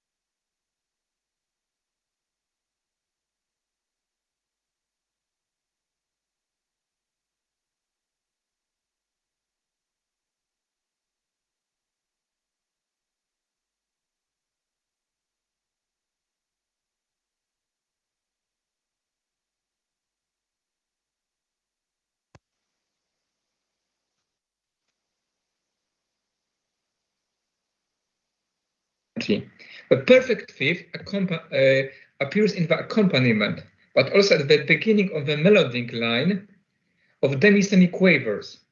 The line that descends from D2 to G sharp anticipates a later triton motif.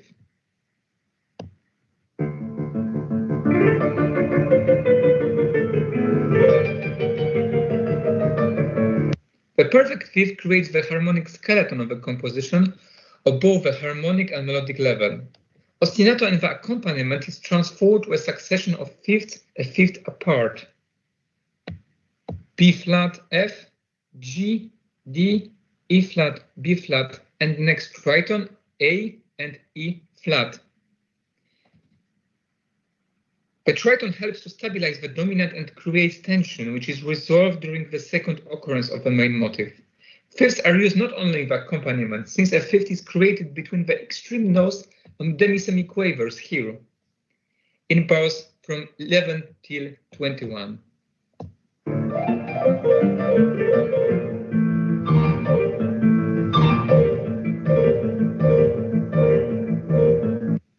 The schematic structure of March of the Trolls, manifested by the ternary form ABN and the eternal square 4 and 8 by construction, convince us that Greek is thinking in the traditional classic romantic way.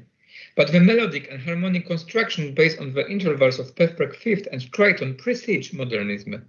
Such an approach is close to that of 20th century composers who built their music on scales, intervals, or pitch classes. The next piece, Notturno. The middle section of this piece is interesting not only since it reminds one of a passage from Debussy's Clair de Lune, but also in its form, which could be presented as 9 chords, sky-capper chords, in parallel motion. First we have G and B flat ninths. Please listen.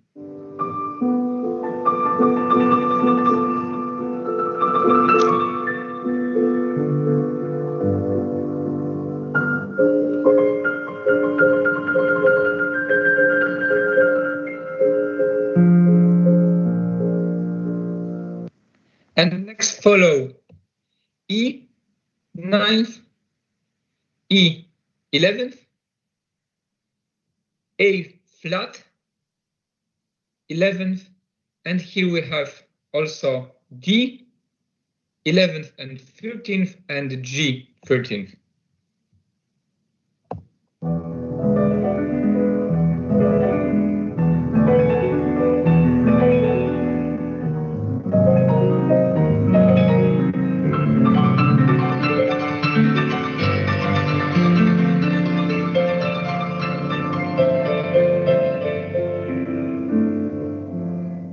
The extraordinary juxtaposition of these chords is a result of median and triton relations, suggestive of a technique later employed by Debussy. It's important to look at Maurice Emmanuel's transcription of the Debussy improvisation from 1889-1890. Comparing this with the middle section of Notturno indicates that the static 9th, 11th, and 13th chords in the Greek create a quivering soundscapes close to the French music of that time. It has an improvisatory character, so no square form. Next piece scarcely refers to the tradition of German music and to early Greek. One wonders what Greek's purpose was in writing a piece which is so different from the others in Opus 54. Maybe it was Greek's policy to create a structural gap before the last composition in this opus, which is based wholly on the perfect fifth. But a close look at scarcely reveal that the perfect fifth and triton again fold the musical structure. The many motif is contained with the interval of the perfect fifth and minor sixth. First from E1 to B1, and next from C2 to E1, and in an Anglican way from G1 to B and again from C1 to E. Here we have. Next, Greek modifies the perfect fifth to the triton and transposes the whole motif by a minor third upwards. So next time, again, we have the triton as a very important structural interval.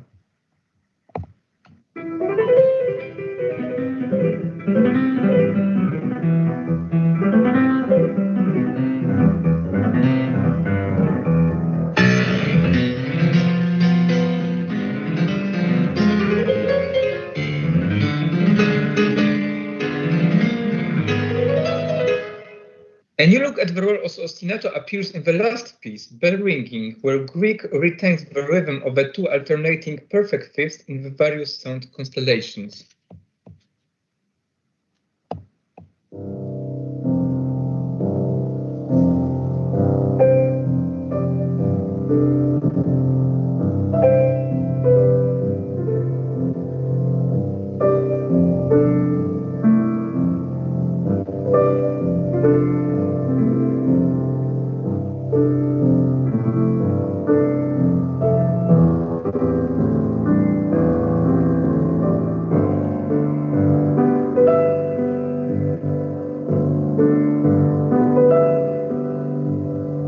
In spite of a typical traditional ternary form, the internal construction of this piece is based not on the melody, but on a single pitch class interval, perfect fifth.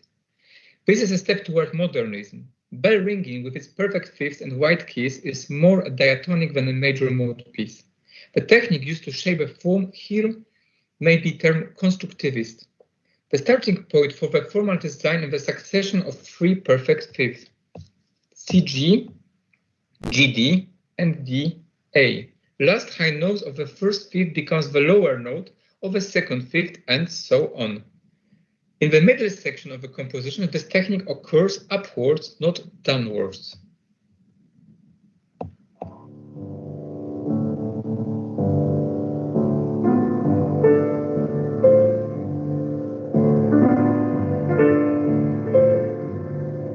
So we have first diminished fifth, and next we have perfect fifth by the addition of the sharp to note F and C.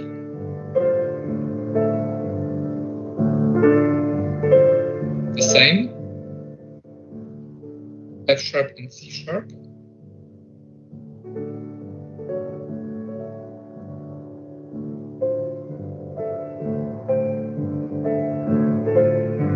The same effect, F sharp and C sharp.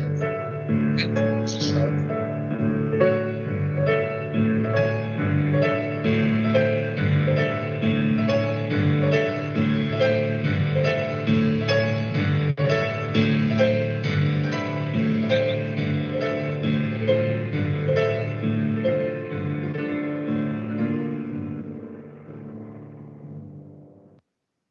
So development of this section proceeds from the diminished fifth, which is transformed to a perfect fifth by the addition of the sharp to the notes F and C.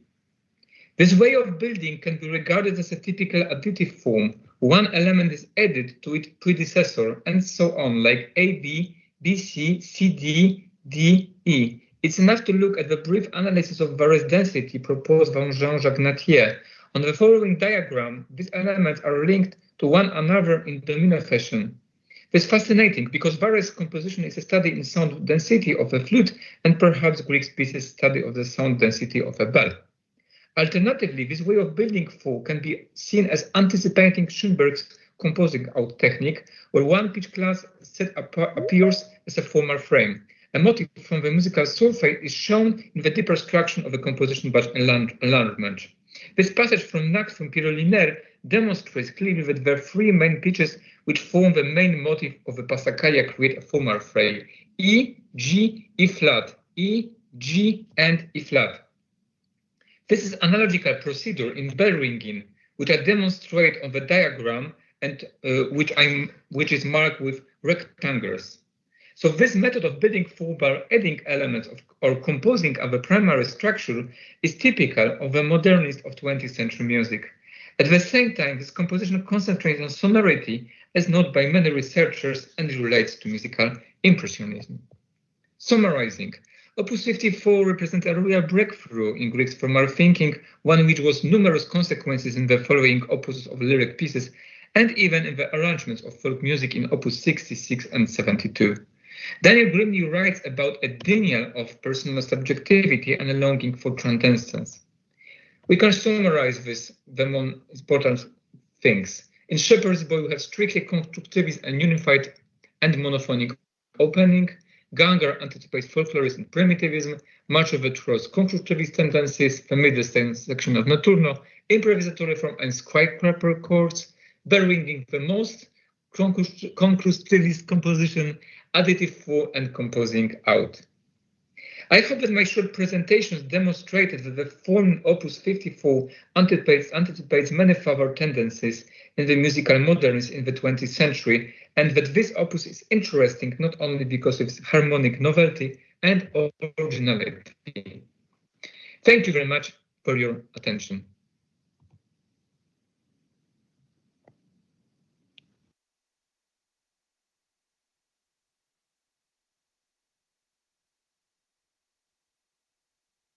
Thank you very much. And yeah, thank you very much. And I'm very sorry for these problems. Now we have only a few minutes to have a discussion.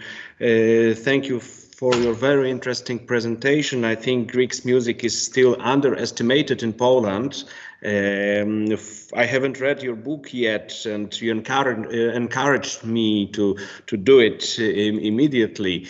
And it's my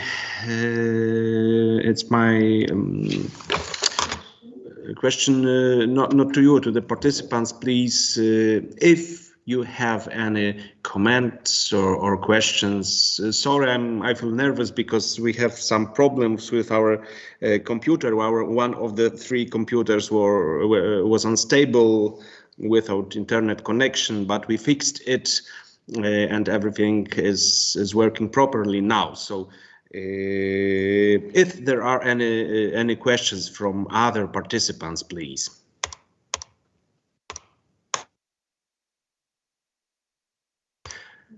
Professor Kane, please. Thank you very much for this fascinating talk. I think in Germany, Greek is also underestimated. That's probably a general problem.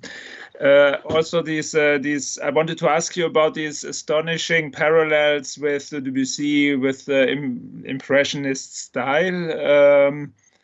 One might think that Greek moves into the direction of French music, but perhaps it is also the other way around, that the French were probably quite interested in his music. What do you think about this? Yeah, thank you very much. Thank you very much, Stefan. And I'm very sorry for this recording. I must say it's very awful recording. It's so fast, my speech. And of course, I couldn't imagine that we use this recording. So I'm very sorry for this style, but it was like a help. I'm very sorry. Yes, you're right, Stefan. Thank you for this question. And we really don't know what was the connection between French music and the Greek music. We know that Greek music was very, very popular in Paris in the 70s. And he was also, he was in Paris in 1889 and 1890, 6 weeks. And he met many musicians, especially Chausson. And also after, in 1894, he met Ravel, and Ravel was fascinated by Greek music, and even Ravel wrote very early piece. It's a variation. It's from 1887, variation on that theme of acetone from Pergent. And Ravel, for his whole life, admitted that Greek music had a very deep influence of his style. So it's from the one side, but we don't know what was the influence of French music on Greek style, really, because generally Greek didn't know Debussy's music till the end of the 19th century, and even Ravel music. He met Ravel, but he met him much more like a pianist in 1894 in Paris. But it was a kind of breakthrough when Greek visited Paris in 1889. So probably he met with some composers and with his music, and maybe this trip was very influential. But we really don't know what he listened, what kind of music he listened, and we don't have any descriptions in any correspondence and any diaries. So I have something very interesting because John Horton said that the French influences, this is the quotation, show Wenzel's in Grieg's piano music from the times of his first Paris concert, as in the 5th book of lyric pieces. So Horton discovered this interconnection, but probably this trip was very influential for Grieg. Thank you very much. You're welcome. Thank you very much. Thank you for your presentation. And now the next participant. Professor McClelland, can you hear me? Indeed, I can. Hi, Wojciech. Okay. Hello, Clive. Hello, Clive. Nice to see you too. I just wanted to ask very quickly, obviously, the thing about the tritone traditionally is associated with the infernal, but is also associated with the exotic. And I just wonder whether you felt that maybe there was a subtext here that somehow the exotic might be thought of as evil and threatening in some way. Mm-hmm. Of course, this is a question of Nordic Orientalism. So, and also the question with these myths, Nordic myths, and also the question with the Hardanger fiddle, because if you know, in Hardanger fiddle we have this with triton, so we have this with augmented fourth, and this could be a kind of answer to your question that Grieg used this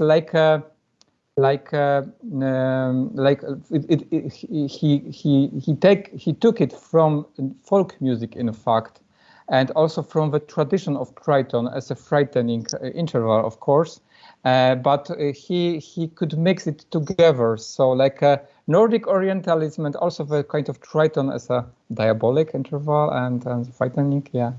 So it was like that, of course. Great, thanks. Thank you.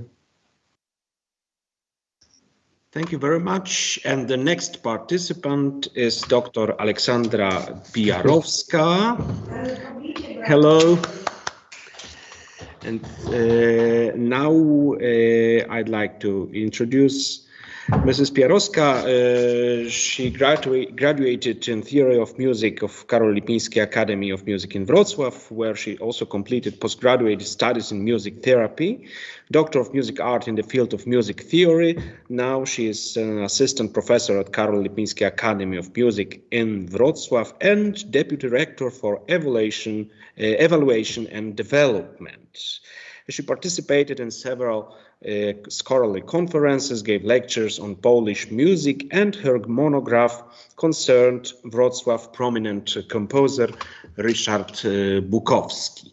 And now we'll hear the presentation about the stylistic idiom of Ahmed Angan Saygun's music as exemplified by his string quartets. Mrs.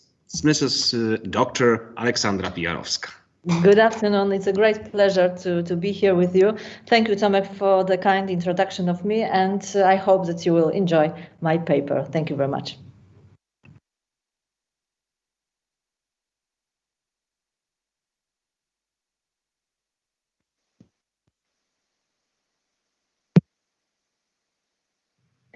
In Turkish music of the 20th century, as in European music of that time, one can observe a significant development of styles, forms, and genres which undoubtedly reflect a new era in music history. New musical trends that developed in Europe from expressionism to postmodern tendencies have also influenced the music of Turkish composers. Turkish music, drawing inspiration from the work of Western European composers, has been enriched and developed and has achieved the status of world-level art. The development of Turkish chamber music can be observed from the time it was formed and forged its identity at the Ottoman Palace until the years when the palace lost its political power and the country became a modern republic open to the world, whose goals and directions were set by its first president, Mustafa Kemal Atatürk.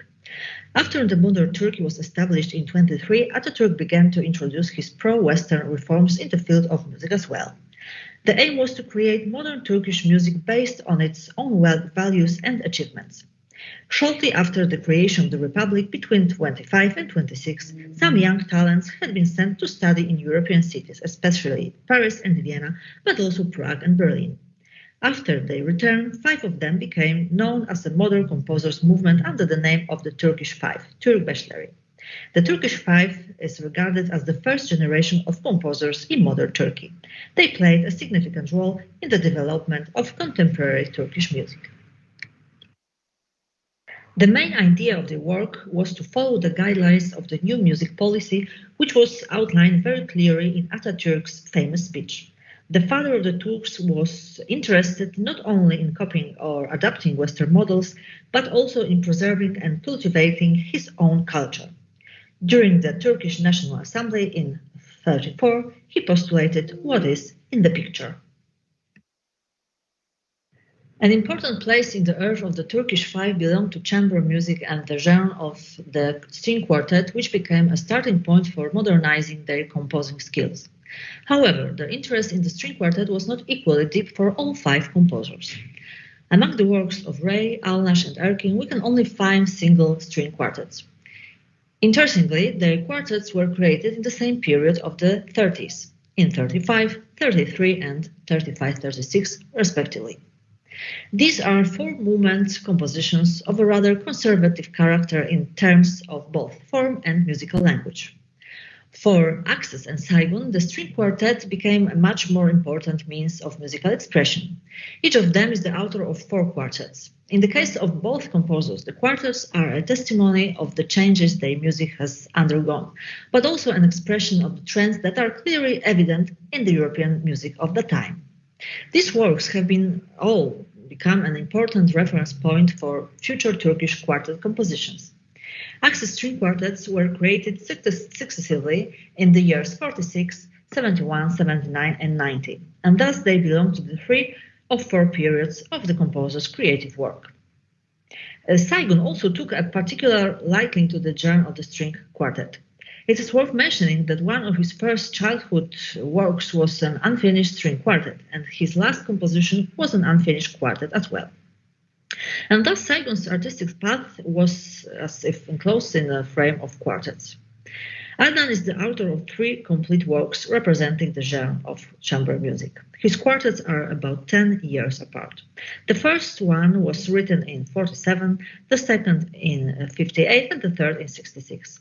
These are extremely important works in the composer's oeuvre, making some key moments of his artistic life. The first quartet ends the 5-year period of Saigon's creative crisis. The second one was commissioned by the Elizabeth Sprague Coolidge Foundation and marks the moment when the composer became internationally recognized. And the third is one of Saigon's most personal works dedicated to his wife, Nilüfer. Similar to Haydn's Opus 103, Saigon left his last quartet unfinished. There are only 2 movements. The composer worked on his last piece shortly before his death on 6 January 1901. The string quartet genre in Saigon's music is undoubtedly representative of his creative evolution. The analysis and interpretation of these compositions allows for certain stylistic categories characteristic of the composer's musical language to be distinguished. Sound material and its organization.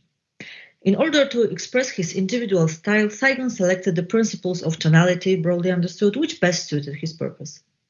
In his string quartets, the composer used elements of traditional major-minor tonality, conventional triads, chords leaning towards dominant tonic relationships, tonal centralization as a central gravitational point, while at the same time keeping a free tonal organization and employing numerous chromaticism.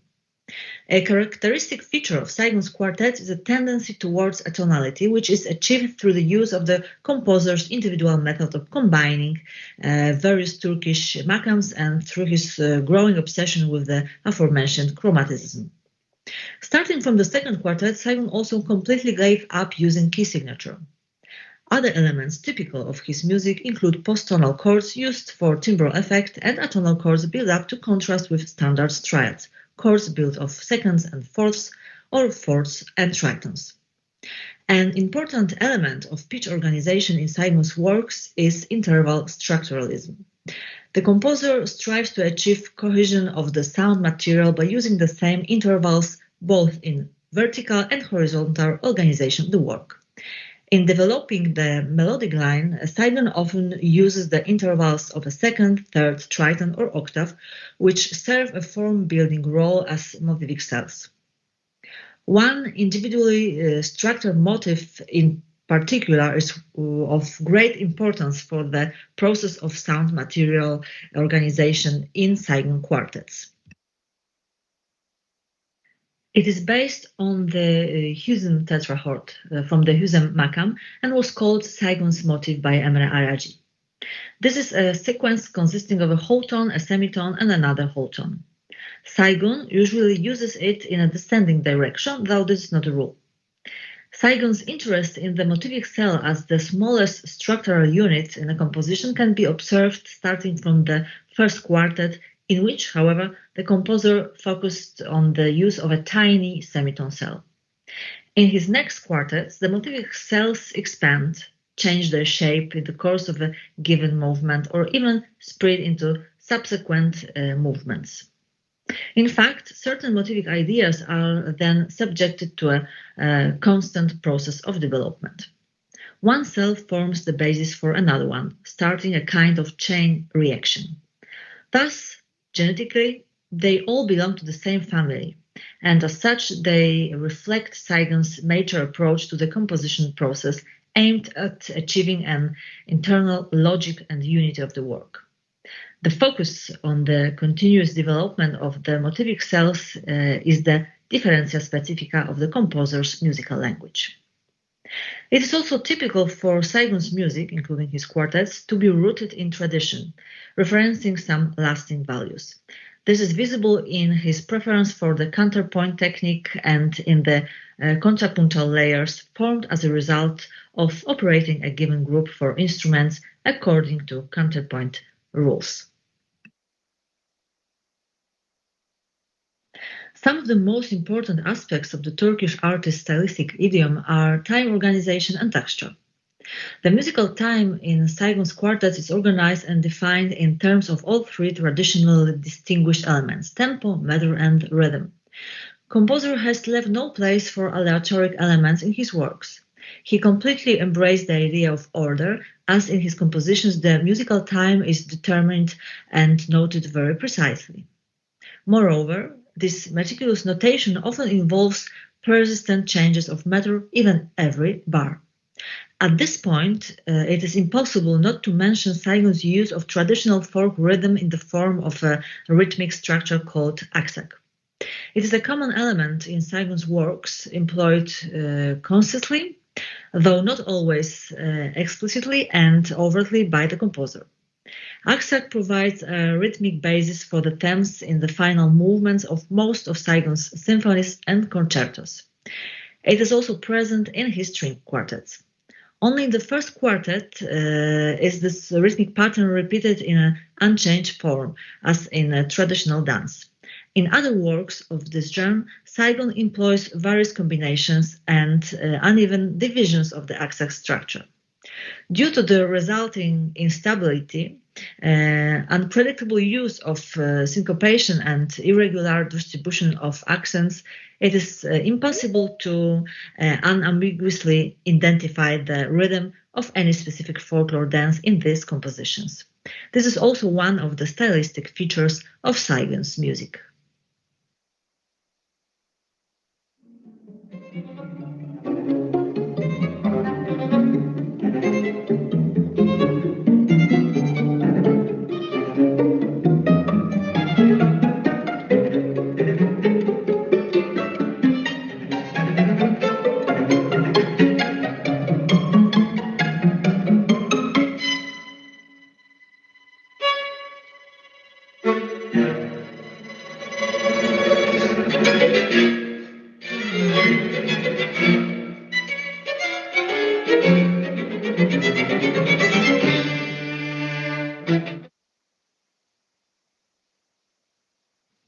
Formal structure.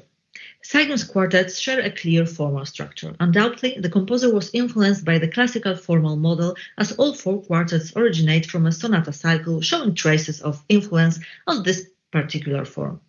The adoption of the traditional formal model entails its reinterpretation, which is particularly visible in quartets number 3 and 4. The quartets have a multi-movement structure and follow the idea of contrast between individual movements. Quartets number 1 and 2 consist of 4 movements. Number 3 of 3 movements, and 4, the unfinished one, has 2 movements. The 3 and 4 movement models follow the original pre-classical order. Two form-building tendencies intertwine in the process of composition. On the one hand, Saigon uses and modifies traditional formal patterns. On the other hand, he also applies an individual internal structural order of his works. These compositions are therefore characterized by creative replication and transformation.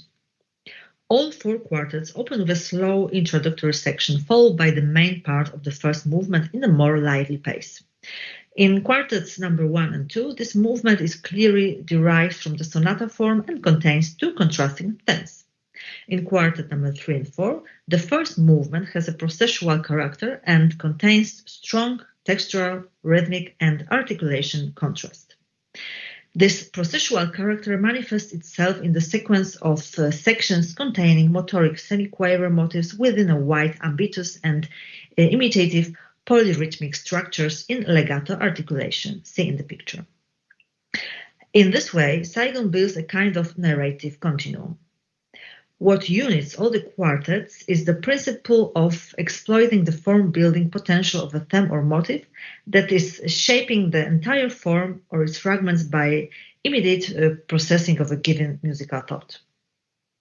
A characteristic feature of Saigon's quartets is also the presence of slow-moving phases next to fast sections. This serves to emphasize the dynamic character of the works in question. The lyrical slow movements in quartets number 1 and 2, whose initial fragments have been described by Araji as being metro-rhythmically beyond time, have an arched form. There is no clearly marked structural shift between its individual sections. The transition from one content to another is evolutionary. It is worth noting the central part of the moderato movement in quartet number 1. In order to contrast it with the surrounding sections, Saigon not only used different tone color, tempo, and rhythm, but also introduced a double canon. We will hear it in a moment. The slow lento movement from quartet number 3 is, on the other hand, a monothematic form based on free imitation with the short interludes built of sextuple figures. The temporal narrative in this movement also seems to go beyond the frames set by the time signature and pulse.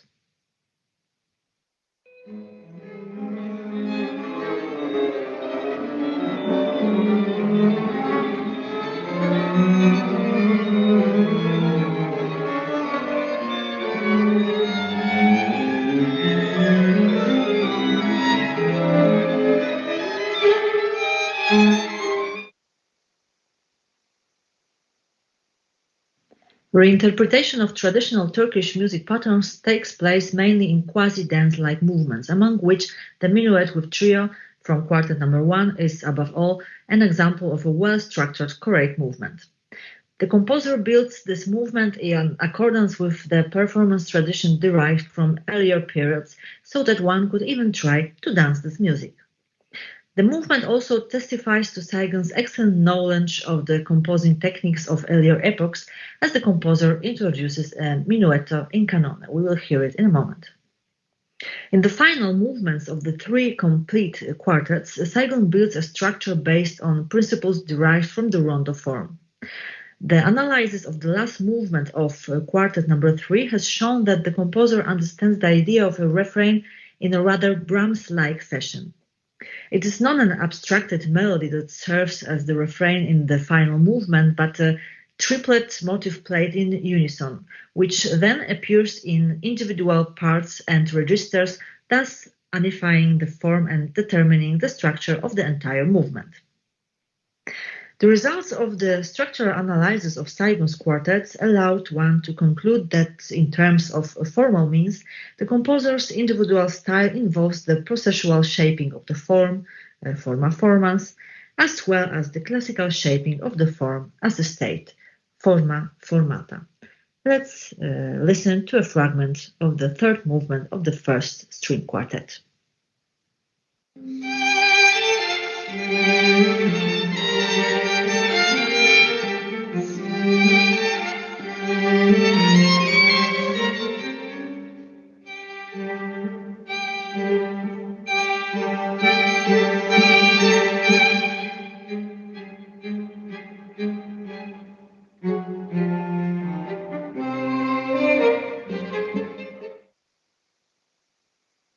Dramaturgy.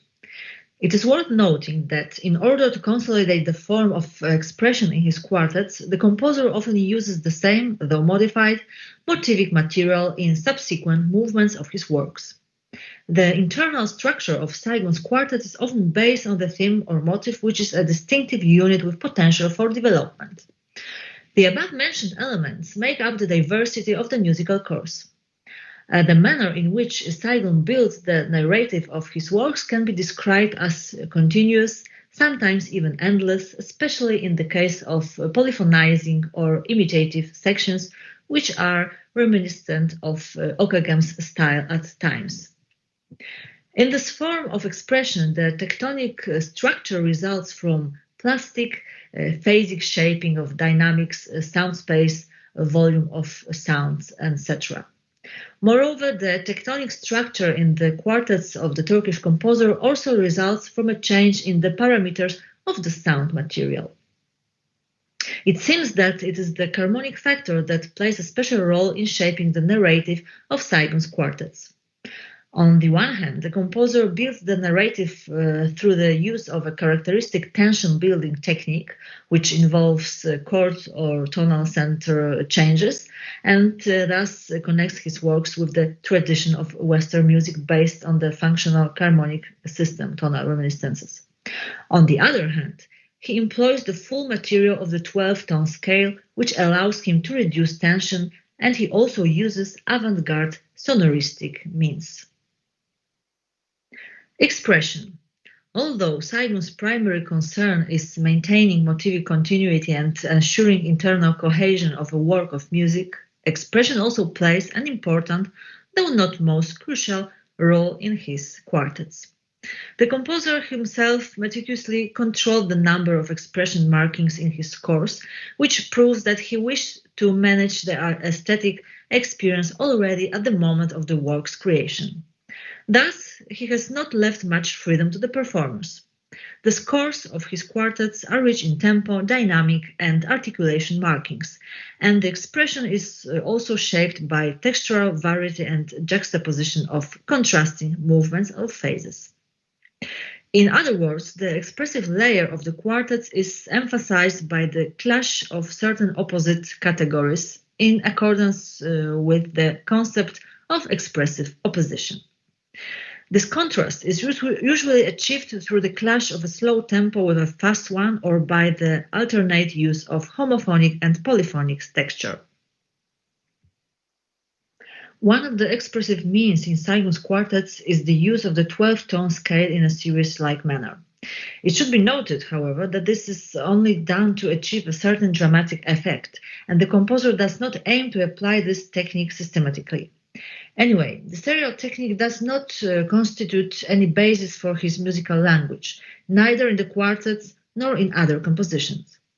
Although the composer experimented with it several times, he openly criticized its principles. You can see the quote in the picture.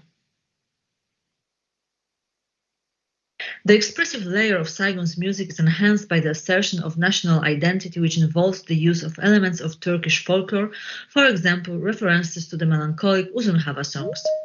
In quartet number 2 and 3, Saigon intensifies the expressive and semantic effect by referring to Jikish rituals, during which dervishes played entrancing music to achieve the full state of meditation. The composer, limited in his creative work to the use of string instruments only, clearly recreates the tradition both in the melodic line notation and in the instructions given to individual instrumental parts. Saigon's musical language is the result of the composer's rich timbral imagination, which manifests itself, among other things, in the use of chords built of seconds and strands of sound.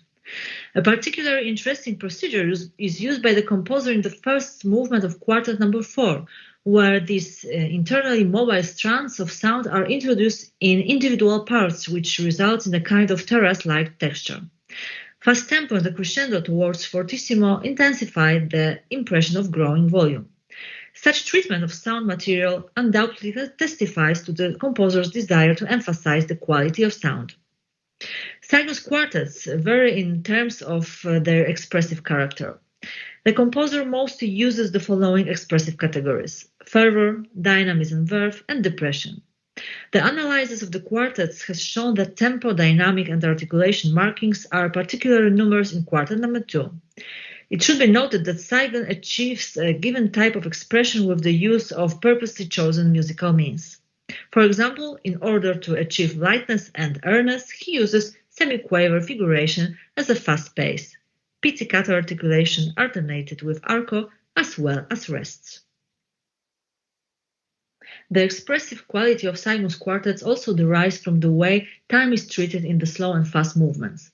The use of slow tempo in the second movements of the first 3 quartets results in certain types of expression: calm, soothing, and melodious. The fast tempos in the first, third, and fourth movements of the 4 movements cycles, quartets number 1 and 2, the first and third movement of quartet number 3, and the first and second movement of quartet number 4 bring in such qualities as energy, dynamism, and mobility. Certain expressive categories are invoked by dynamically and statically shaped musical passages in the quartets, which intensify the overall expression of the work. The dynamically shaped sections are characterized by mobility, lively rhythmic runs, and often also by staccato articulation. These are presented in the fast movements of the quartets. The statically shaped sections usually appear in the slow movements of the composition questions. These sections calm down the musical narration, stop the movement, and are characterized by a lack of development tendencies.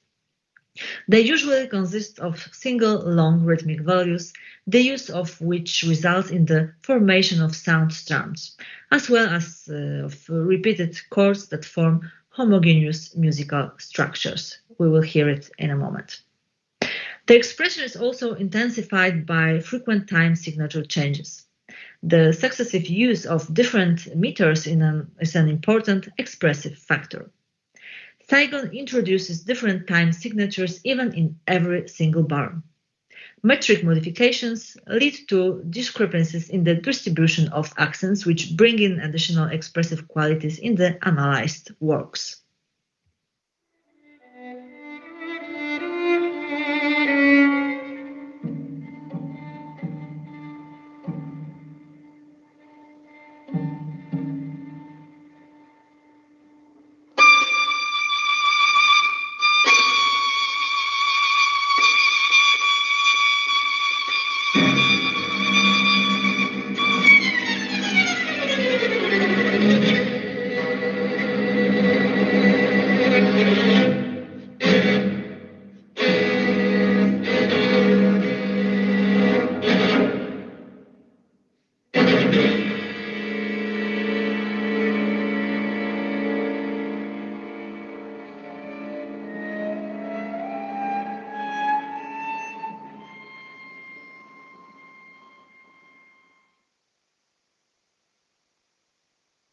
The reflection of Cygan's stylistic idiom and the attempts to identify it on the basis of the string quartets can be summed up by an overview of the fundamental properties of the composer's style, constantly present in his works.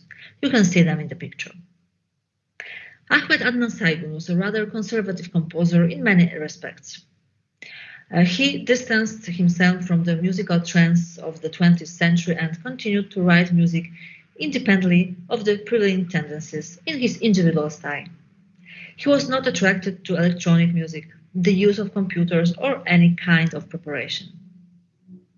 He also openly criticized composers of serial music. Instead, he wrote works that always followed a predefined and well-thought plan, including a model one, had a strict formal structure, and were characterized by remarkable motivic cohesion and conventional texture. The analysis of Cygan's quartets shows that this was a genre in which he felt comfortable. By choosing this genre to express his artistic self, he was able to implement the idea that was close to the music of the Ottoman tradition. That is to use the right volume of sound, which determines the aesthetic of the work, its precision, sharpness, and richness of expression, and to employ a structurally lucid form and clear instrumentation, thanks to which the musical message does not lose its originality and clarity. Thank you for your attention. Thank you, Ola, for your very interesting presentation. And now we have some time for questions. We are a little bit late, but maybe one question from me. I wonder, Saigon's output is completely unknown in Poland, maybe excluding your personal experience and research. So I'd like to ask you about the other genres, about other forms written by this composer. What did he compose apart from string quartets, if we can So he composed a lot of works. I didn't hear you well because I think I have some technical problems.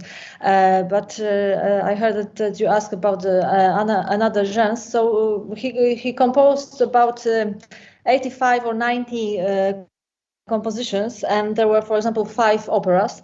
One of the most known opera is Tash Bebek, in English is The Doll, and this opera is one of the first operas staged in Turkey in 1934. It was staged in the presence of President of Turkey, so Mustafa Kemal Atatürk. So it's a very important genre. Also, he composed 2 ballets and a lot of orchestral works. For me, the most interesting, especially at the beginning when I started to be interested in his works, symphonies. Because also that my father conducted the symphonies in Turkey, so he told me about Saigon, about his works. He wrote 5 symphonies. I had also a paper about this symphonies. It was only reconnaissance at the previous conference. So we can see in the symphonies similar stylistic idiom. So it's a similar conclusion, which we can see in these works. So the 5 symphonies, also vocal orchestral works, maybe especially interesting for you, Tomek, oratorio, Yunus Emre. So it's connected with, it's based on the Anatolian mystic spiritual journey. It was translated in many languages and performed in many countries, performed in Hungary, Austria, Germany, also in Vatican. Not yet in Poland, but so it's all ahead of us. It's a very interesting, very important work of Saigon. We can see there's evoking of full of spectrum of Turkish materials, so it's very interesting. Concertos, 2 piano concertos, 1 viola, 1 cello, 1 violin concerto. Except of quartets, we have sonatas, suites, partitas, preludes, ballads, also choral music. So it's choral pieces. So it's a lot of works strictly connected with Turkish music also, because like in we can see it in the quartets, but he made the same in other pieces. So the tradition of European music, which he learned abroad in Europe, combined with Turkish traditional music. And that's why I think Saigon is so loved in Turkey, because he's this composer who showed the Turkish music to Europe, to other people, other musicians. Great, thanks for the answer. And Professor Gesine Schröder. Yes. Thank you very much for the presentation of your talk. I have a question which concerns the education, perhaps, or the early professional career of Saigon. So I know that he taught at Ankara Conservatorium in Ankara, and there was another person, a very famous violin player, Liku Amar, Nico Amar was the first violinist of the quartet of Paul Hindemith, and he immigrated like Hindemith, so he immigrated in the 1930s to Turkey and taught there at the Ankara Conservatory for more than 20 years. And what I asked, or the reason why I asked, I find the way Saygun is composing for strings or just for string quartet, it is very professional. So I think he should have probably would have been had the chance to play with a very professional string quartet, or to listen to a very professional string quartet. Was this quartet with Liku Amar? Well, it's hard to say. I don't know. Thank you for this question, and I will check it. It's very interesting and I think important. I think that during his trip to Europe, he listened to a lot of good quartets, ensembles, and other also. Maybe yes, maybe he had the opportunity, but I didn't find anywhere information. I would try to find out in Emre Araji book, because he wrote the catalog and also made an analysis of his composition. So maybe I will try to contact him or find this information in his book. And it's for me it will be also very, very interesting. So thank you very much for this information, and I will check it. Thank you.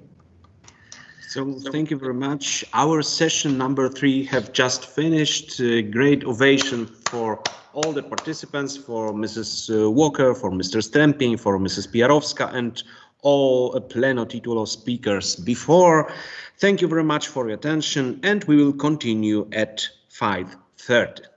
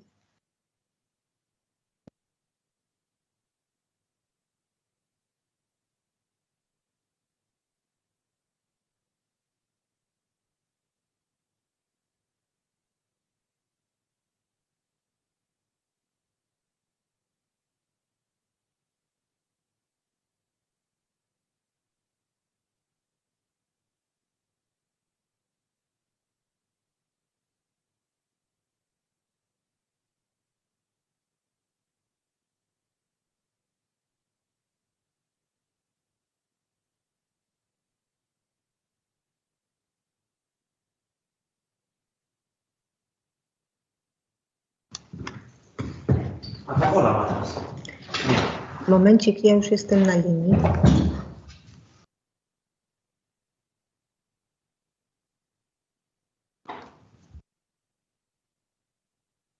Mogę zaczynać, czy jeszcze?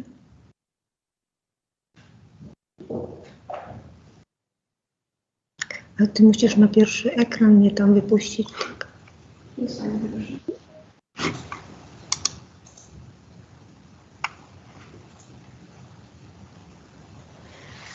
Dobra, to ja lecę. Tylko nie mam na pełnym ekranie. So it's a great honor and pleasure for me to preside over this session of the conference, last session of our conference in first day of conference. We will be listening to two papers. The first speaker will be Professor Anna Nowak from the Academy of Music in Bydgoszcz.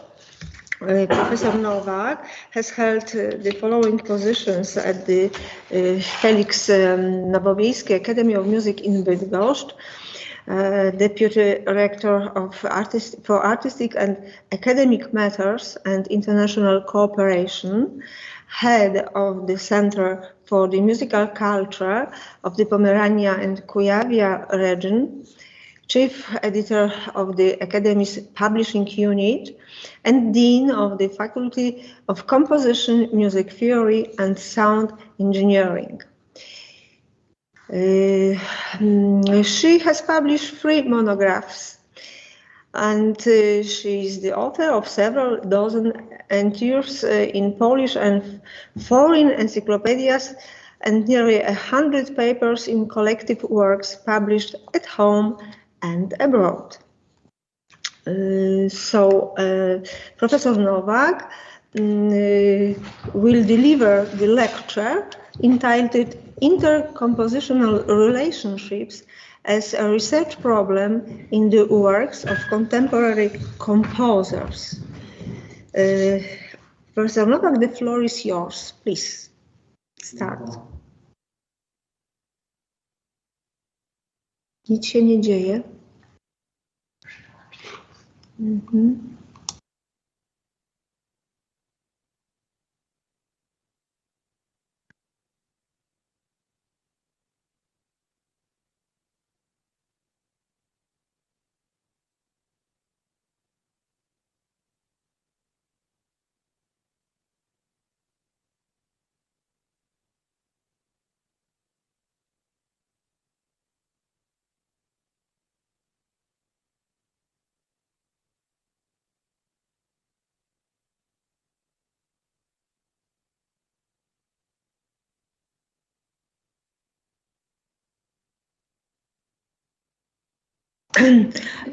Excuse me, we have a problem, technical problem, because there is no Professor Nowak. There's no connection with Professor Nowak. So we are waiting.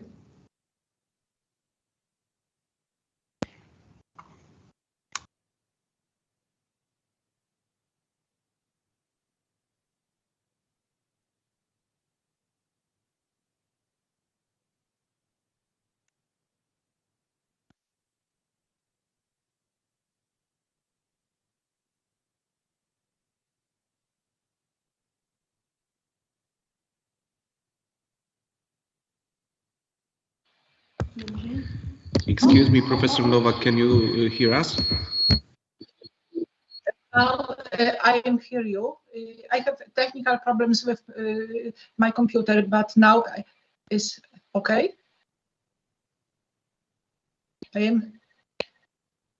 So let's start.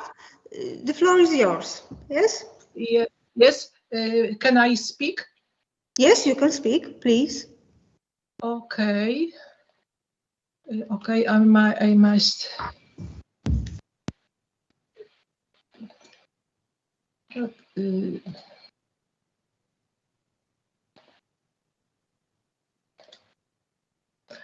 I can't turn on my presentation at this moment.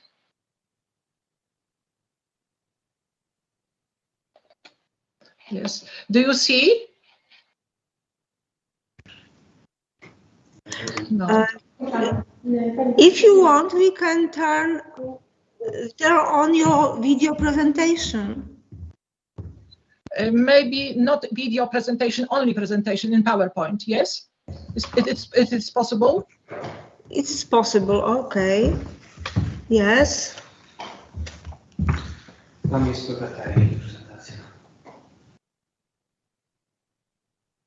Okay.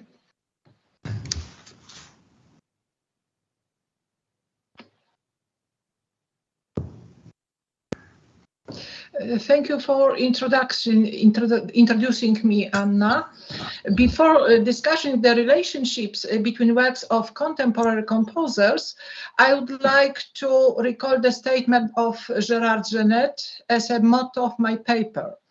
I quote, the art of making something new with something old has a long history and a rich tradition.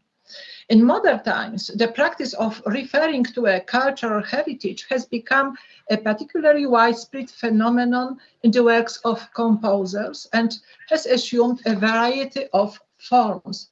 This is due to, among other factors, to the multiplicity of techniques, forms and means of expression, as well as material and stylistic connections applied in contemporary music.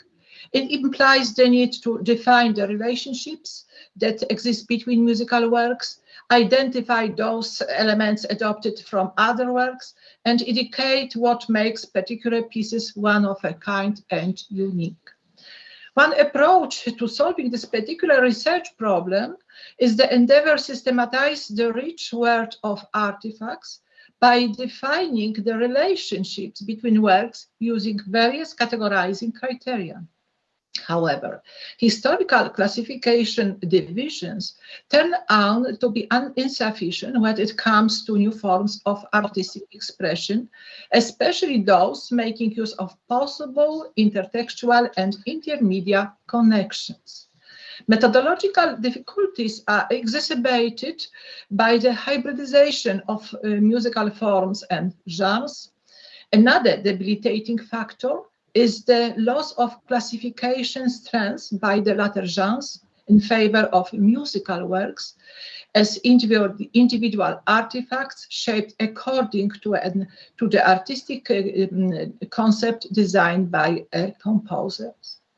As a consequence, the creation of new classifications of typologies is the need to search for such categories that will most accurately characterize this music. The various concept of explaining intercompositional relationships draw inspiration both from the existing systematics of music and methodologies adapted from the theory of literature, philosophy, and other humanities.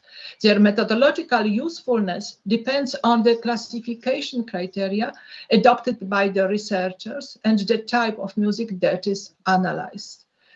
Please, next slide. One way of organizing various forms of intercompositional relationships proposed in contemporary Polish musicological literature is Mieczysław Tomaszewski's Music Within Music Systematics. Endeavoring to capture and prioritize all possible links between works, it seeks to identify the essence of individual forms of reference and thus to establish clearly defined classification categories. This is achieved by means of 4 criteria, from which in turn 16 classes of musical derivatives are distinguished. The first criterion is the source of borrowings. It is what precisely has been adopted from tradition. For example, the entire work, a section of that work, the musical language of the era, or the musical language of a particular composer. The second criterion concerns the functions that these acquired elements are assigned in the new work. The third criterion is the form of musical derivatives, its genre and formal specificity. And the fourth criterion is the degree of autonomy enjoyed by derived work compared to original piece. On the basis of the above, Tomaszewski created a classification grid showing the various ways and types of coexistence in one work between its heterogeneous components.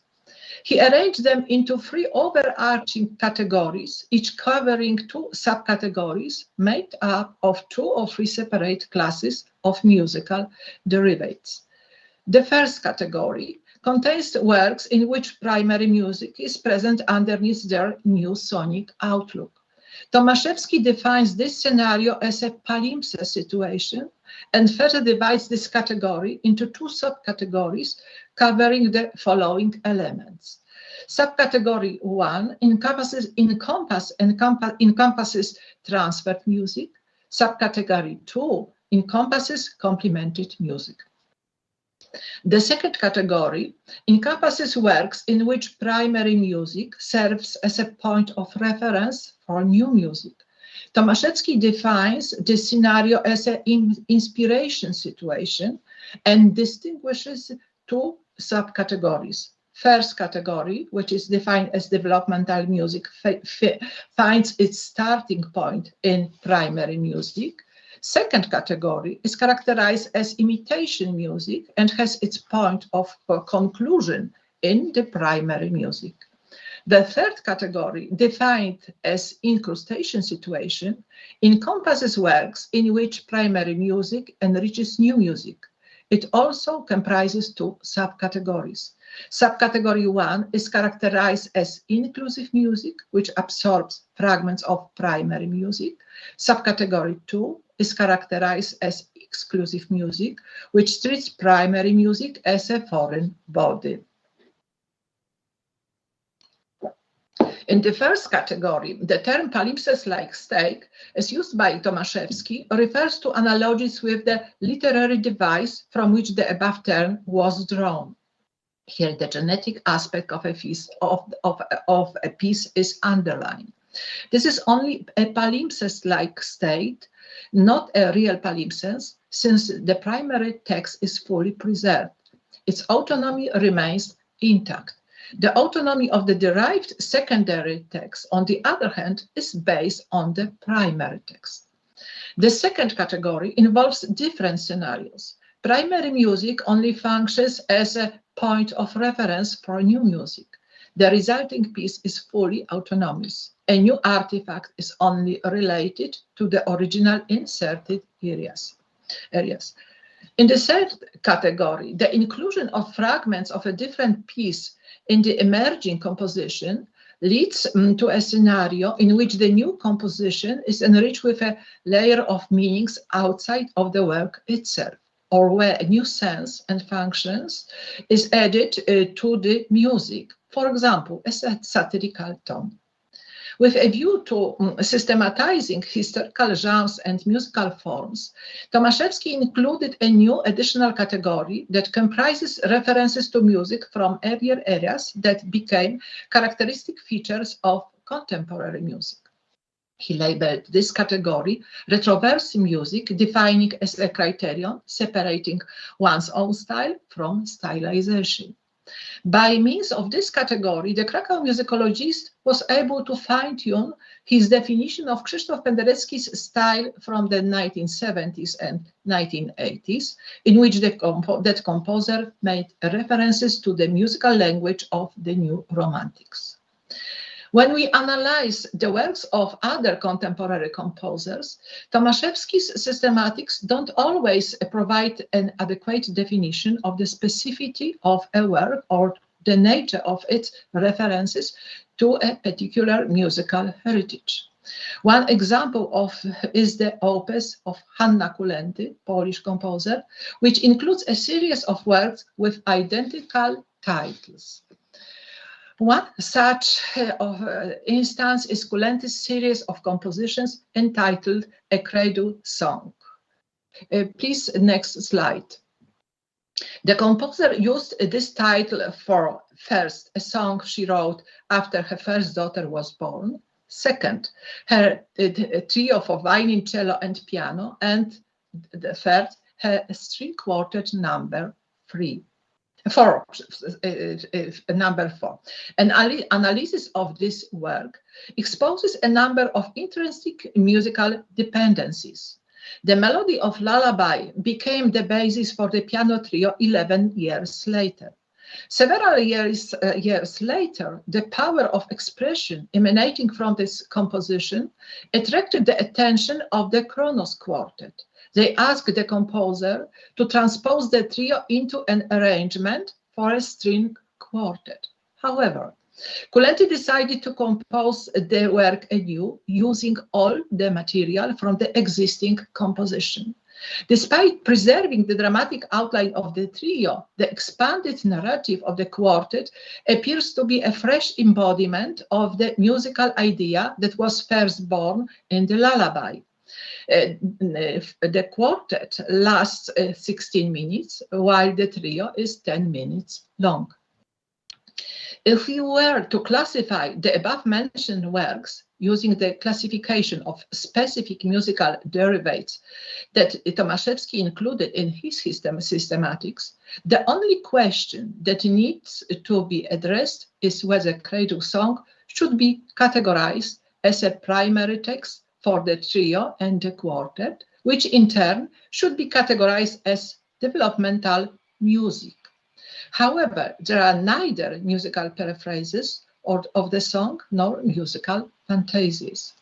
The composer specified their genre in their given title. Defining the relationship between the trio and the quartet is even more difficult. We can equally place the quartet in the category of complemented music and developmental music. For researchers of contemporary compositional works, three overarching categories of Tomaszewski's systematics have proven to be especially inspiring: the palimpsest situation, the inspiration situation, and the incrustation situation. Their general character allows to explain many specific forms of intertextuality that can be found in the works of the 20th and 21st century. New media and new concepts of creating music from heterogeneous elements are sometimes difficult to characterize by referring to typologies that organize mainly historical forms of musical derivatives.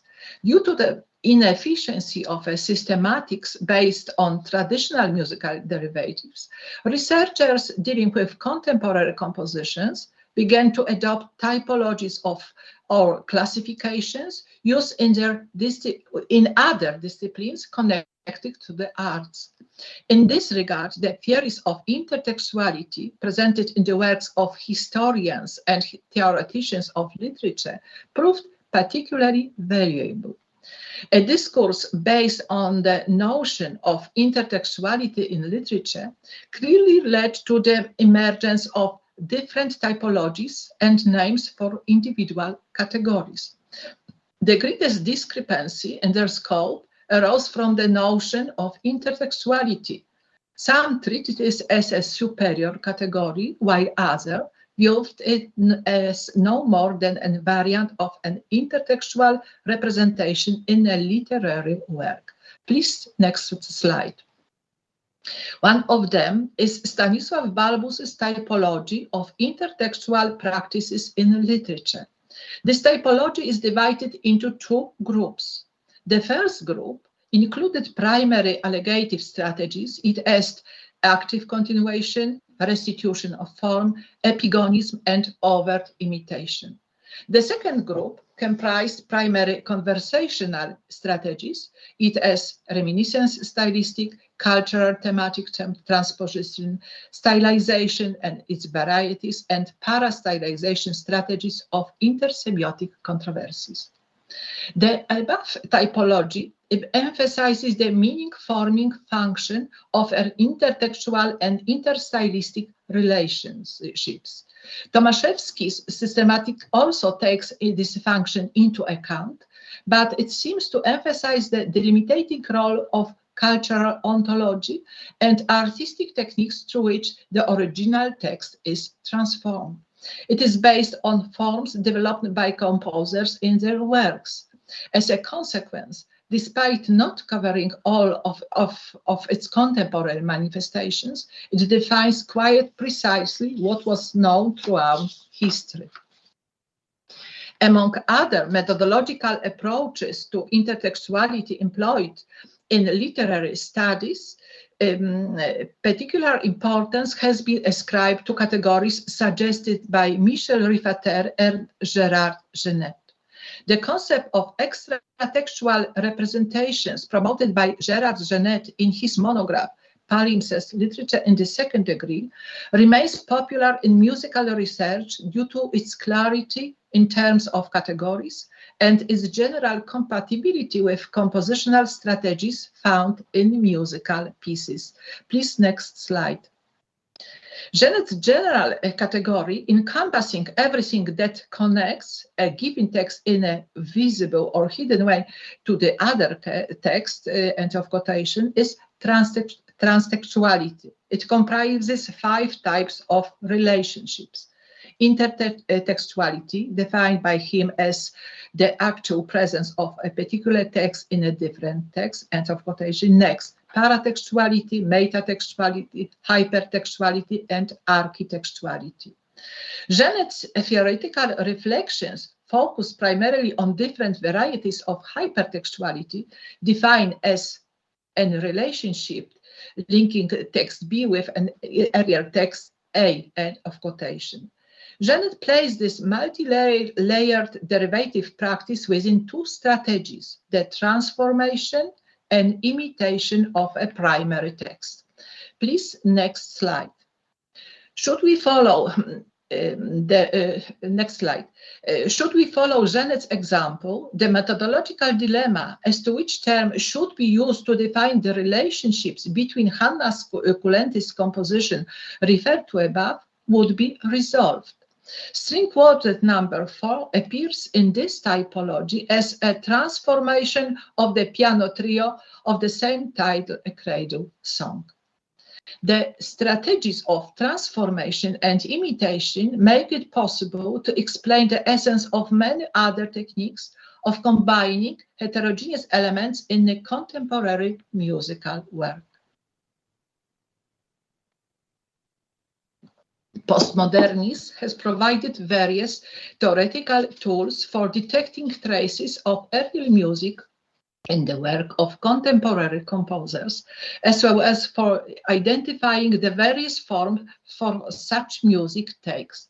One of these conceptual approaches is hauntology, a term invented by the deconstructionist Jacques Derrida and discussed at length in Polish philosophical literature. Andrzej Marzec regarded it as, I quote, a useful tool for analysis and interpretation of the philosophical thought and culture texts of the 20th century, end of quotation, while Krakow musicologist Agnieszka Draus treated it as a method for studying 20th and 21st century music, especially the works of the latest generation of Polish composers, in the context of resurrecting and recalling what is past, absent, and finished. Please, next slide. The distinctiveness of this concept lies in its different approach to the metaphysics of ontology. Due to specters, I quote, polluting the present with the weak presence of the past, most artistic works turn out to be new and old at the same time, end of quotations. Form of existence assumed by specters are conditional hospitality, unconditional hospitality, absolute hospitality, and nostalgia. Such a typology made it possible to explain the existence of individual musical entities in a contemporary environment and, most importantly, identify the reasons why these entities have made themselves present. Through their occurrence in the aforementioned compositions, such phenomena as reinterpretation, reconstruction, quotes, cover techniques, and others become the embodiment of the haunted present and the past that refuses to go away. Going to conclusion. The pluralism inherent in the cultural universe of the contemporary world, which manifests itself not only in a multiplicity of techniques and artistic means of expression, but also in the wealth of meanings embodied in musical works, has become the driving factor in the search for tools that can reveal the individuality of particular compositions and their distinctiveness from other artifacts. This methodological situation, as many factors seem to indicate, is a response to changes in the ontological status of the musical category of genre, which may be described as, I quote, an algorithm that doesn't automatically produce various textual forms, but rather is a kind of social semiosis and open and dynamic constellation of directives, end of quotation, which we ought to add, weakens its categorizing power. Moreover, the situation described above appears to be a reaction to the composer's search for forms and means of expression that allow them to fully express their own artistic subjectivity, which in turn obliges researchers to diagnose the nature of a created output by means of notions and classifications. The classifications presented in my speech are helpful instruments for describing various musical derivatives and functions performed by elements in a composer's own work, as well as elements borrowed from different pieces. These classifications be selected in order to reveal the changing rule of the research procedure. They not only highlight the dynamics of this process, but at the same time also show the overriding goal of researchers: to find explanatory strategies that bring us closer to gauging the essence of contemporary compositional works. Please, next slide. The legitimacy of such explorations is confirmed by one of the research postulates that Polish philosopher Barbara Skarga. I quote, "Science must expand its subject. Everything that has its source in human spiritual experience must be co-opted in one way or another into the system of knowledge." And thank you for your kind attention. Thank you. Next slide. Thank you. Okay, thank you for your interesting paper. Now it's time for discussion, and I have first question to our speaker. What is your opinion about the conception of intertextuality of Stanisław Balbus and Ryszard Nycz? And what do you think about their methodological utility in describing this contemporary music? Thank you for the question. As I mentioned, the need to search the most accurate, search for such categories that will characterize contemporary music, draw attention of researchers to theories of intersexuality. One of them is Stanisław Balbus's theory. This theory proved to be very helpful in musicology. Why? Because Balbus precisely characterizes different stylistic categories like epigonism, like imitation, stylization, and so on. These categories became analytical keys, very useful keys when we want to interpret analogous phenomena in music.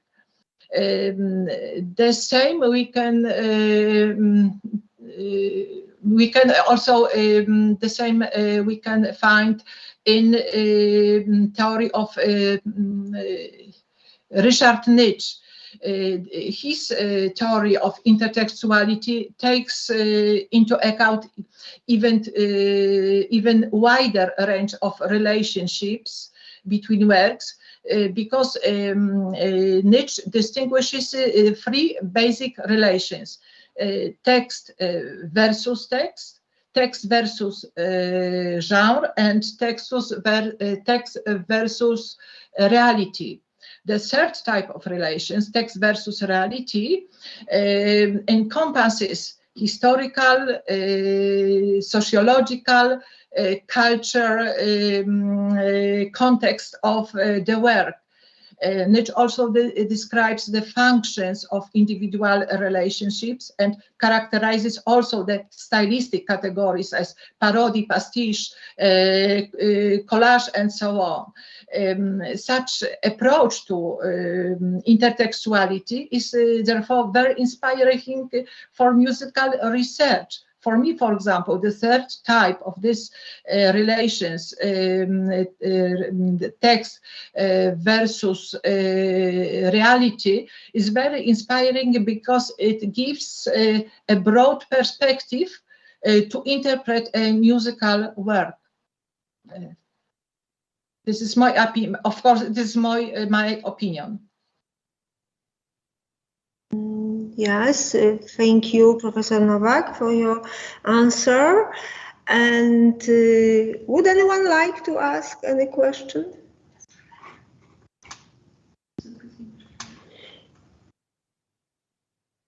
Another question, please. I raised my hand. Perhaps it cannot be seen. Yes, Gesine Schroeder. Yes. Thank you very much for your talk. Perhaps I didn't catch all, but my question is, you talked about intercompositional relationships between contemporary composers, so it is plural. But is there another example apart from Hanna Kulenti? This is my first question. The second one is, don't we have this phenomenon, which of course is described in many books, for example, Metamusik by Hermann Danusa, which also is dedicated to this topic, or this catalog reworking, rescribing, and which is by the Sacher-Stiftung Basel, at hand of many composers whose manuscripts are in the Sacher-Stiftung Basel. So we have many books about this topic, but it would be interesting for me, is there any speciality in very contemporary composers, and is there any more example apart from Hanna Kulenti?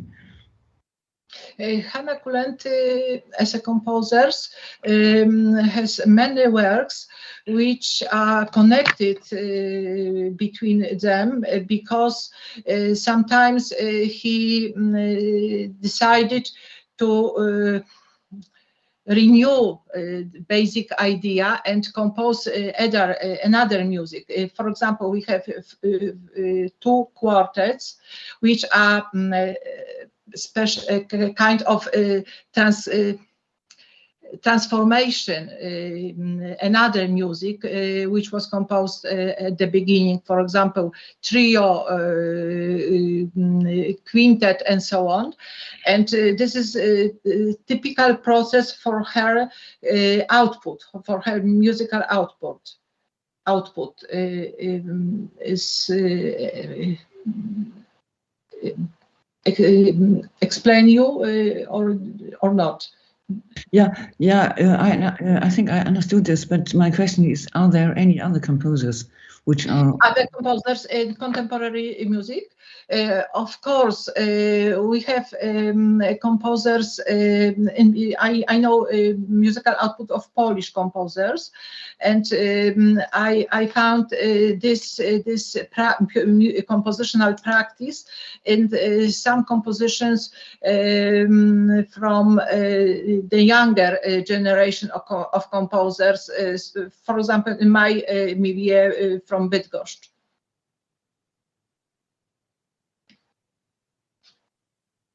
And can you remind me next question? Yes, if I may. So the question is, isn't the phenomenon you described, isn't it something which we find in history, so in the music history from where we know it? So, for example, also Renaissance composers, we have again and again these intercompositional relationships, not only in the work of one composer, but also from composer to composer. So it's a very general phenomenon. But is there something special of this phenomenon in contemporary Polish composers? So this is my question. This problem is important, contemporary, because new means of expression and new dependencies between works, which we find in this composition, needs new tools for describing them, and new media which were used in contemporary compositions, and new forms, maybe genres, which are in this music, are the reason we seek new methods of describing them.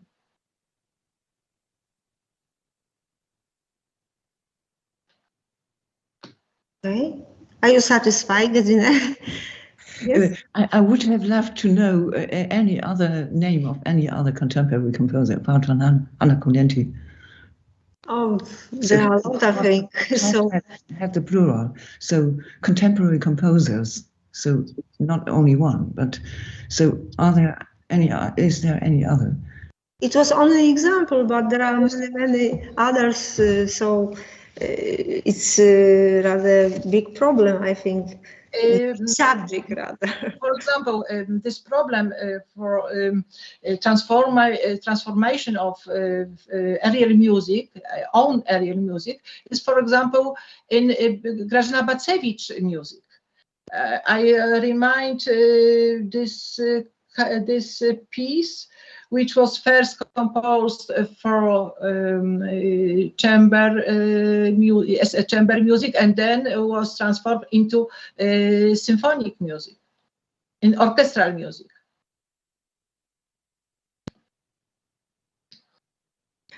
I can edit also the music of Rafał Augustyn from Wrocław. There are many intertextual relationships, and in this second paper, I think that Alexandra Ferenc will present this problem on another example.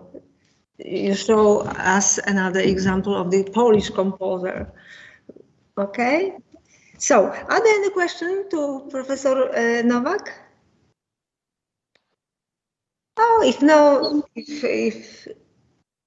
there are no questions, I would like to present the next participant. But I would like to thank you very much for our Professor Anna Nowak for very interesting presentation, very interesting speech. Thank you.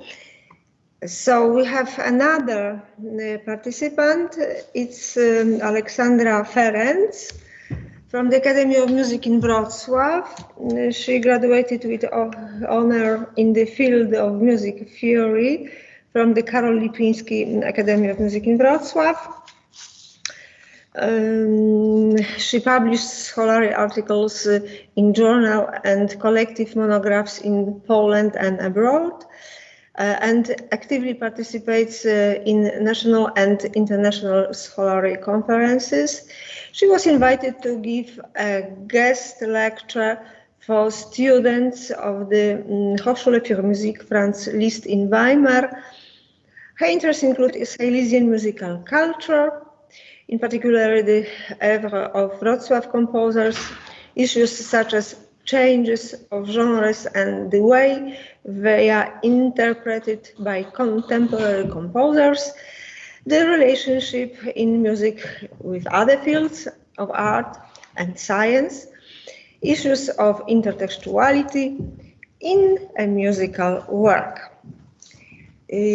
And now we will listen to the paper entitled Intertextual and Intersemiotic Relations in Rafał Augustyn's Miroir.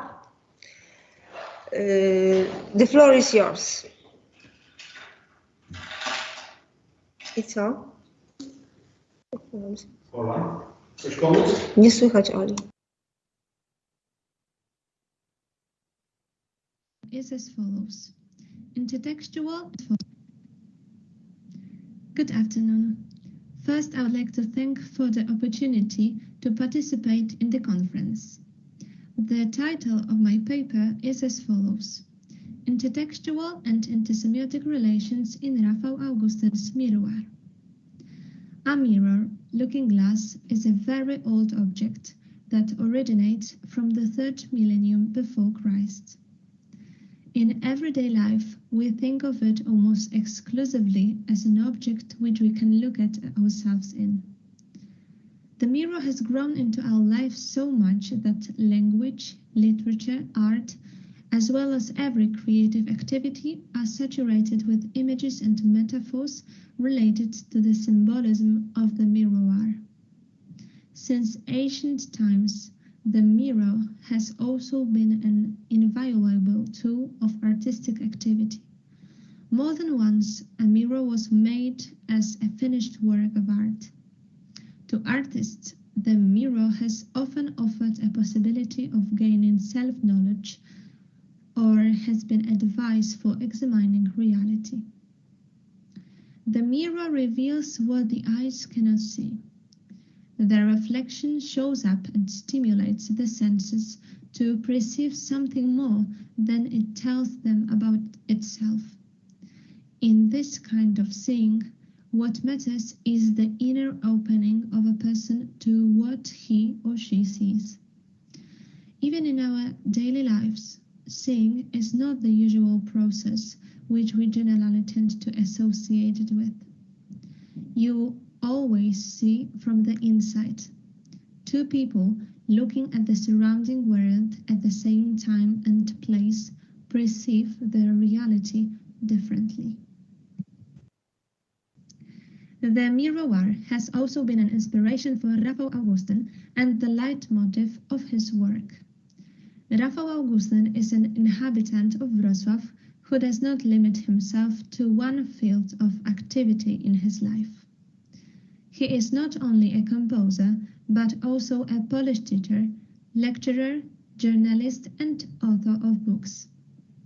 He is a great erudite, describing himself as kobyszcza, who, just like the protagonist of Stanisław Lem's series of stories, constantly engages into the perception process and does so carefully, intensely, and with concentration. He puts his observations on paper. Such were also the origins of the composition Miroir, about which Augustyn says, "I image my work as an attempt to reflect on a reflection." Miroir was commissioned by the 40th Warsaw Autumn International Festival of Contemporary Music for 2 Lithuanian ensembles, Saga Duo and Extempore. The world premiere took place during a concert in the Holy Trinity Church in Warsaw on 25th of September 1997. Miroir is a chamber piece consisting of 3 movements, composed for saxophone, trombone, piano, double bass, and percussion.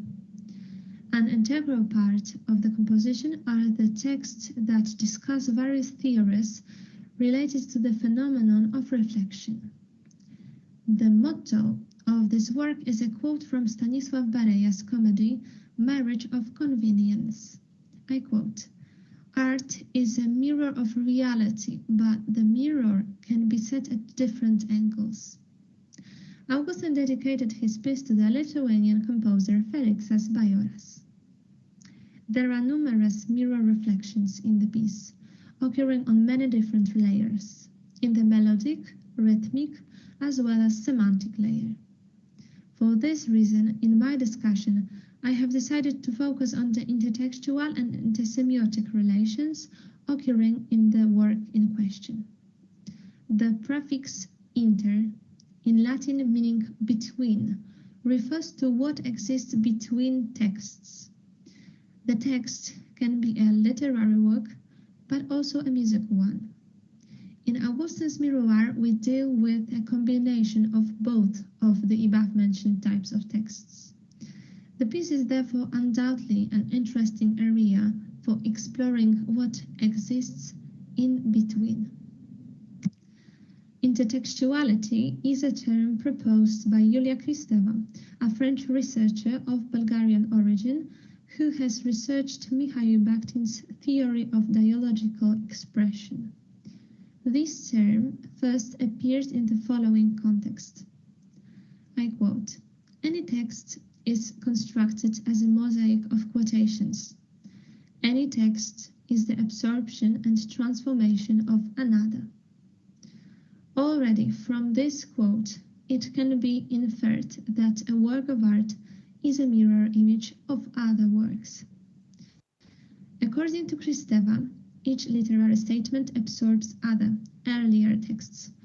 It is created as a result of the accumulation of various quotations or clichés, etc., present in culture. The recipient should be aware that no work exists in isolation. As Mikhail Bakhtin said, I quote, "There is no single meaning to be found in the world, but a vast multitude of contesting meanings. There is no isolated statement, it always presupposes the statements that precede it and those that follow it." In a reference to Bakhtin's thoughts on the dialogical nature of the work, the following sentence should be recalled. I quote, "My word remains in the ongoing dialogue where it will be heard, receive an answer, and transform its meaning."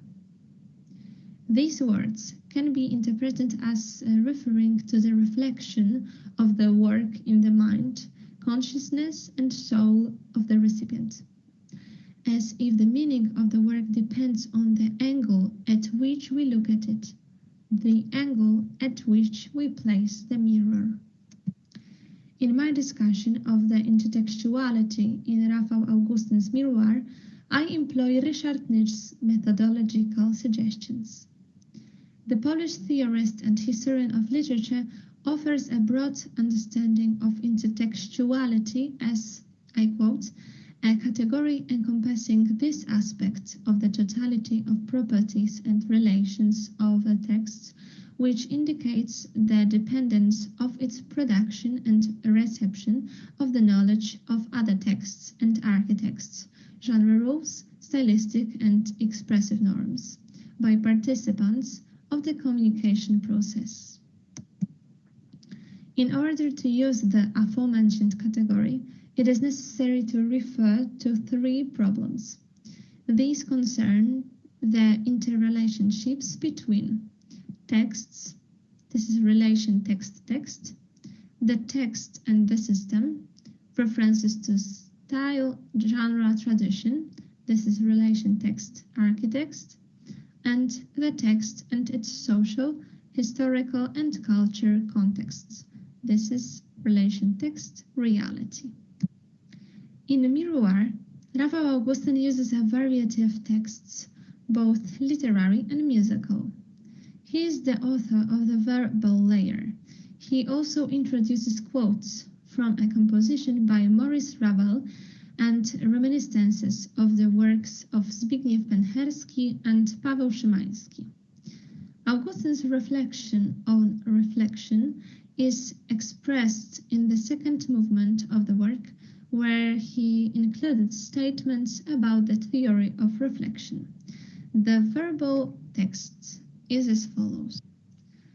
When creating the text, Augustyn drew on the theory of reflection in philosophy, Plato, psychoanalysis, Freud, Marxist ideology, Lenin, and mathematics, theory of chaos and fractals. This verbal layer has been translated into Esperanto, an international language in which it is to be pronounced, and divided into 12 parts, called texts by Augustine. They are marked with Roman numerals. The first 3 texts are split into lines marked with the letters A, B, C, D. As the composer has indicated, texts 1 to 8 are to be performed by one of the ensemble members at the discretion of the performers, or by an additional 6th person, while texts 9 to 12 are assigned to the performers indicated by the composer in the score. The place where the verse is to be spoken is marked in the score.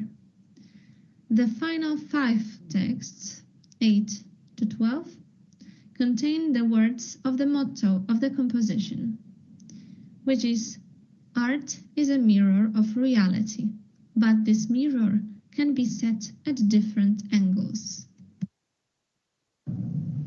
Sed ja necese estus antaŭeniri kaj konsideri ankaŭ aliaj aspektoj de problemo. Ekzemple tiel konata, kiel ideo de Platon, ke ekkonanta realeko.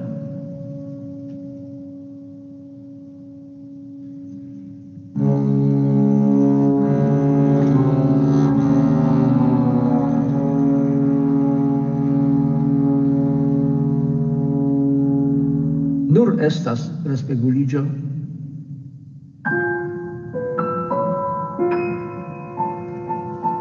de ideala est.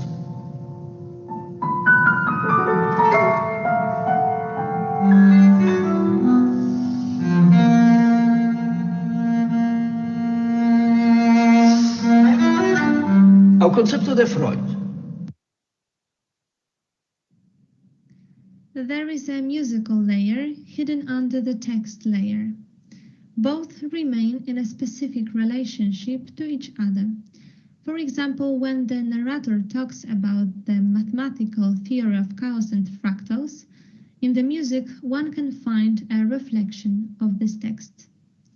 In the colloquial sense, a fractal usually means a self-similar object, that is, one whose parts are similar to the whole, or one which is infinitely complex, that is, showing more and more complicated details at any greater magnification. The representation of fractals in music is made up of motifs that are augmented or diminished. This example shows fractals as crooked, quaver, and semiquaver quintuples. In the piece, the composer also uses foreign musical texts. For example, a quote from a suite composition entitled Miroir by Maurice Ravel. A very characteristic motif taken from one of its movements, Les Oiseaux Tristes, is placed in Augustine's work in the high register of the double bass, which makes it sound grotesque.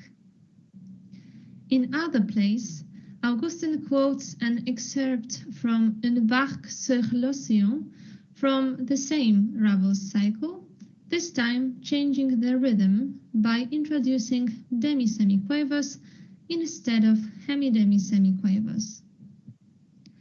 There is also a reference to the work by Zbigniew Pencherski entitled Incantazioni for a percussion ensemble, introduced here as a kind of metaphysical joke. The musical figure illustrating a bouncing ping-pong ball is shown at the end of the composition. However, unlike in the case of Pencherski's piece, where the ball bounces until it disappears, in Miroir, the bouncing ping-pong ball is caught after the 4th bounce. In Miroir, one can also notice connections with the series of Paweł Szymański's works entitled Through the Looking Glass. It is a kind of allusion evident in the very title of the composition. Augustine refers to the works of the other composers in his self-commentary to the composition, calling that, I quote, Reminiscences of the works of Maurice Ravel and Zbigniew Pencherski are intentional. Allusions to the series Through the Looking Glass by Paweł Szymański I have tried to minimize. I have the impression that not very effectively. In Miroir, Augustin also uses various stylistic conventions. In the third movement of the work, after a quiet introduction of percussion instruments, an improvisational jazz rhythm fragment follows. With this background, the composer juxtaposes the aforementioned quotation from the movement Une barque sur l'océan from Ravel's Miroir suite, which sounds both strange and humorous in the adopted stylistic convention. Reflection appears in Rafał Augustin composition on various levels. Already in the first movement of the piece, the author encrypted the name and surname of Felixas Bajoras, the addressee of the dedication, in a musical theme consisting of the sounds F, E, A. In accordance with the motto of the work, this three-note motif, made up of the intervals of a minor second and a perfect fourth, is shown at various angles. First, it is presented in the original version, and then in retrograde or inversion in the parts of various instruments, or with modifications of the original intervals and pitches.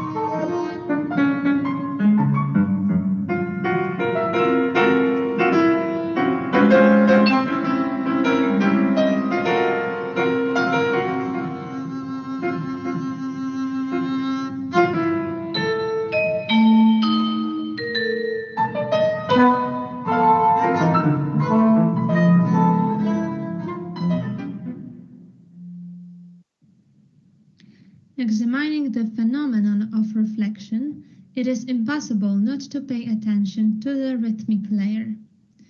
The composer uses so-called irreversible rhythms, which, when reflected in a mirror, keep the same shape.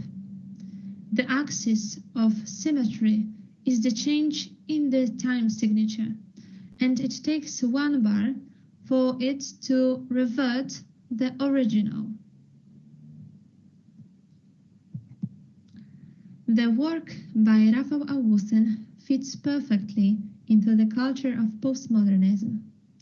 The basic feature this culture were references to traditional art made by combining stylistically separate elements, polystylism. The guiding principle was to use the resources of earlier epochs and contemporary art, both popular and highbrow. The elements of tradition, however, were never used literally, but were evoked through idioms, gestures, quotes, and pseudo-quotes. Often, traditional means were woven into the contemporary fabric of a work and combined with it in a surprising way.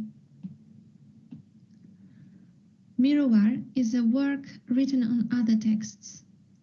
It contains elements of various conventions and styles, to which the composer gives the character of a grotesque, parody, and allusion. An example may be the quotation from Ravel's Les Oiseaux Tristes, which, as has already been noted, sounds comical in the high register of the double bass. Augustine plays an intellectual game with the listener. The Esperanto text he uses is incomprehensible to the listener, but some of its elements, such as the names of Plato, Lenin, and Freud, shine through the verbal layer, stimulating the audience to search for meanings and senses. The performance of Miroir also includes a theatrical element, thanks to the text recited in the second movement. It is a work saturated with intertextual relations, and intertextuality is visible here on many layers. While examining various Miroir reflections, we inevitably come across the edge of the composer's irony, because Miroir is also a joke about the academic ambition of philosophing about music and all the ups and downs related to it. Thank you for your attention.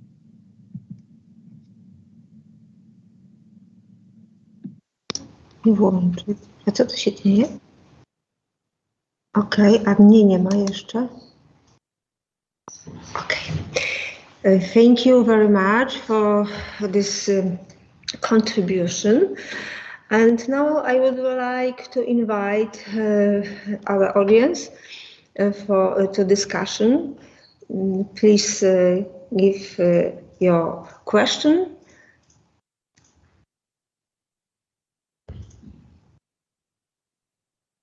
Would anyone like to ask any question? Maybe I would like to ask you. In your paper, you presented only one composition of Rafał Augustyn, in which are many interesting intertextual relations. Could you tell us where the intertextuality is kind of differentia specifica also for other works of this composer? What is the source of this intellectual technique also is another question. Thank you. While examining the oeuvre of Rafał Augustyn, I've noticed that there are many compositions where intertextuality can be found. Mostly they are closely related to his interest in literature. Both works with verbal text and works without text have a complicated system of meanings, the key to which are titles, for example, referring to literary genres and techniques. The composer is playing a game with audience. The composer refers to various cultures, as well as various styles typical to specific epochs, and other artists and composers. The composer uses quotes, associations, references, allusions, grotesques, parodies, and his music is characterized by a complex system of musical symbols. Yes, and in this piece, actually, it was rather like some kind of a joke. This piece should be treated both like serio and buffo one.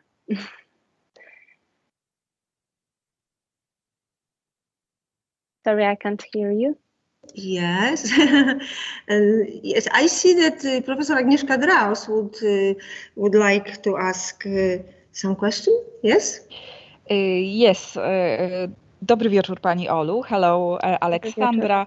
I would like to ask you about this theory of Richard Nietzsche, because this is also very close to me. You have, as I understood right, you have chosen this theory from plenty intertextual theories, and it is a part, I know, of your huge research. So I am wondering about this intertextual vocabulary, because you mention Richard Nietzsche theory, and there are such particular categories he created, like suppositions, reminiscence, quotation, obvious and not obvious. Are you going to implement also this Nietzsche vocabulary, and if so, would you please just a few examples, which of these categories would you see in this Miroir piece by Rafał Augustyn? Yes, thank you. Yes, of course, I implement this vocabulary. Today I didn't say about that, but of course in this piece also we can see reminiscences of other musical works, of other composers, right? Also some illusions and so on. So yes, allusions, yes, allusions and, yes. And suppositions, yes, because it's a quite difference between supposition and allusions. So that is why I'm curious, yes, because you mentioned there the figure of Lenin and so on. So maybe it would be the good trope to go further in this specific category, supposition and allusions, exactly. Okay, I will do so. Thank you. Thank you very much.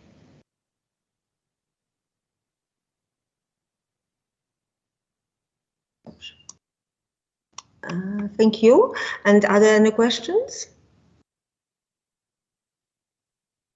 No. So I think that it's time for finish our first day of the conference. It was the last lecture today, and I would like to address my gratitude to both speakers, to Alexandra Ferenc and to Professor Nowak. Thank you very much for your very interesting and inspiring speeches. It was wonderful. Thank you. And now I would like to invite you to a concert organized by the Computer Composition Studio of our Academy of Music. You will be able to listen to this concert on the YouTube of the Academy of Music in Wrocław. The concert starts at 8 o'clock. And tomorrow will be second day of our conference. I invite you for this event. So goodbye. Thank you for your presence.